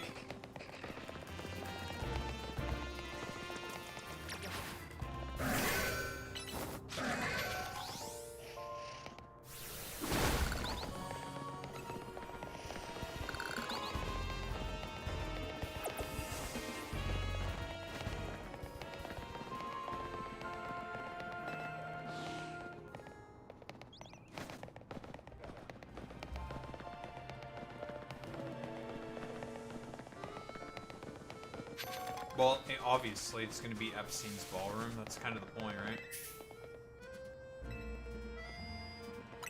Can you let me just buy a bunch at a time and not one at a time?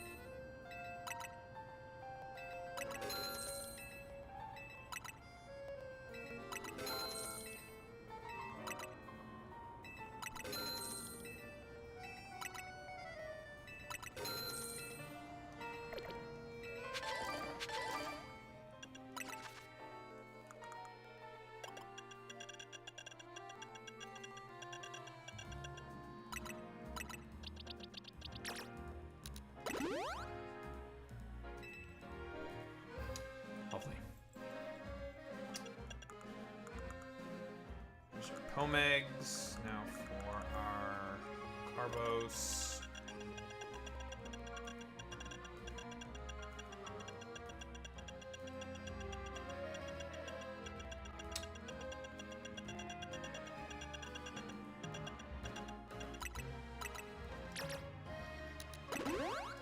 Get juiced.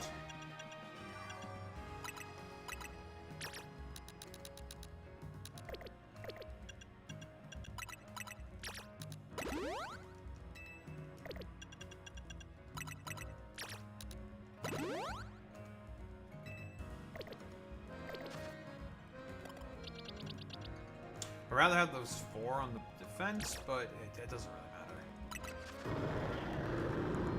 Hey, big man.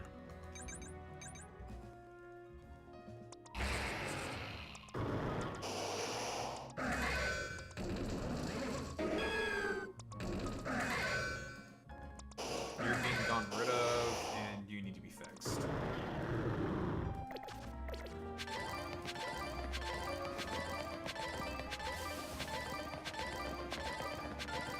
Yes, I know. I bought a bunch of Pomegs. Thank you.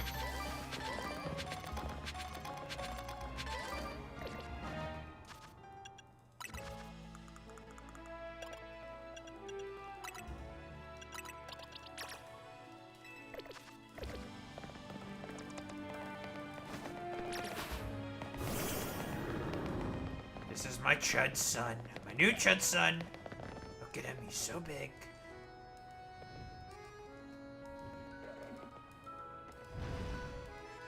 Yes. Grounded. Grounded animation, finally. For once. No more of this stupid LARP flying animation bullshit. Very good. That's true. And real and based. I don't know what song you're talking about, though, so. Has no idea what's going on.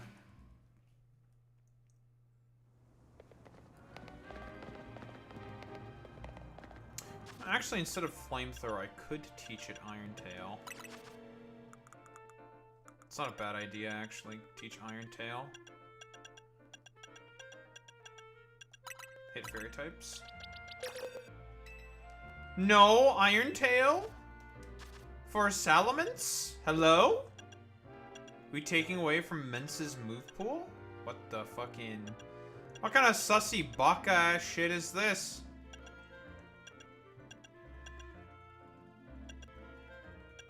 What kind of baka sussy ass shit is this? Hello?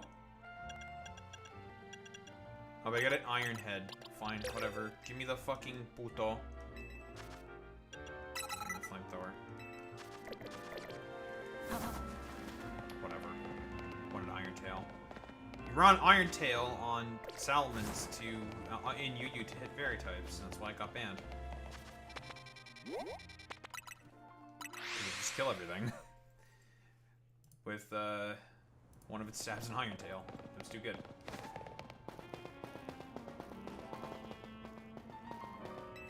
Hey, what's up? Can you beat the fuck out of my Salamence, please?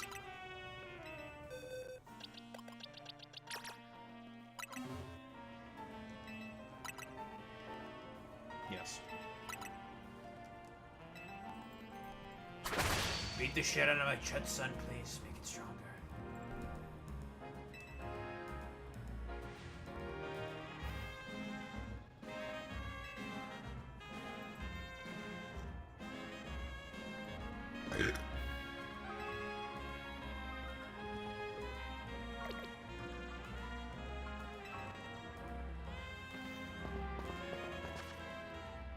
It's a shiny egg.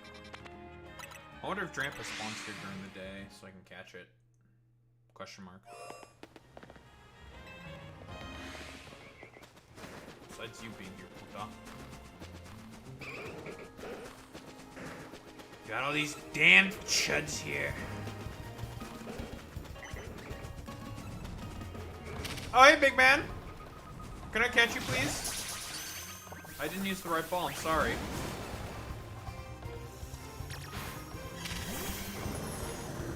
Okay.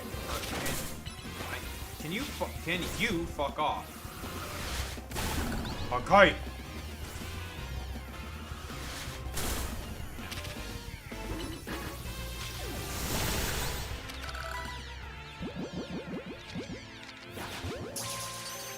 Use the right ball. Thank you. Alright, I'm leaving.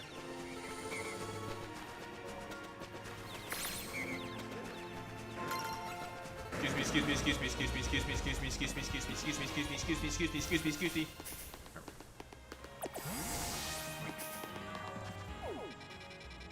Lovely. Yeah, if I want to finish up my two other Pokemon in terms of their EV training, I'm going to have to do the ZA Royale in order to make some fucking money. Vitamins are less expensive in this game. They're half off, so it's pretty good, actually. Hello. How are we doing today, chuds?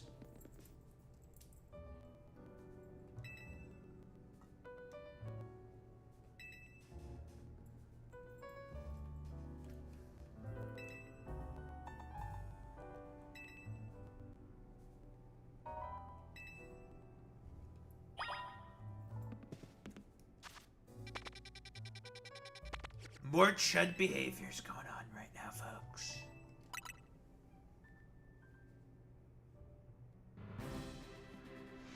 Sure.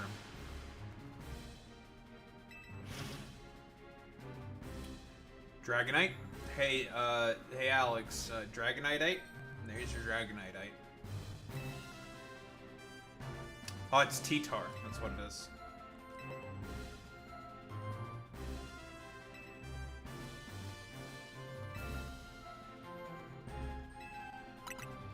Yeah, I'll win.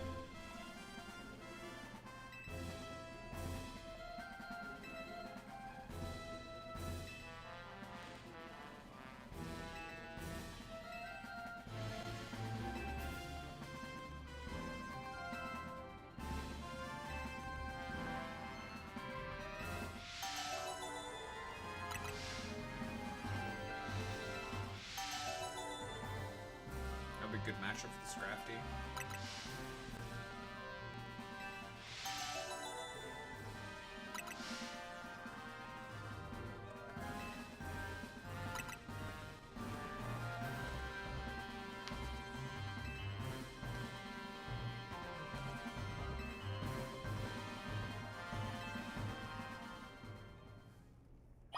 Alright, it's time for extremely large men.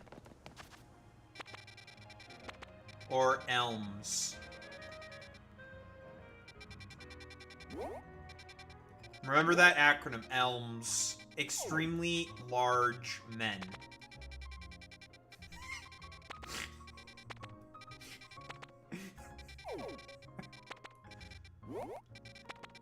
Yeah, that's going to be on the test. Remember, extremely large men. It's on the test. Don't forget about extremely large men. Speaking of extremely large men, it's time for us to use one of our new extremely large men.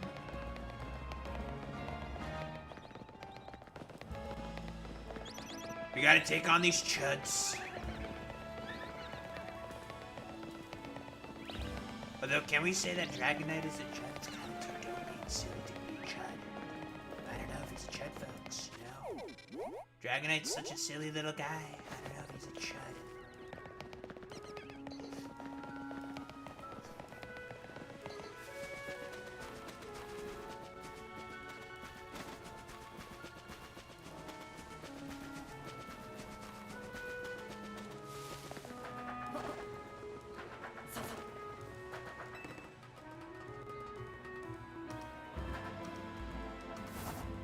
Kills myself in a video game. I'm a fucking Team Papaja. I forgot. I need to buy the last plushie. Give me more health.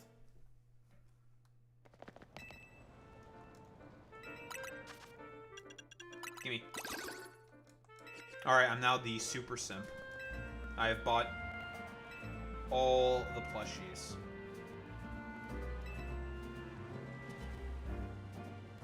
Bring me every last colorful screw still out there. I'll reward you with a giant canary plush. Well, I'm not the best. I'm not that good of a simp. I'm a pretty big simp, but I'm not that big of a simp.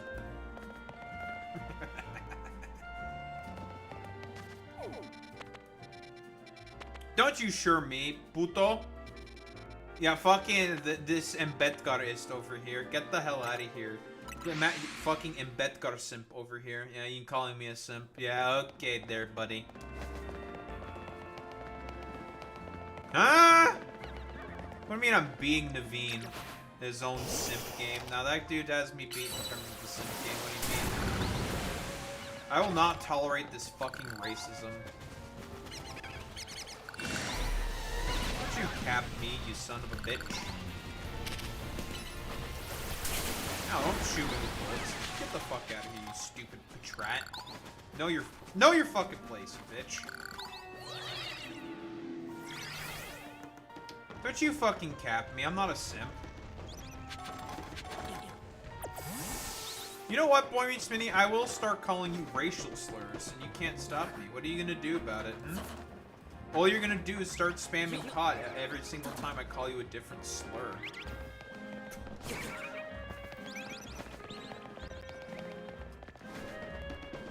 And I'm just gonna keep calling you slurs. Now the repost button exists. Well, scrubs everything about myself from the internet. Da Harumba? Who is that guy? I don't know who that guy is. What do you mean? What? You said I have a face? What face? I don't have a face. That's how I stream all the time. I have a mask on. Like literally, I'm like Dream. I got the mask on. I got the mask on, bro. You have no idea who the fuck I am. Who am I? I'm just a dude with a yellow shirt over his face.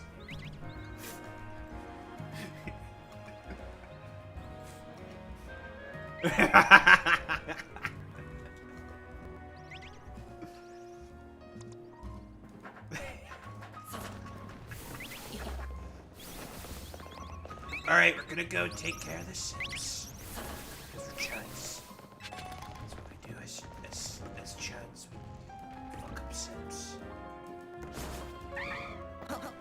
What do you want, you stupid chicken? Fuck you. Not interested in what you're selling, chicken.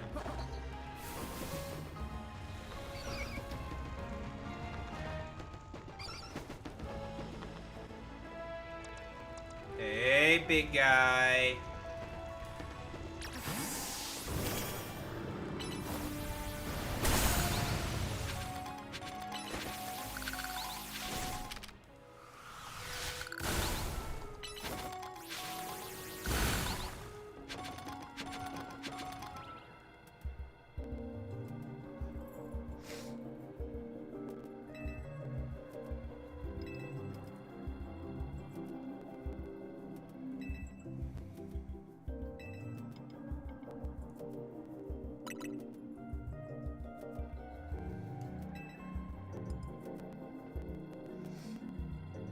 Well, I have a feeling I might know who it's related to, and it's probably going to be about the Prism Tower.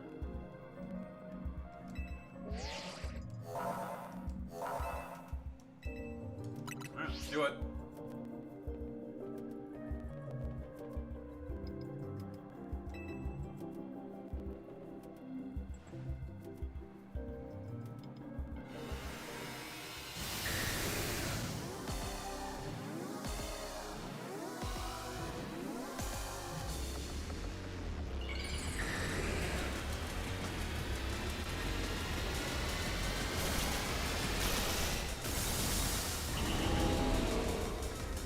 What's up, big guy?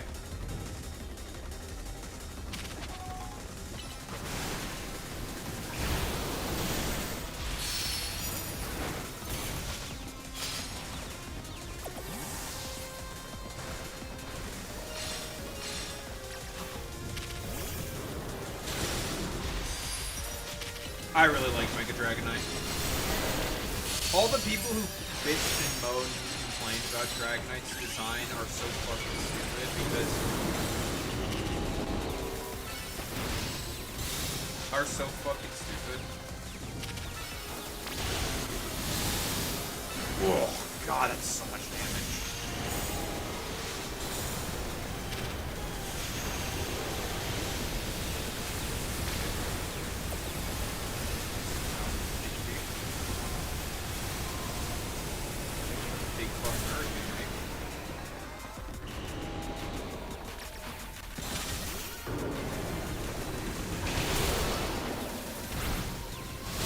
Why are you using tackle and shit on fucking, like, not on your board there, Tawny? I have some questions about you.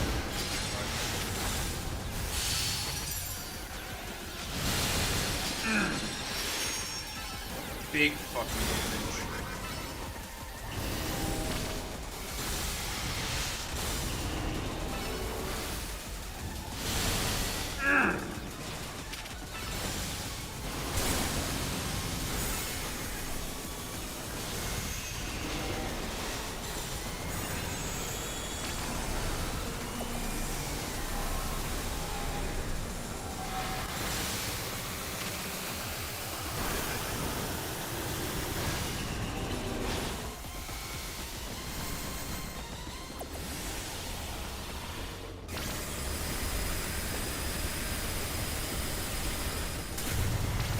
Ow.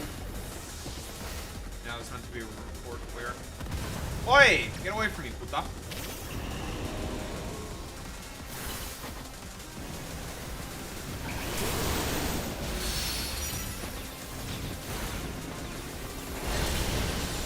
Ow.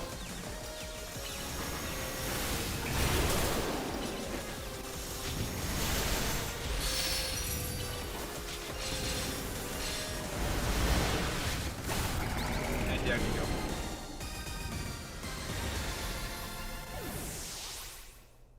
Bye-bye, big man. I will take... Yes, finally. Dragonite.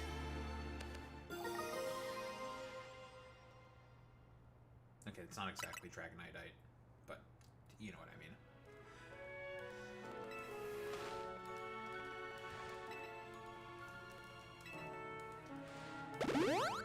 Wallahi, my man got cooked.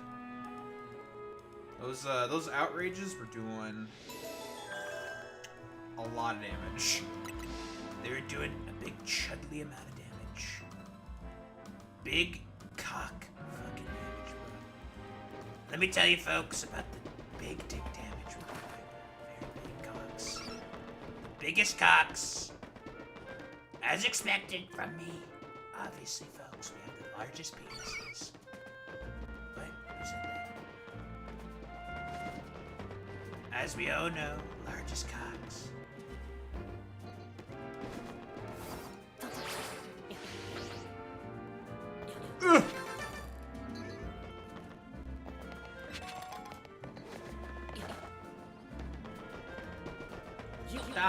I thought you said you weren't a simp. Now you're collecting the canary plushes? Cut the tape.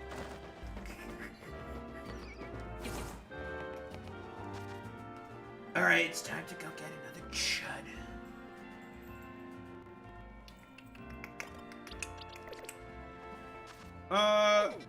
T-Tar. We have two pretty good Pokemon for T-Tar. We can either use Excadrill or Megadium.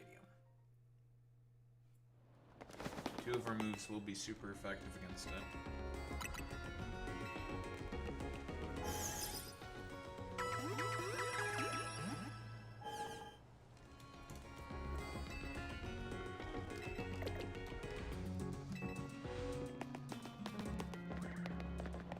This depends on who's I'm going to use against the Starmie. I think I'll just use Electros against the Starmie. That's what I'm gonna do. So then I will use...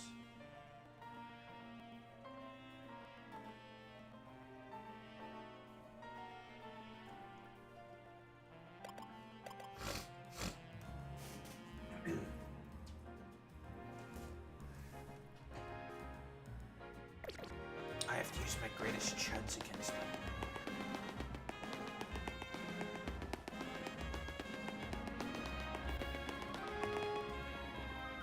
The greatest of my chuds. Not you. Got fucking blocked. Nice game. I have to splash Naveen with a little bit of water. Very important.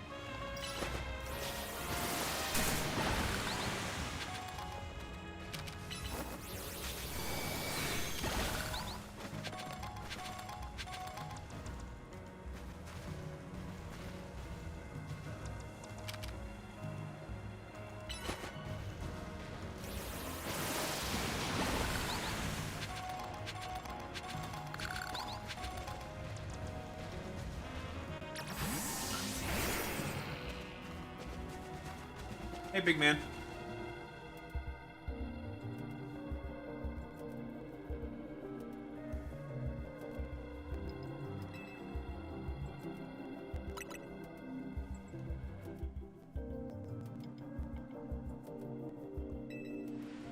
It's okay. Yeah, you should send out your Scrafty and Mega with it as soon as possible and use that, because it'll have a very good type matchup.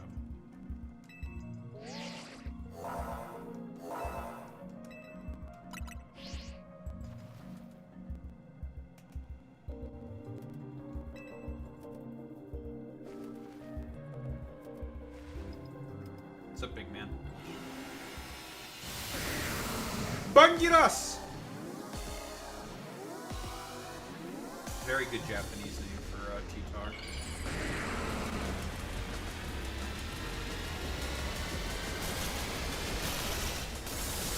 Look, this Godzilla chud. Godzilla LARP.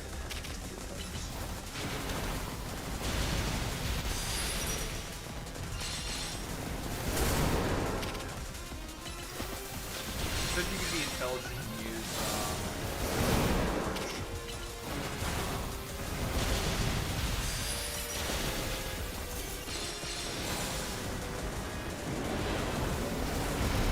drop pebbles on me, little bro?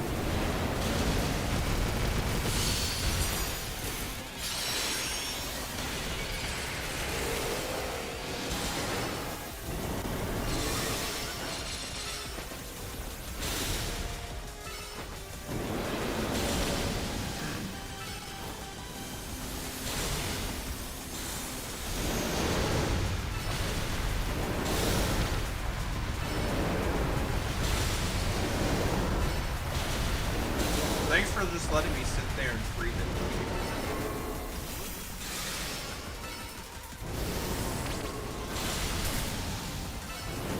Oh, that didn't count because you were stuck in the little animation there. Oi! Puto, where do you think you're going? Yes. Yeah, that's right. Before you can do your fucking big-ass Stone Edge, yeah, get put into a pack. Yeah, get put down. Get fucking put down by Excadrill. Know your fucking place. And yes, that means confusion. Confusion doesn't really do anything in this game. Normally it's very fucking annoying.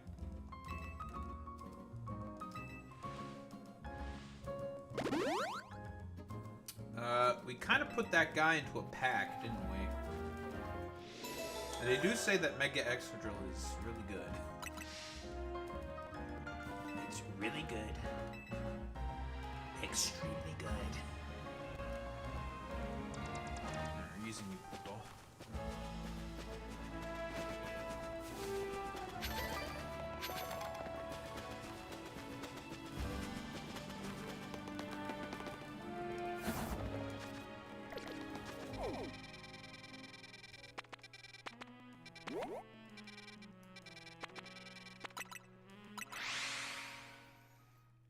Mega Excadrill. It's very good, folks. Fantastic Pokemon. Highly recommend using it.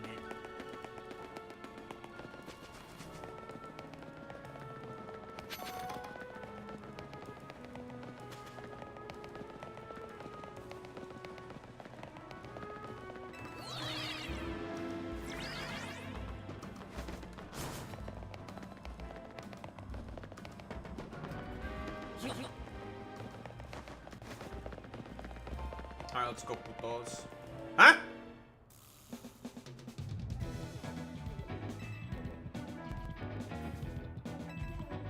Get the fuck out of our way. That's our fucking business. And the other one. Fuck! What are you two putos doing here?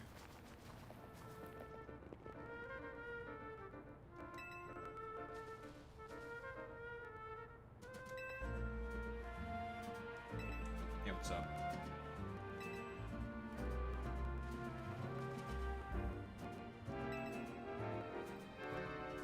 Well, this is the area where there are a bunch of Staryu that typically just gather around.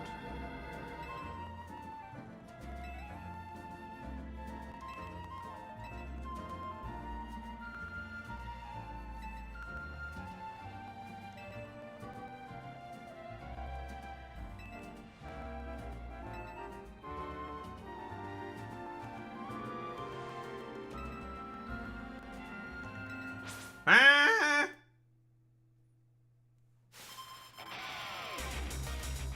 Bro wants to just get put into a pack again? Alright. What kind of fucking chud shit is this? Damn fucking chud over here. What's it getting in my way? Fucking die. Fucking chud. Know your fucking place. Well, I have to ask questions, Pointy Speed, because I am racist. It's French. It's my racist duty. So I have to ask questions, because I'm racist against the French. Now,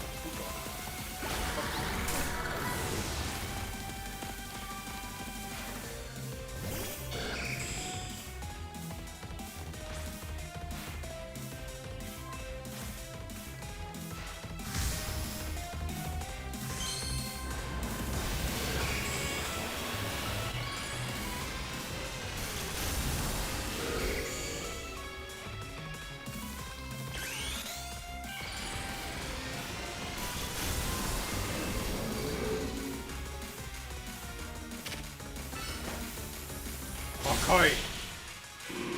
Death.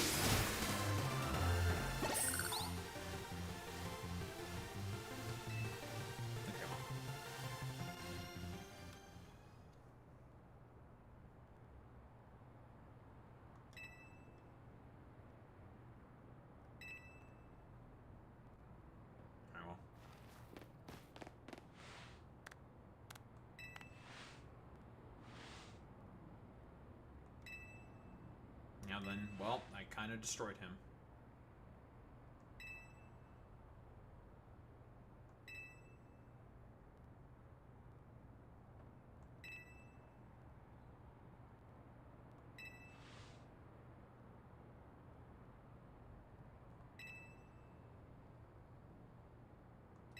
Lysander.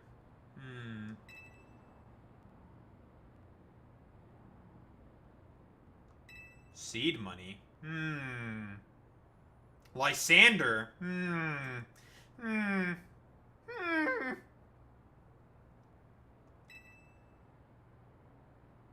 That aren't perhaps entirely above board. Pepe.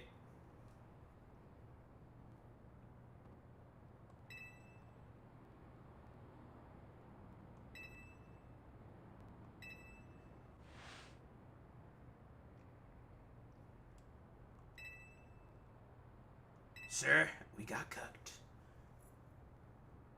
My chud son's getting cooked in the marketplace of ideas.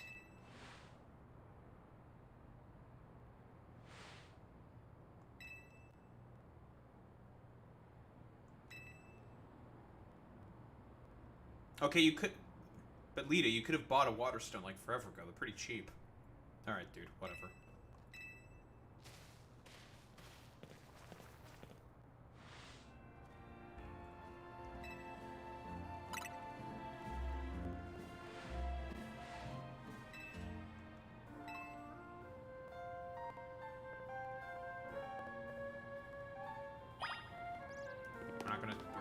We're not gonna see the evolution, huh?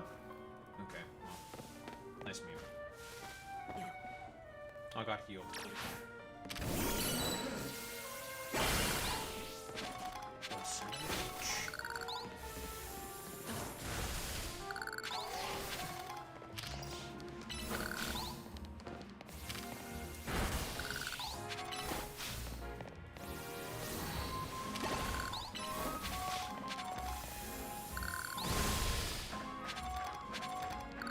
Alright, puta. What's up, dork?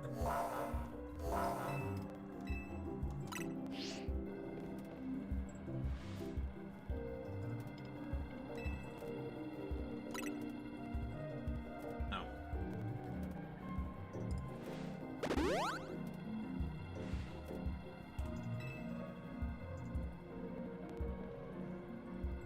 I haven't used Meganium here. Alright, whatever. Alright, time for a fan favorite mega.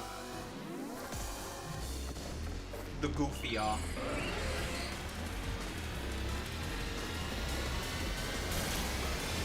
It is time for maximum Goofy!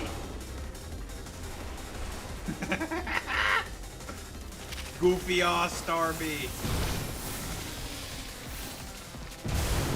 Oi, puto.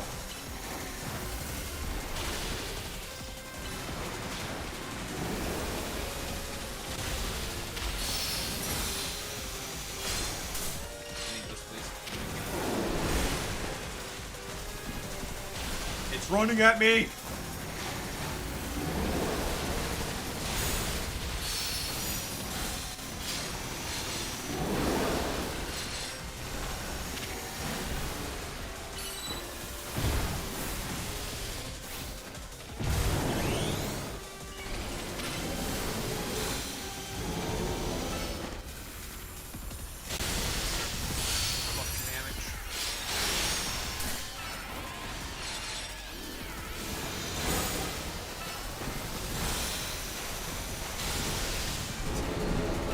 Goofy this thing is when it runs.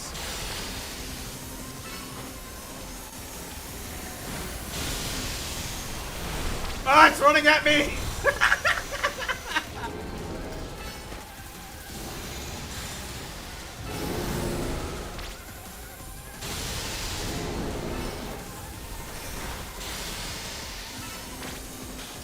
Oh, it's about to run at me again.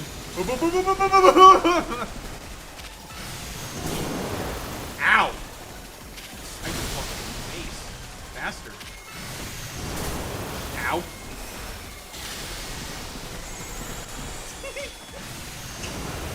Stop that.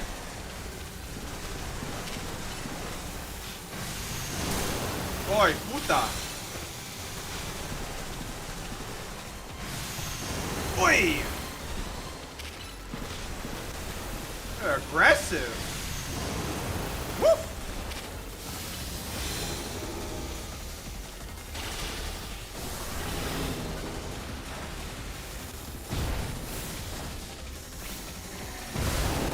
Now, bitch.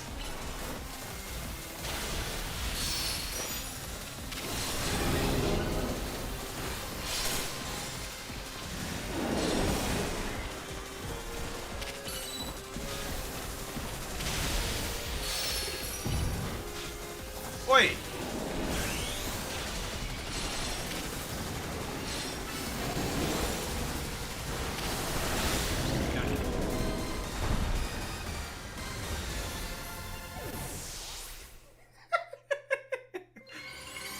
Oh, fast little shitter.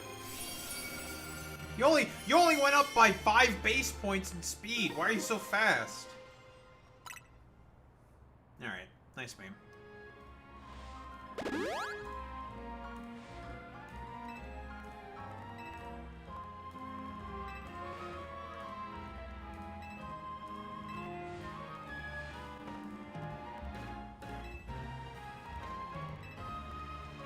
just hungry. Just want some food.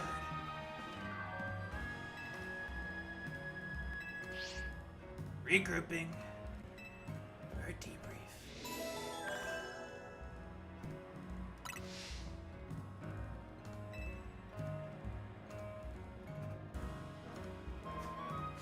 The fucking venoming emote is so funny.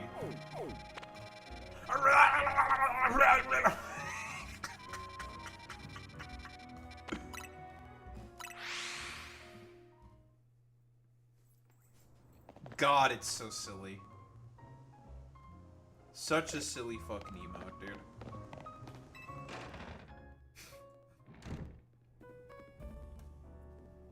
What's up, dorks? We sure did. We did do that.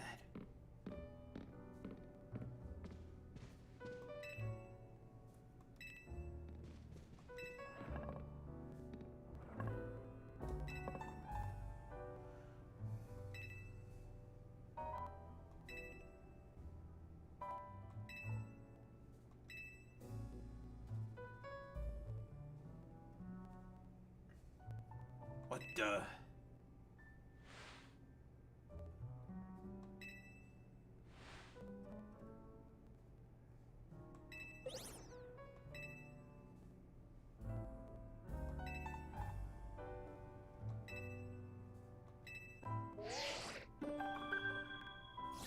Huh? Grisham? I know who this is. I know who the last promotional match is supposed to be. And it's not who you would expect. It's very funny, actually.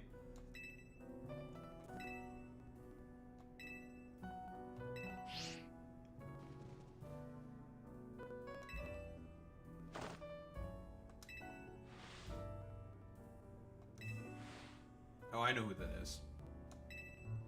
I know who it is. I know. Little old Dow knows.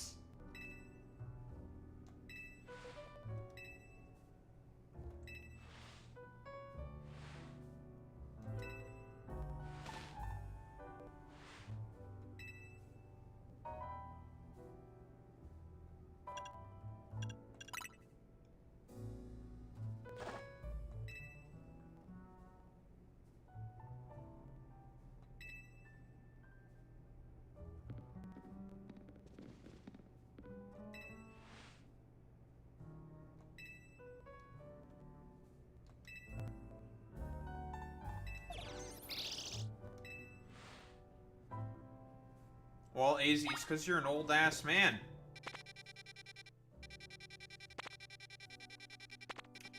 Man. Oh, it's Starmie that spawns here as well. What the fuck? It's so random. That is incredibly fucking random.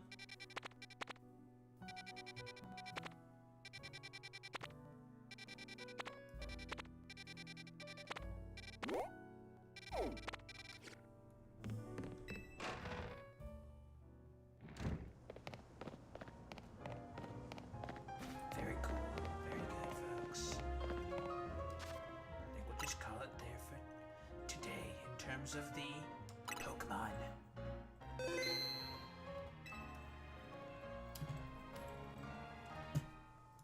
Boo. Alright, well, I already did my fucking mid-bathroom break refilling of water and shit like that.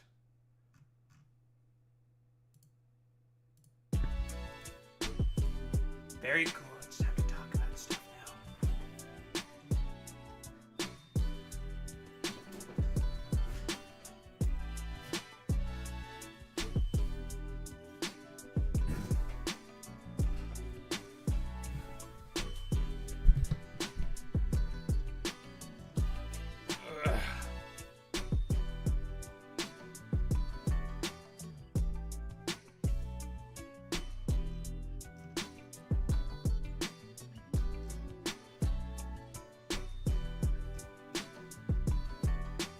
Group of US women kicked out a Nazi. And this dude literally dressed the whole fucking SS uniform and everything. Armband and everything, bro.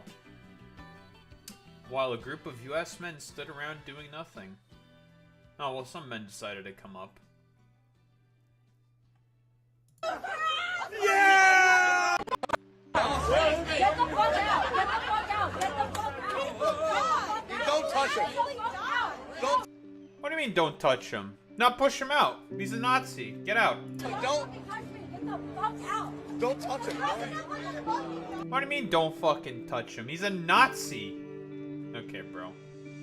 Men. I wonder why they, I wonder why women don't like men. I couldn't possibly think of anything whatsoever. Very, very cool.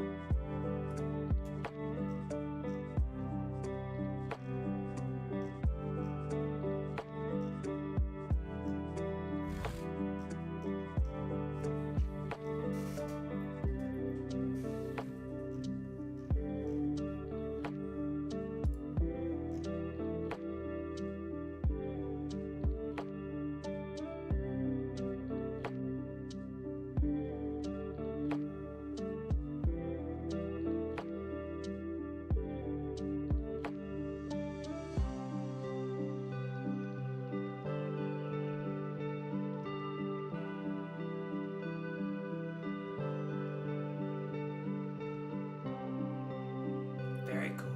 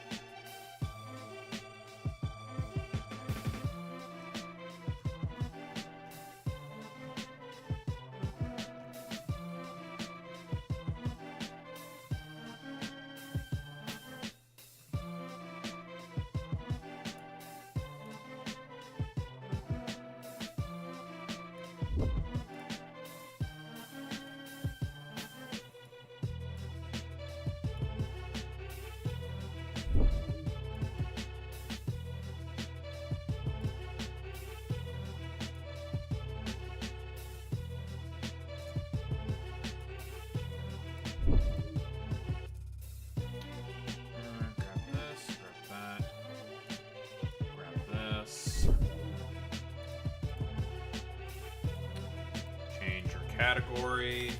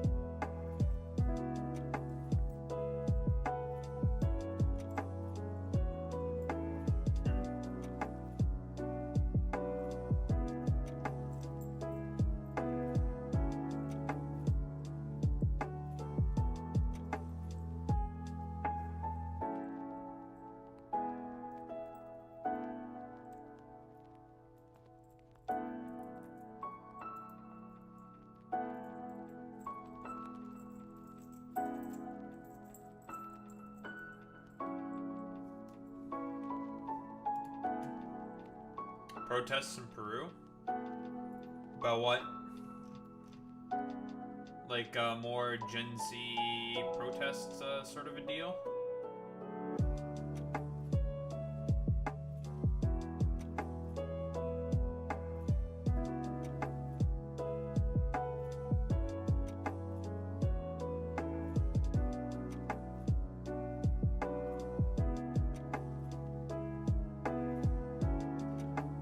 There's more Luffy posting. We love Luffy posting.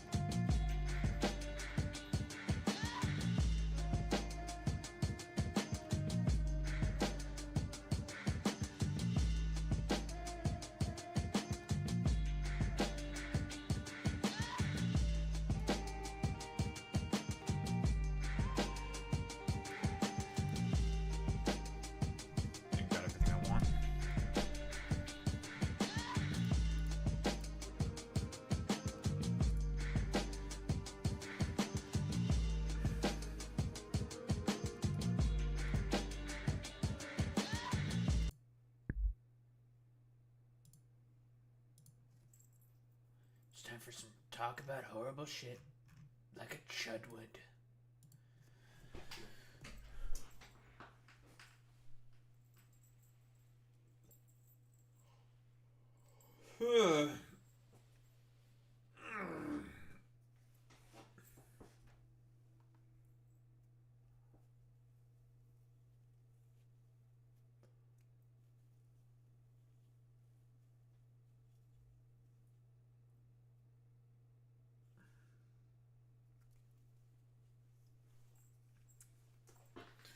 All right, what we have here. Supreme Court considering whether to hear challenge on same-sex marriage on November 7th. That is like 2 weeks from now. About 2 weeks from now. November 7th on the Friday. Well, I guess the inevitable thing that was always going to happen was going to happen. The court has been consistently talking about how they want to go after same-sex marriage. That was one of the next things they were going to go after, and here it is, going after same-sex marriage that all these, like, far-right, like, weirdo freaks have been consistently fantasizing about going after for the past, at this point, like, several decades. Kim Davis, as we all know, that stupid, dumbass clerk who complained about having to just write some papers, some marriage papers for a fucking couple, saying, like, that's infringing on my religious rights, despite the fact that there is nothing within the Bible that says that you can't have a fucking gay marriage. Nothing against that. So, I don't know, cope and seethe about it, evangelical Christians. Personally, I think you should do everything possible to not have evangelical Christians working in any position at all, because these people are all abhorrent and believe in backwards and terrible things. I mean, if you've seen what Kim Davis even fucking looks like, she is one ugly ass fucking son of a bitch. They do say that people who believe in evil fucking things oftentimes look incredibly fucking ugly, and she is one ugly piece of shit. Court is scheduled to consider whether to hear Kim Davis's challenge to same-sex marriage. Yeah, literally chud woman. At their private conference on Friday, November the 7th. As a general practice, the court does not grant review without considering a case at least 2 consecutive conferences. It's the first conference in which Davis's challenge will be considered. If the justices deny review, however, that announcement could come as soon as Monday, November 10th. Well, we'll see if it's going to be refused. Obviously, I think this shit should just be plainly fucking refused. There is no indication within the fucking Constitution saying that gay marriage is an infringement upon someone's fucking religious rights. Your free speech, your ability to practice whatever religion that you want to practice is not being infringed because of some fucking gay people getting a fucking goddamn civil license in order to marry. That's a complete fucking copium shit from a stupid chud woman like Kim Davis, ugly fucking son of a bitch. So, you know, as expected from these evangelical fucking freaks, they just want you to fucking suffer, and that's all there is to it. A SCOTUS blog report on August 13th, from which the story is adapted in 2015, shortly after the Supreme Court recognized the constitutional right to same-sex marriage in Obergefell v. Hodges. Davis, a local county clerk from Kentucky, made national headlines when she refused on religious grounds to issue a marriage license to a gay couple, David Moore and David Ermold. Davis's job description included issuing licenses, such as marriage license, to county residents.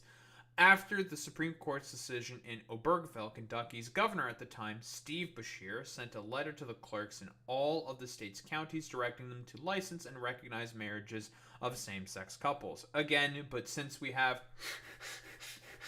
God LARPy copium huffer Kim Davis, she would prefer to be like, well, I don't think that these damn queers need to get married. They have to eat shit and die because they're damn queers and God sees them as an affront to all things. And it's just like, there's no evidence of that whatsoever within the Bible. But, you know, as expected from freaks like Kim Davis, it's all about making queer people suffer. Oh, that's all that it is. She's just a fucking bootlicker who only cares about maintaining her own fucking position in the hierarchy.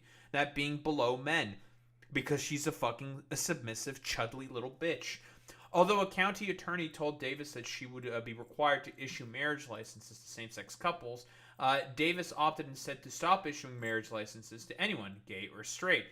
Oh, that's fucking hilarious. So she's just like, well, I ain't gonna do my job because I want to throw a little fucking hissy fit. What people say that MAGA and like conservatives in general are just some of the most prissy ass little fucking baby faced little baby raisers, little fucking stupid baby people, little fucking bitches. This is what you mean. Like, oh no, you don't like the fucking queers getting married? Well, toughen up, buttercup, okay? I thought you guys were supposed to be the base trad fucking base conservatives who toughen themselves through anything. Oh, you want to get your fucking knickers in a twist just because you're fucking you have to give some licenses to some fucking gays who want to get married? Well, fucking too bad, buttercup. Cope and fucking seethe about it, you little fucking bitch. She told the couple that she was acting under God's authority and that they could get a marriage license in a different county. Well, except they don't live in that fucking county, so more fucking copium huffing as expected. Moore and Ermold filed a lawsuit against Davis, alleging that she had violated their constitutional right to marry. In a separate case regarding her refusal to issue any marriage licenses, U.S. District Judge David Bunning ordered Davis to issue the licenses to both gay and straight couples.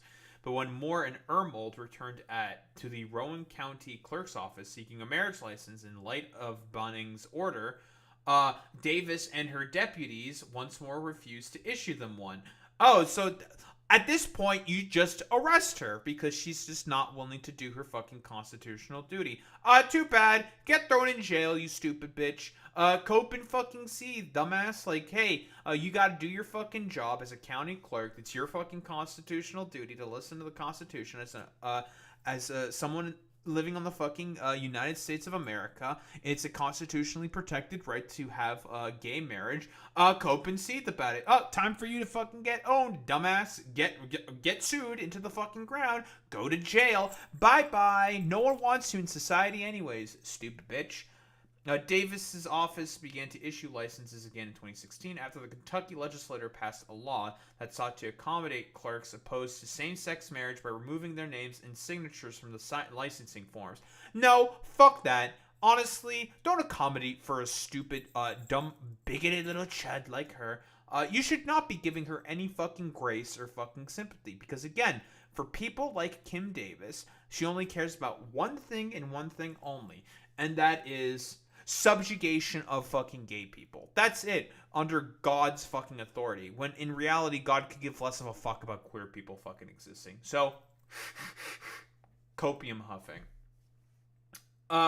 Moore and Ermold's case continued, and in 2023 a jury awarded them damages of $50,000 apiece. Davis appealed to the U.S. Court of Appeals before the Sixth Circuit, where she argued, among other things, that she could not be held liable because issuing Moore and Ermold a marriage license would have violated her right to freely exercise her religion. Yet there is nothing in Christianity at all that says that you can't issue a marriage license to a queer couple.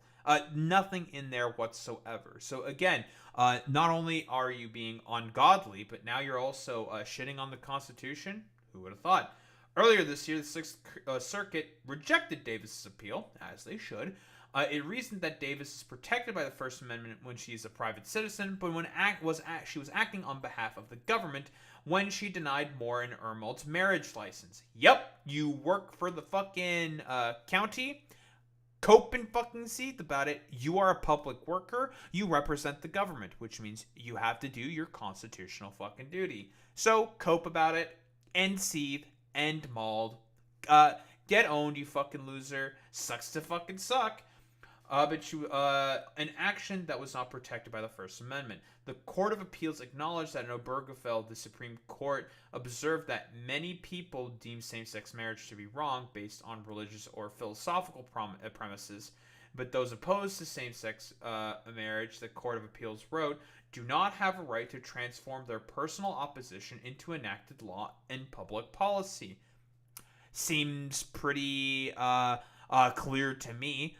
Hey, if you didn't want to be a county clerk issuing marriage licenses, well, leave. You can leave your job. Go to some other fucking rural shithole are a shit-stained state, where you can do that fucking work issuing marriage licenses to a bunch of straight couples. Oh well, cope and seethe about it. Again, get fucking owned, dumbass.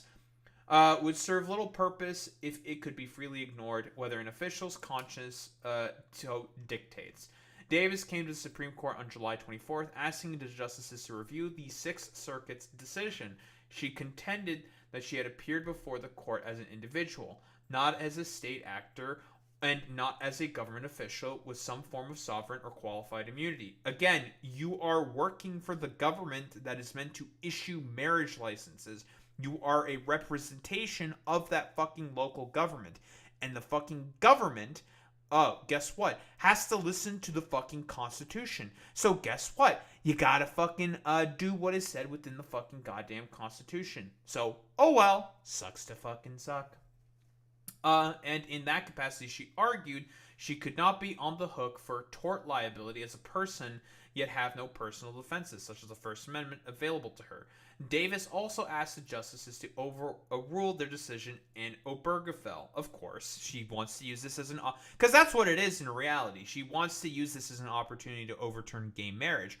And guess who's also helping her in that endeavor? The Heritage Foundation. They also want to overturn Obergefell v. Hodges, which, even if it does get overturned, thanks to the Respect for Marriage Act, it's going to be made it such that even if it does get overturned, those protections are still going to be put in place because of that act, thereby buying a little bit of extra protection, just in case some fuck shit like this fucking happens.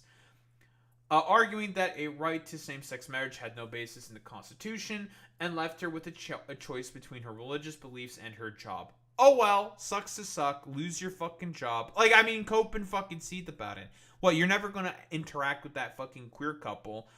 It's not an infringement on your fucking religious beliefs to not give licenses out to queer couples. There is nothing within the Bible that says that you can't fucking do that within your religious beliefs. Again, this is a pathetic fucking excuse. Why the fuck do they get to ask for it to be overturned? It's because more than likely the Heritage Foundation submitted the appropriate appeals in her behalf. That's probably why.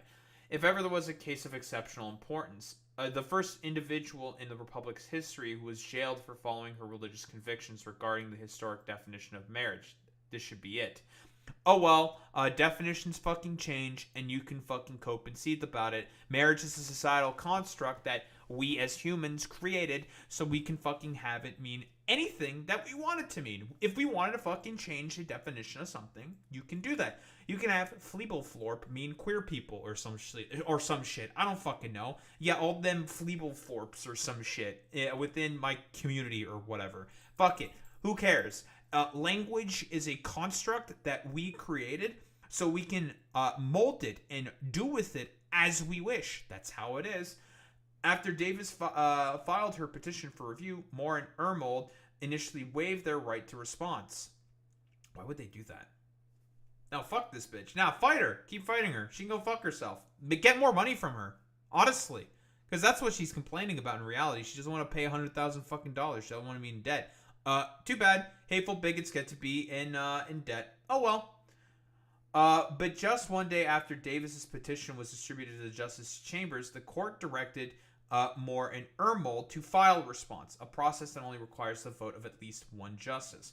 Represented by, among others, William Powell in the Georgetown University Law Center Institution for Constitutional Advocacy and Protection. That's a long fucking institute name, Jesus Christ.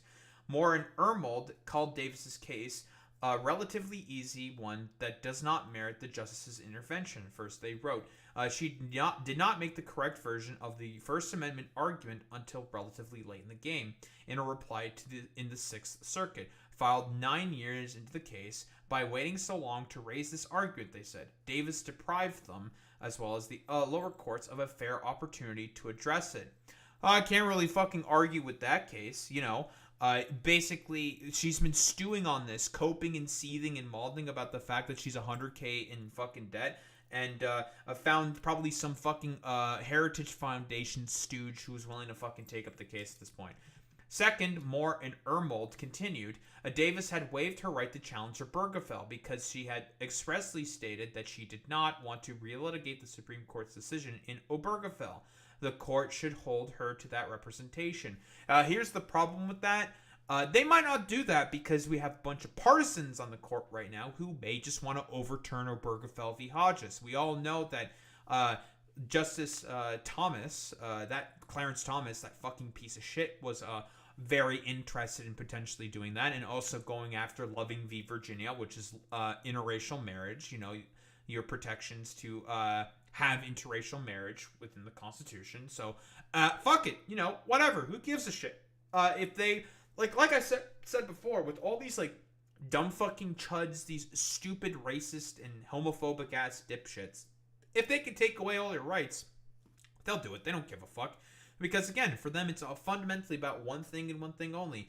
That is having absolute fucking hierarchy and maintaining those systems of fucking control. She's just a stupid, dumbass little loser, little fucking ugly, chudly ass bigot, stupid forehead ass bitch who's just mad about the fact that she has to pay 100 fucking K to two people because she decided to shirk on her fucking responsibilities as a county clerk. Sucks to suck. If you didn't want to be a fucking county clerk and you just heard about that Obergefell v. Hodges being passed, you could have just left, but you didn't. You decided to stay. So as far as I'm concerned, you can cope and seethe about it. Davis filed her reply brief on Wednesday. Whether the court will grant review boils down to whether there are 4 votes to take up the question. Moreover, even if there are 4 justices who might be inclined to do so, they would not want to grant review unless they're confident that there is a 5th vote to overturn Obergefell. Well, we'll just have to wait and see if that's going to happen, depending on what the fucking conservatives feel like at that particular moment in time. Because we probably know that Alito and Thomas will vote to overturn. The question is are the other dipshits going to do that? That is the ultimate fucking question, because we all know Alito and Thomas are complete fucking freaks. Genuinely, like, have no regard for the Constitution in reality. And if Chief Justice Roberts is going to overall be the main guy who fucking even takes this case to begin with.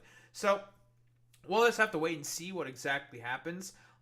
Again, Kim Davis is just an ugly little fucking gremlin who just doesn't want to fucking pay 100K. That's really about it, and is willing to just do have whatever demented interpretation of the Christian faith in order to do anything possible to shirk on her fucking responsibilities. That's not very personally responsible of you conservatives. So whatever happened to all of your personal responsibility? I thought, like, you could just, like, do anything and just come up with, like, literally any excuse to just shirk your fucking responsibilities at any time you feel like. Well, that doesn't seem very pull yourself up by your bootstraps mentality right there, conservatives. I wonder whatever happened. Oh, because for motherfuckers like this, it was never about having personal responsibility. It's all a fucking canard. If they can just make queer people suffer, they'll just make queer people suffer. They don't really give a shit about any of that stuff. So yeah, I don't think there's really much else to say besides, fuck you, Kim Davis. You're an ugly ass bitch. Don't think there's much else to say besides that.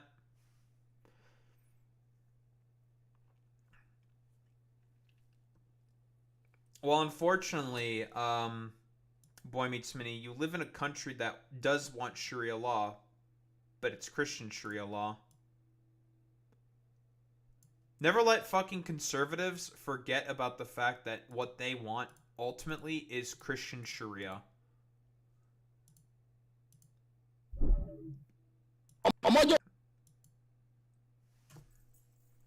Yeah, they want Sharia, dude.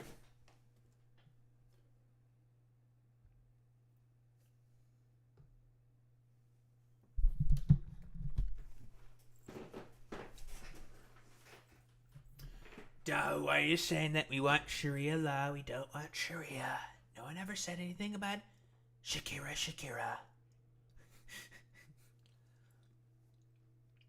Shakira. Yeah, they have to pray to Muhammad Sumbul.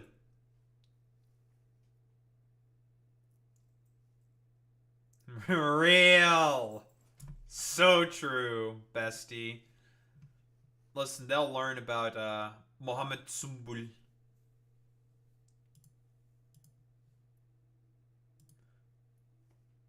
Maybe they should learn about Muhammad Abdul from JoJo. Learn about some real Sharia law.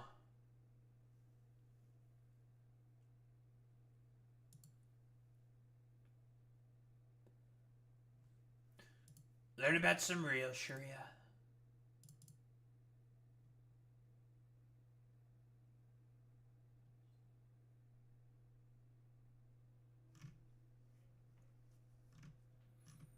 Or maybe these guys would prefer to be bigoted chuds. Like me.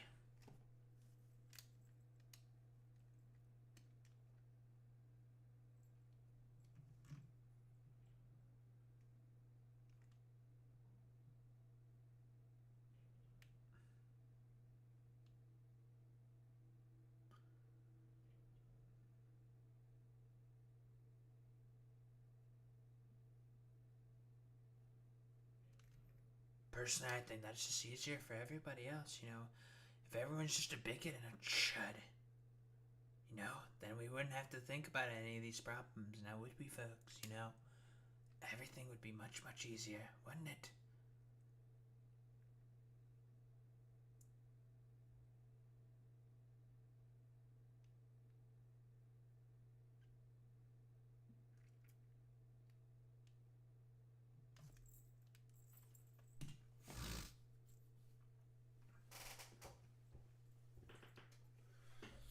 All right.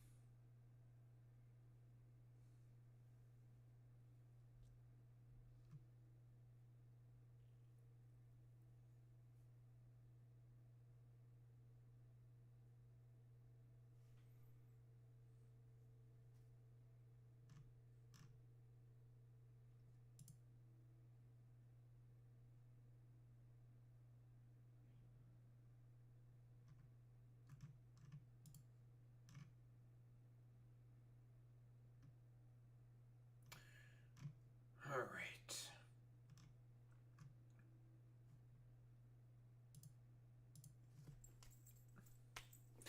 Time for some right-wing Sharia law to be implemented on right-wingers.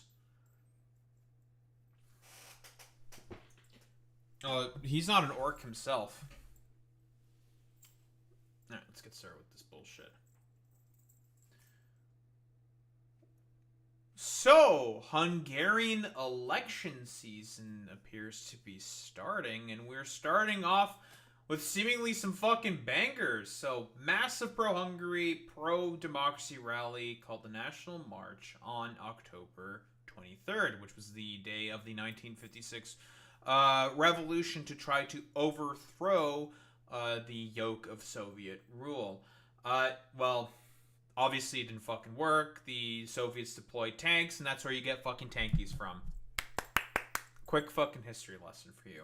Yeah, it turns out Viktor Orban, not very fucking popular. What happened? I thought, like, Viktor Orban was, like, the main guy bringing prosperity to fucking Hungary. I mean, in reality, all he does is, like, try to build, like, a soccer stadium and a fucking palace in his hometown. Like, this is unironically, like, true. Like, we can take a look at this.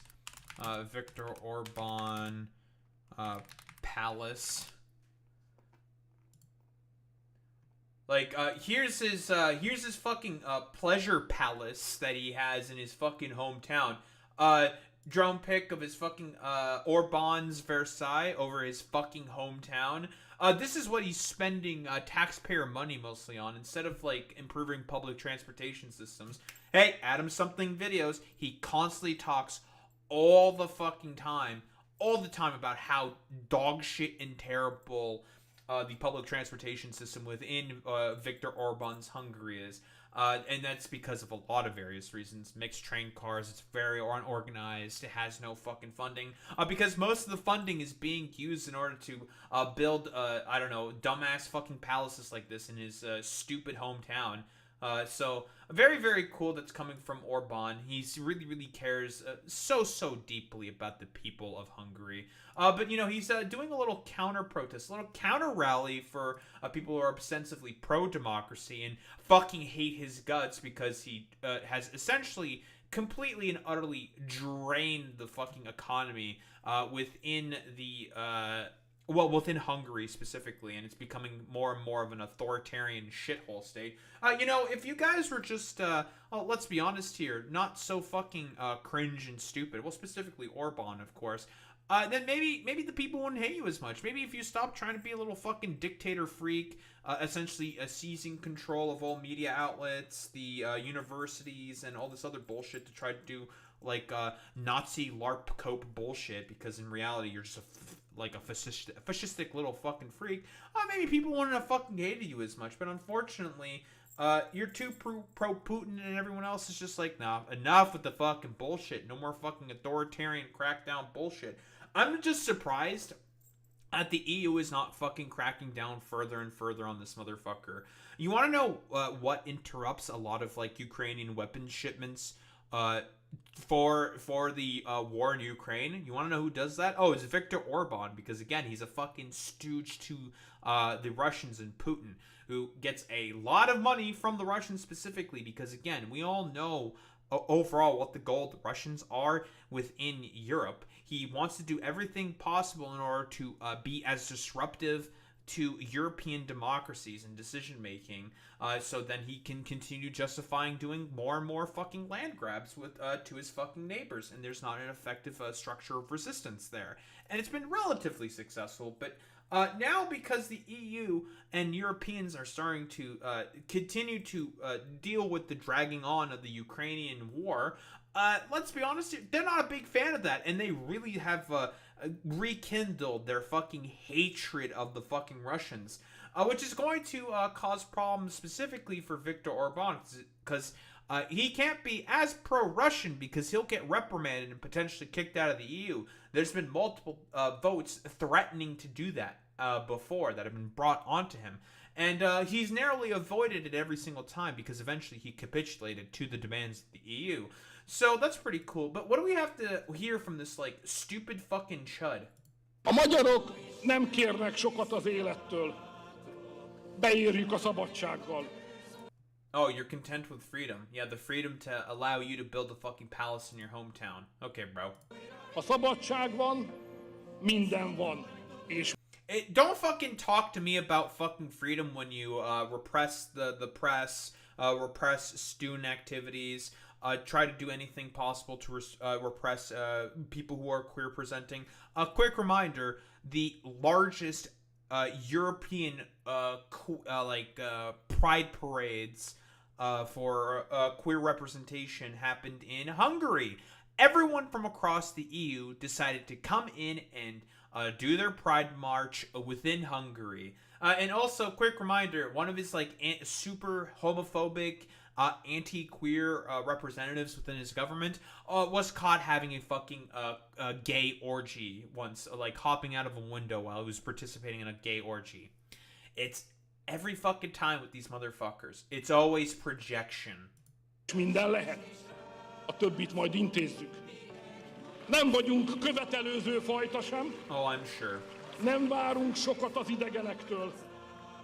Hidegen hagy minket a dicsérő. Yet you guys are starting to allow immigration into your country because of your failing fucking economy.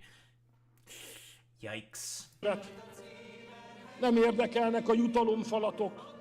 Se díj, se oklevél, se plecsni. Nem akarunk sem hódítani, sem birodalmakat építeni. Oh, I'm sure. Mi nem akarjuk megmondani másoknak. By the way, complete LARP fucking coke bullshit. No, you're only saying this because you just want to take it in the ass, bend over for your good pal Pooty Poo, right? You just want to bend over and just be like, we can have all the gay orgies and degenerate whatever the fucks instead of the people. For them, they can just have their little crumbs.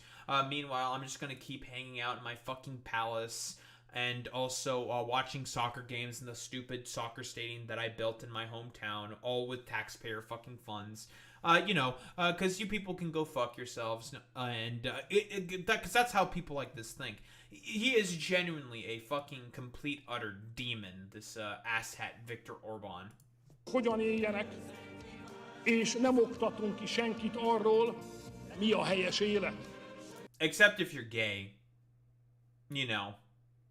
then we'll probably lecture you. And not mention anything about that one dude who got caught in a gay orgy. Whoops. Nem ugrunk el a ránk mért feladat elől, sőt, Worst economy az igaz ügy in a while. érdekében küldetést is vállalunk, de nem hajszoljuk a világi dicsőséget. Okay, I no longer care about, listening to the rest of this, coping LARPer. Yawn, cringe, nobody gives a shit. He's a stupid little bitch who doesn't give a fuck about his people and just wants people to fucking suffer. That's all that it is with people like Viktor Orban. He just wants to have absolute power under himself under every fucking circumstance and maintain systems of control and hierarchy under himself and his fucking stooges and buddies. Tens of thousands attend rival rallies as Hungary's election campaign kicks off. Tens of thousands of people expected to turn out for rival rallies by Viktor Orban's ruling party and main opponent as they kick off campaigning for elections next year in a highly polarized political climate. So it's going to be a lot harder for Viktor Orban to actively try to snub any opposition parties this time because, again, he would do that consistently, rig elections in his fucking favor via the Constitution that he has, his personal demented interpretations of. Or rather, him and his party, of course. It's going to be a lot harder to do that. It's because the Hungarian economy is in the shitter, and people are, broadly speaking, have woken up to the general sort of authoritarian stoogery that Viktor Orban has participated in. Anniversary on Thursday of Hungary's thwarted 1956 uprising against Soviet rule. We all know about that, of course. Which has once firmly anti-Soviet, has grown closer to Russia under Orban. Fidesz, which has been in power since 2010, has said it expected a record turnout this year's commemoration in Budapest, and that Orban would address his supporters at the parliament, hailed by the party as a peace march. Let's not talk about the counter-protesters, of course. Copium, of coursing. Hailed by the party as a peace march, the rally was dealt a blow this week when it emerged that a Budapest meeting that had been mooted between Donald Trump and Vladimir Putin and touted as a personal triumph for Orban. Yeah, so Trump was talking about how he wanted to go to Hungary to basically talk about the ceasefire in Ukraine and have Putin there and Zelensky trying to make a fucking whole thing about it, try to be a mediator. Obviously, it ultimately fucking fell through because, again, the Russians are not interested in any peace or negotiations whatsoever. They just want to fucking conquer the territory, as expected. As it snakes its way through the capital, the ruling party's rally will have to bypass another demonstration, that of Peter Magyar, a former Fidesz insider who has risen to become Orban's main competitor on the back of widespread dissatisfaction over record inflation and political scandals. Oh, and he's had plenty of fucking scandals. The gay orgy one is just one fucking example, not to mention all the fucking Pride Parade marches that have been consistently happening. I have no doubt in my mind there are probably oodles upon oodles of amounts of corruption and scandals of Viktor Orban giving favorable deals to all the fucking rich oligarchs. Let's be honest here. Oh, 1000% Boy Meets Mini. There is no reason to believe any fucking numbers or values or figures that come out of Viktor Orban's party, because he is known to fucking change and massage a lot of those fucking numbers in his favor to make himself look good. Again, he is similar to Trump. 6 months before the general elections in April, his party, TISA, is neck and neck with Fidesz in the polls. Independent institutions put the opposition in the lead, while government-friendly think tanks predict the opposite outcome. As expected, if the elections were held this Sunday, Fidesz would receive 27% of the vote. Tisa would get 37%, said Balazs Bosecki. Political Sciences said the director of the Independent Idea Institute, citing its latest poll, its monthly survey showed Tisa's lead apparently to be holding steady, he said. One significant factor is that 1 in 4 Hungarians are still undecided and unwilling to express their political affiliation. I wonder why that might be the case. Wouldn't be because there wouldn't be any particular government repression. Now, given the fact that the dude that is leading Tisa's party was a former Fidesz guy, I'm not expecting really anything great out of this dude. He's not going to be a fucking leftist, that's for sure. Maybe like a neoliberal centrist at best, to be quite honest. But in comparison to an authoritarian dipshit fucking goon like Viktor Orban, who's just willing to Trump and fucking Putin's cock, it's probably better in that particular fucking instance. I believe so. If I were to take a look, yeah, I wouldn't be surprised if Orban claimed parts of Transylvania specifically under Austro-Hungarian Empire control. I wouldn't be surprised if he was the type of dude who did like historical revisionist bullshit. Because again, the one of the biggest minorities within Romania are Hungarians, and why?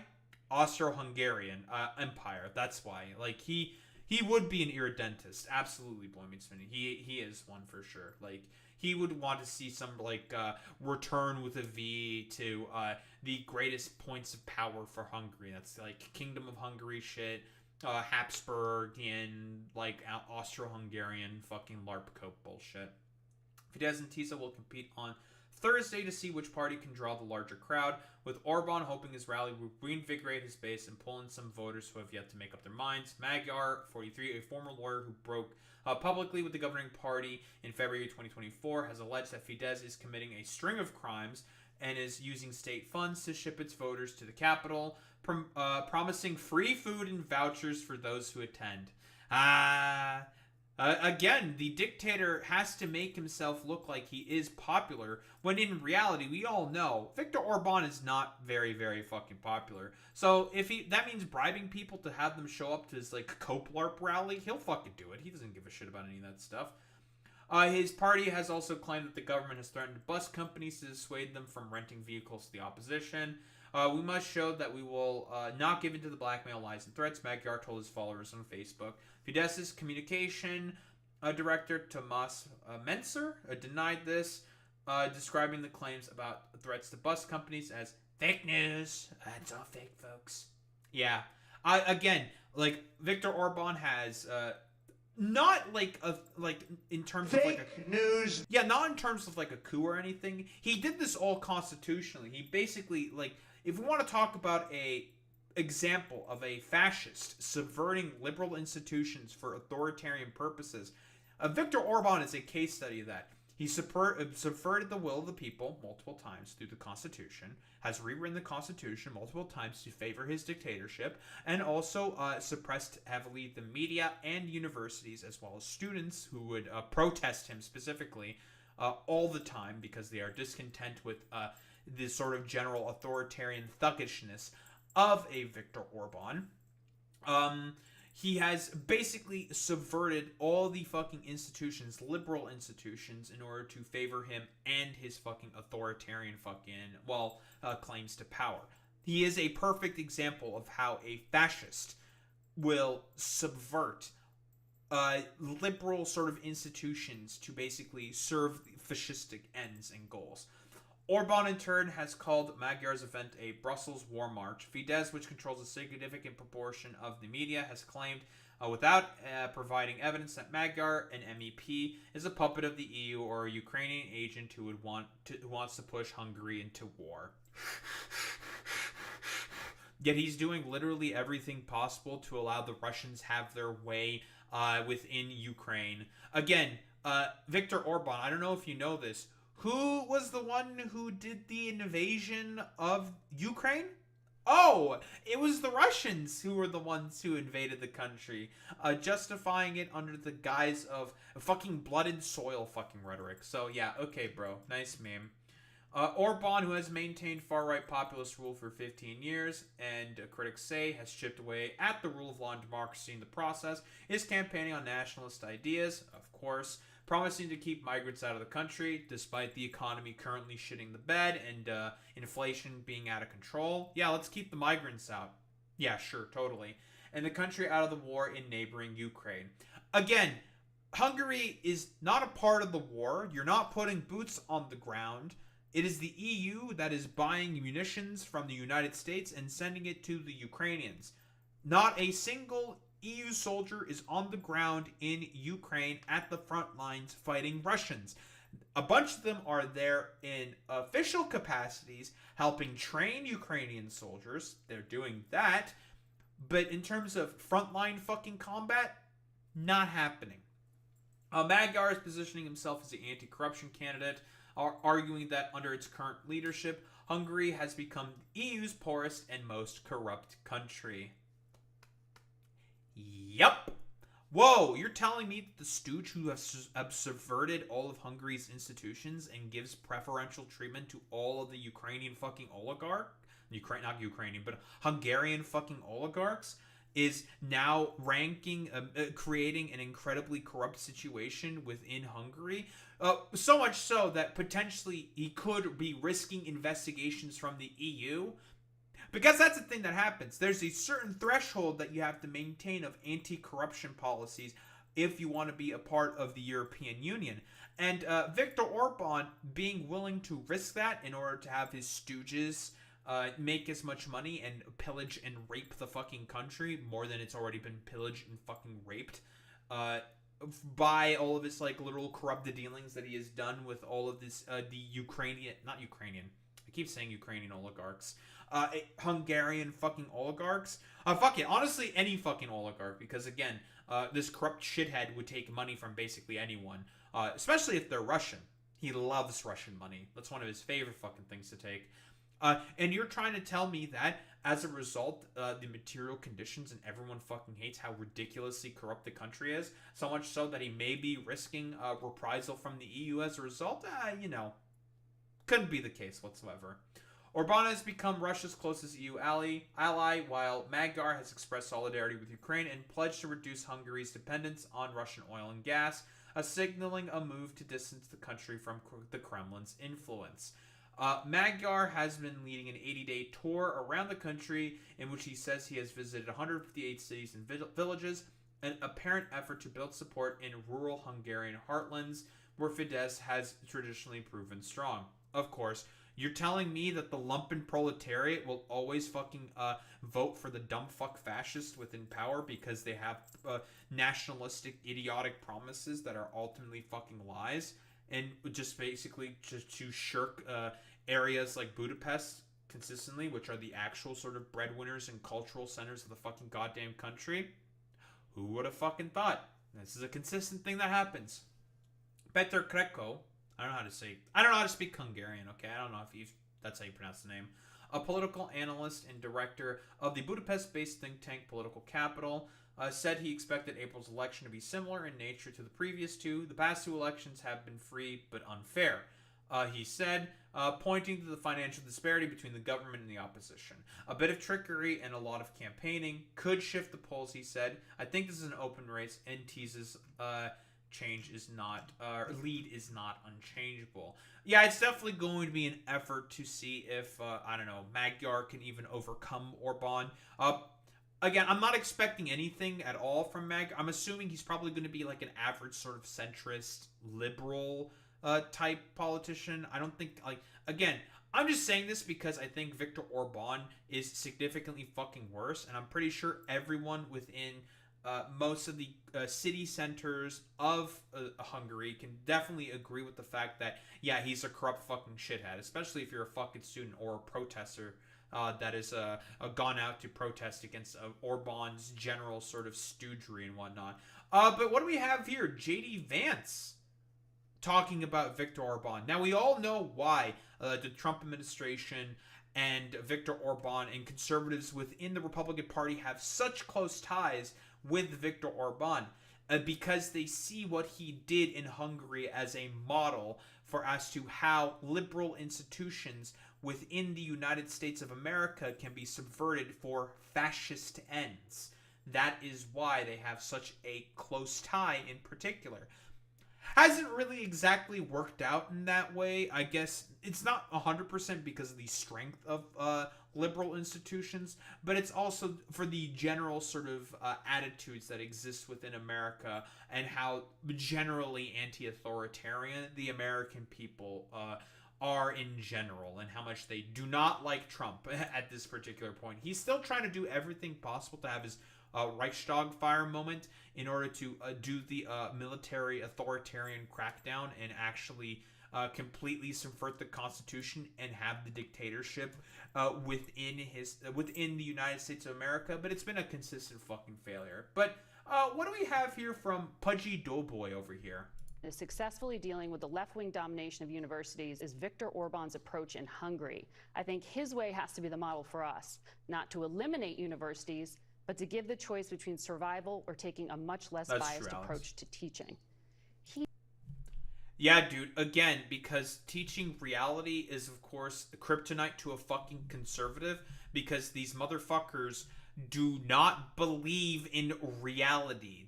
Because, unfortunately, since liberalism and liberal sort of politics is the sort of norm and bends against fucking monarchy, which is what this motherfucker ultimately wants. Again, we can also talk about all the attempts that the Republican Party are trying to do in order to subvert elections within the United States of America, because these motherfuckers are all a bunch of authoritarian crackpots and fucking goons. Like, if they can cause the suffering of people, they'll do it. They don't give a shit. Like, there's no scruples or morals with any of these people. They'll fucking do it. So if they want to basically cause as much suffering for a people and subvert their political rights, their civil rights and whatnot, they'll do it. They don't give a shit. Because, again, for people like this, all about maintenance of hierarchy and control. And if it's about not believing in reality to have that sort of vision be made possible, then they'll do it. They don't care. No scruples with these people. He seized control of state universities and put them in foundations that were then run by his allies. Is that what you're advocating be done in the United States? Well, Margaret, what you're seeing in the United States, actually, is that universities are controlled by left-wing foundations. They're not controlled by the American taxpayer, and yet the American taxpayer is sending hundreds of billions of dollars to these universities every single year. I don't want... Fucking massive fucking cope, dumbass. What the fuck are you talking about? Who took away the fucking subsidies for universities? That was Ronald fucking Reagan. And, whoa, it turns out American educational sort of, the foundation of education within America became way, way worse as a result of that. American fucking taxpayer funds going to left-wing institutions such as universities. Cope and fucking seethe about it. Again, it's a university sort of job to help teach the reality of the world to fucking students. And you're just, again, mad about the fact that reality has a fucking liberal bias. Also, your dumbass went to fucking Yale. Do we need to talk about all the conservative fucking shitheads who went to Ivy League fucking universities? Like, every fucking Republican politician, like, under the fucking sun, because they all have the money to be sent to fucking Ivy League universities, which are these supposed like left-wing indoctrination centers these people pretend that it is. Again, standard fucking fascist LARP cope shit, talking about how universities and centers of education are left-wing propagandistic indoctrination centers. They fucking cope about it. Taxpayers controlling education necessarily. Is that what you're advocating for, federal government? Margaret, what I'm advocating for is for taxpayers to have a say in how their money is spent. Universities are part of a social contract. Damn, they already don't have any say for that. I mean, you're currently sending billions upon billions of dollars to fucking Javier Milei in order to fucking help shore up his fucking economy. You literally sent $20 billion of taxpayer money and are buying a bunch of fucking Argentinian beef fucking over to the taxpayers yet again. Ranchers getting fucked over, farmers getting fucked over, people that you pretend to fucking love and have adulation for. You're fucking them over right now. Very, very fucking cool. In this country, they educate our children, they produce important intellectual property, they get a lot of money because of it. But if they're not educating our children well and they're layering the next generation down in mountains of student debt, then they're not. Hey, who the fuck did that? Oh, it was you guys who made it such that the subsidies for universities went away and fucking privatized them and made them have to rely on those fucking grants from the federal government. That was you motherfuckers who implemented those policies. Again, Ronald fucking Reagan was the guy who canceled a lot of the fucking subsidies that universities were receiving, making them cheap and affordable for people to be able to attend to because of Lee Atwater being his advisor at the time, talking about how there's going to be an educated proletariat who is going to rise up against Ronald Reagan for his terrible fucking tax policy. And they were afraid about that specifically. So, cope and fucking seethe. Not meeting their end of the bargain. I think it's totally reasonable to say there needs to be a political solution to that problem. Well, America's universities still attract talent from around the world, as you went to one of America's very top schools. Look, there's still good things about American universities, but it's going in the wrong direction, Margaret. Massive fucking cope. Yeah, going in the wrong direction. No, we need to have American universities have DEI for white conservatives. That's what they mean by it's going in the fucking wrong direction. Cope about it, pudgy doughboy. Viktor Orban in particular, as you know, I mean, he rewrote the Constitution, he neutered the courts, he tried to control the media. These are not necessarily conservative principles, so why would you want to mimic him? Well, look, I'm not endorsing every single... Because it's all about the authoritarian control with these people. All about maintenance of hierarchy and control. These are conservative principles, Margaret, of Face the Nation. This has always been the fucking conservative playbook ever since World War II. If not, honestly, earlier. If these motherfuckers, if these conservatives can basically do anything possible in order to have as big and strong of a fucking state as possible, under themselves, of course, they'll fucking do it. They don't give a fuck. Like, small government conservatism has always been complete fucking LARP cope bullshit. These motherfuckers love bureaucracy. They love neoliberalism. They love having control on the levers of annals of the economy, of education, and implementing state ideology to people every single fucking time. This has been conservatism ever since its fucking inception. It is all about one thing and one thing only. Maintenance of hierarchy and fucking control. And don't fucking say that you don't endorse everything that Viktor Orban has done. You're literally a part of the fucking president who is trying to do everything within Project 2025, which is the exact, a similar fucking playbook that Viktor Orban also fucking used. So again, cope about it. Thing that Viktor Orban has ever done. I don't know everything he's ever done. What I do think is on the university principle, the idea that taxpayers should have some influence in how their money is spent at these universities, it's a totally reasonable thing, and I do think that he's made some smart decisions there that we could learn from the United States. Well, he was just... Oh yeah, dude, like having absolute authoritarian control over the media, universities, which are trying to do right now. To some fucking success, unfortunately, because these universities are all fucking cowards. Except Harvard. Harvard, with the amount of money that it fucking has and prestige that I suppose it also has, although that really doesn't count for fucking squat, mostly the amount of money that it has been able to fight back and push back against the fucking federal government. So again, cope and fucking seethe. Again, like, Tahoe, you're telling me that an incredibly corrupt, shitty fucking state like Hungary is potentially now facing the consequences of its stupid, fascistic, pudgy dipshit currently in fucking power, who nobody fucking likes, and is having a record low approval rating because he's incredibly fucking scandal-ridden and is only done corrupt dealings for his fucking oligarchic fucking buddies, is starting to bite him in the ass. 15 years too late, unfortunately, because this was inevitably the position that was going to happen. But, you know, sometimes it's better late than never. And, by the way, shit like this is going to keep happening more and more and more.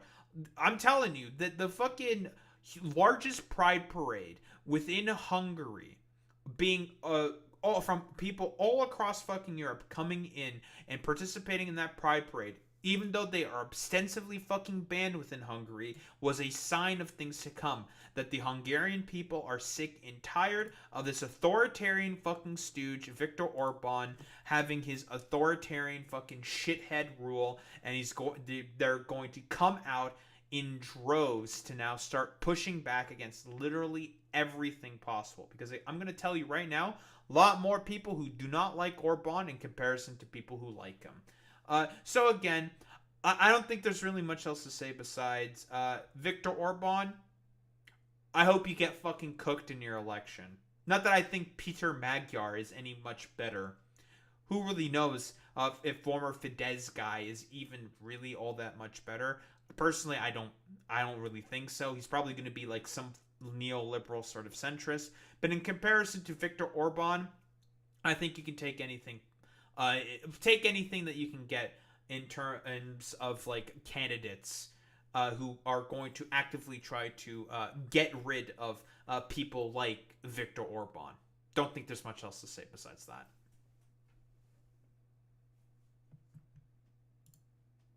Blah, blah, blah.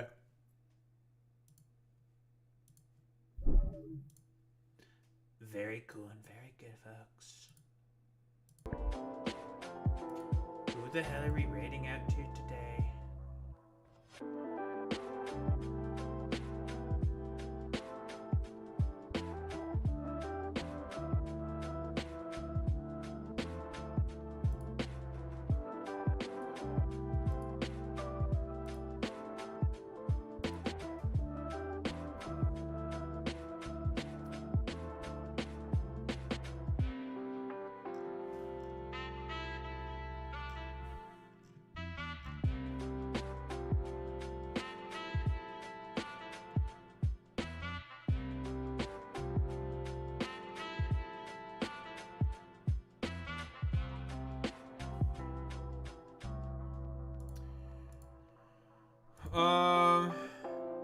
Why don't we raid out to Sad Grill, George Foreman type shit. Alright, idiots, raid messages. You know what to do, you know what to say. Transcribe at the Daho raid buff. If you're a sub, if you're not sub, you do the Y with the Daho raid buff. That's how we show appreciation. Those are into in case gamers. I will be back tomorrow. We'll be continuing with our misadventures. I do believe we're going to be getting Final Teammate relatively soon. Man, that is fucking late that we are going to get our fucking final mans. But you know, we'll be we'll be getting him real fucking soon. Anywho, in any case, gamers, I will be back tomorrow, continuing to yap about shit and playing more PLCA. Same time, same place, same face. Peace out, gamers.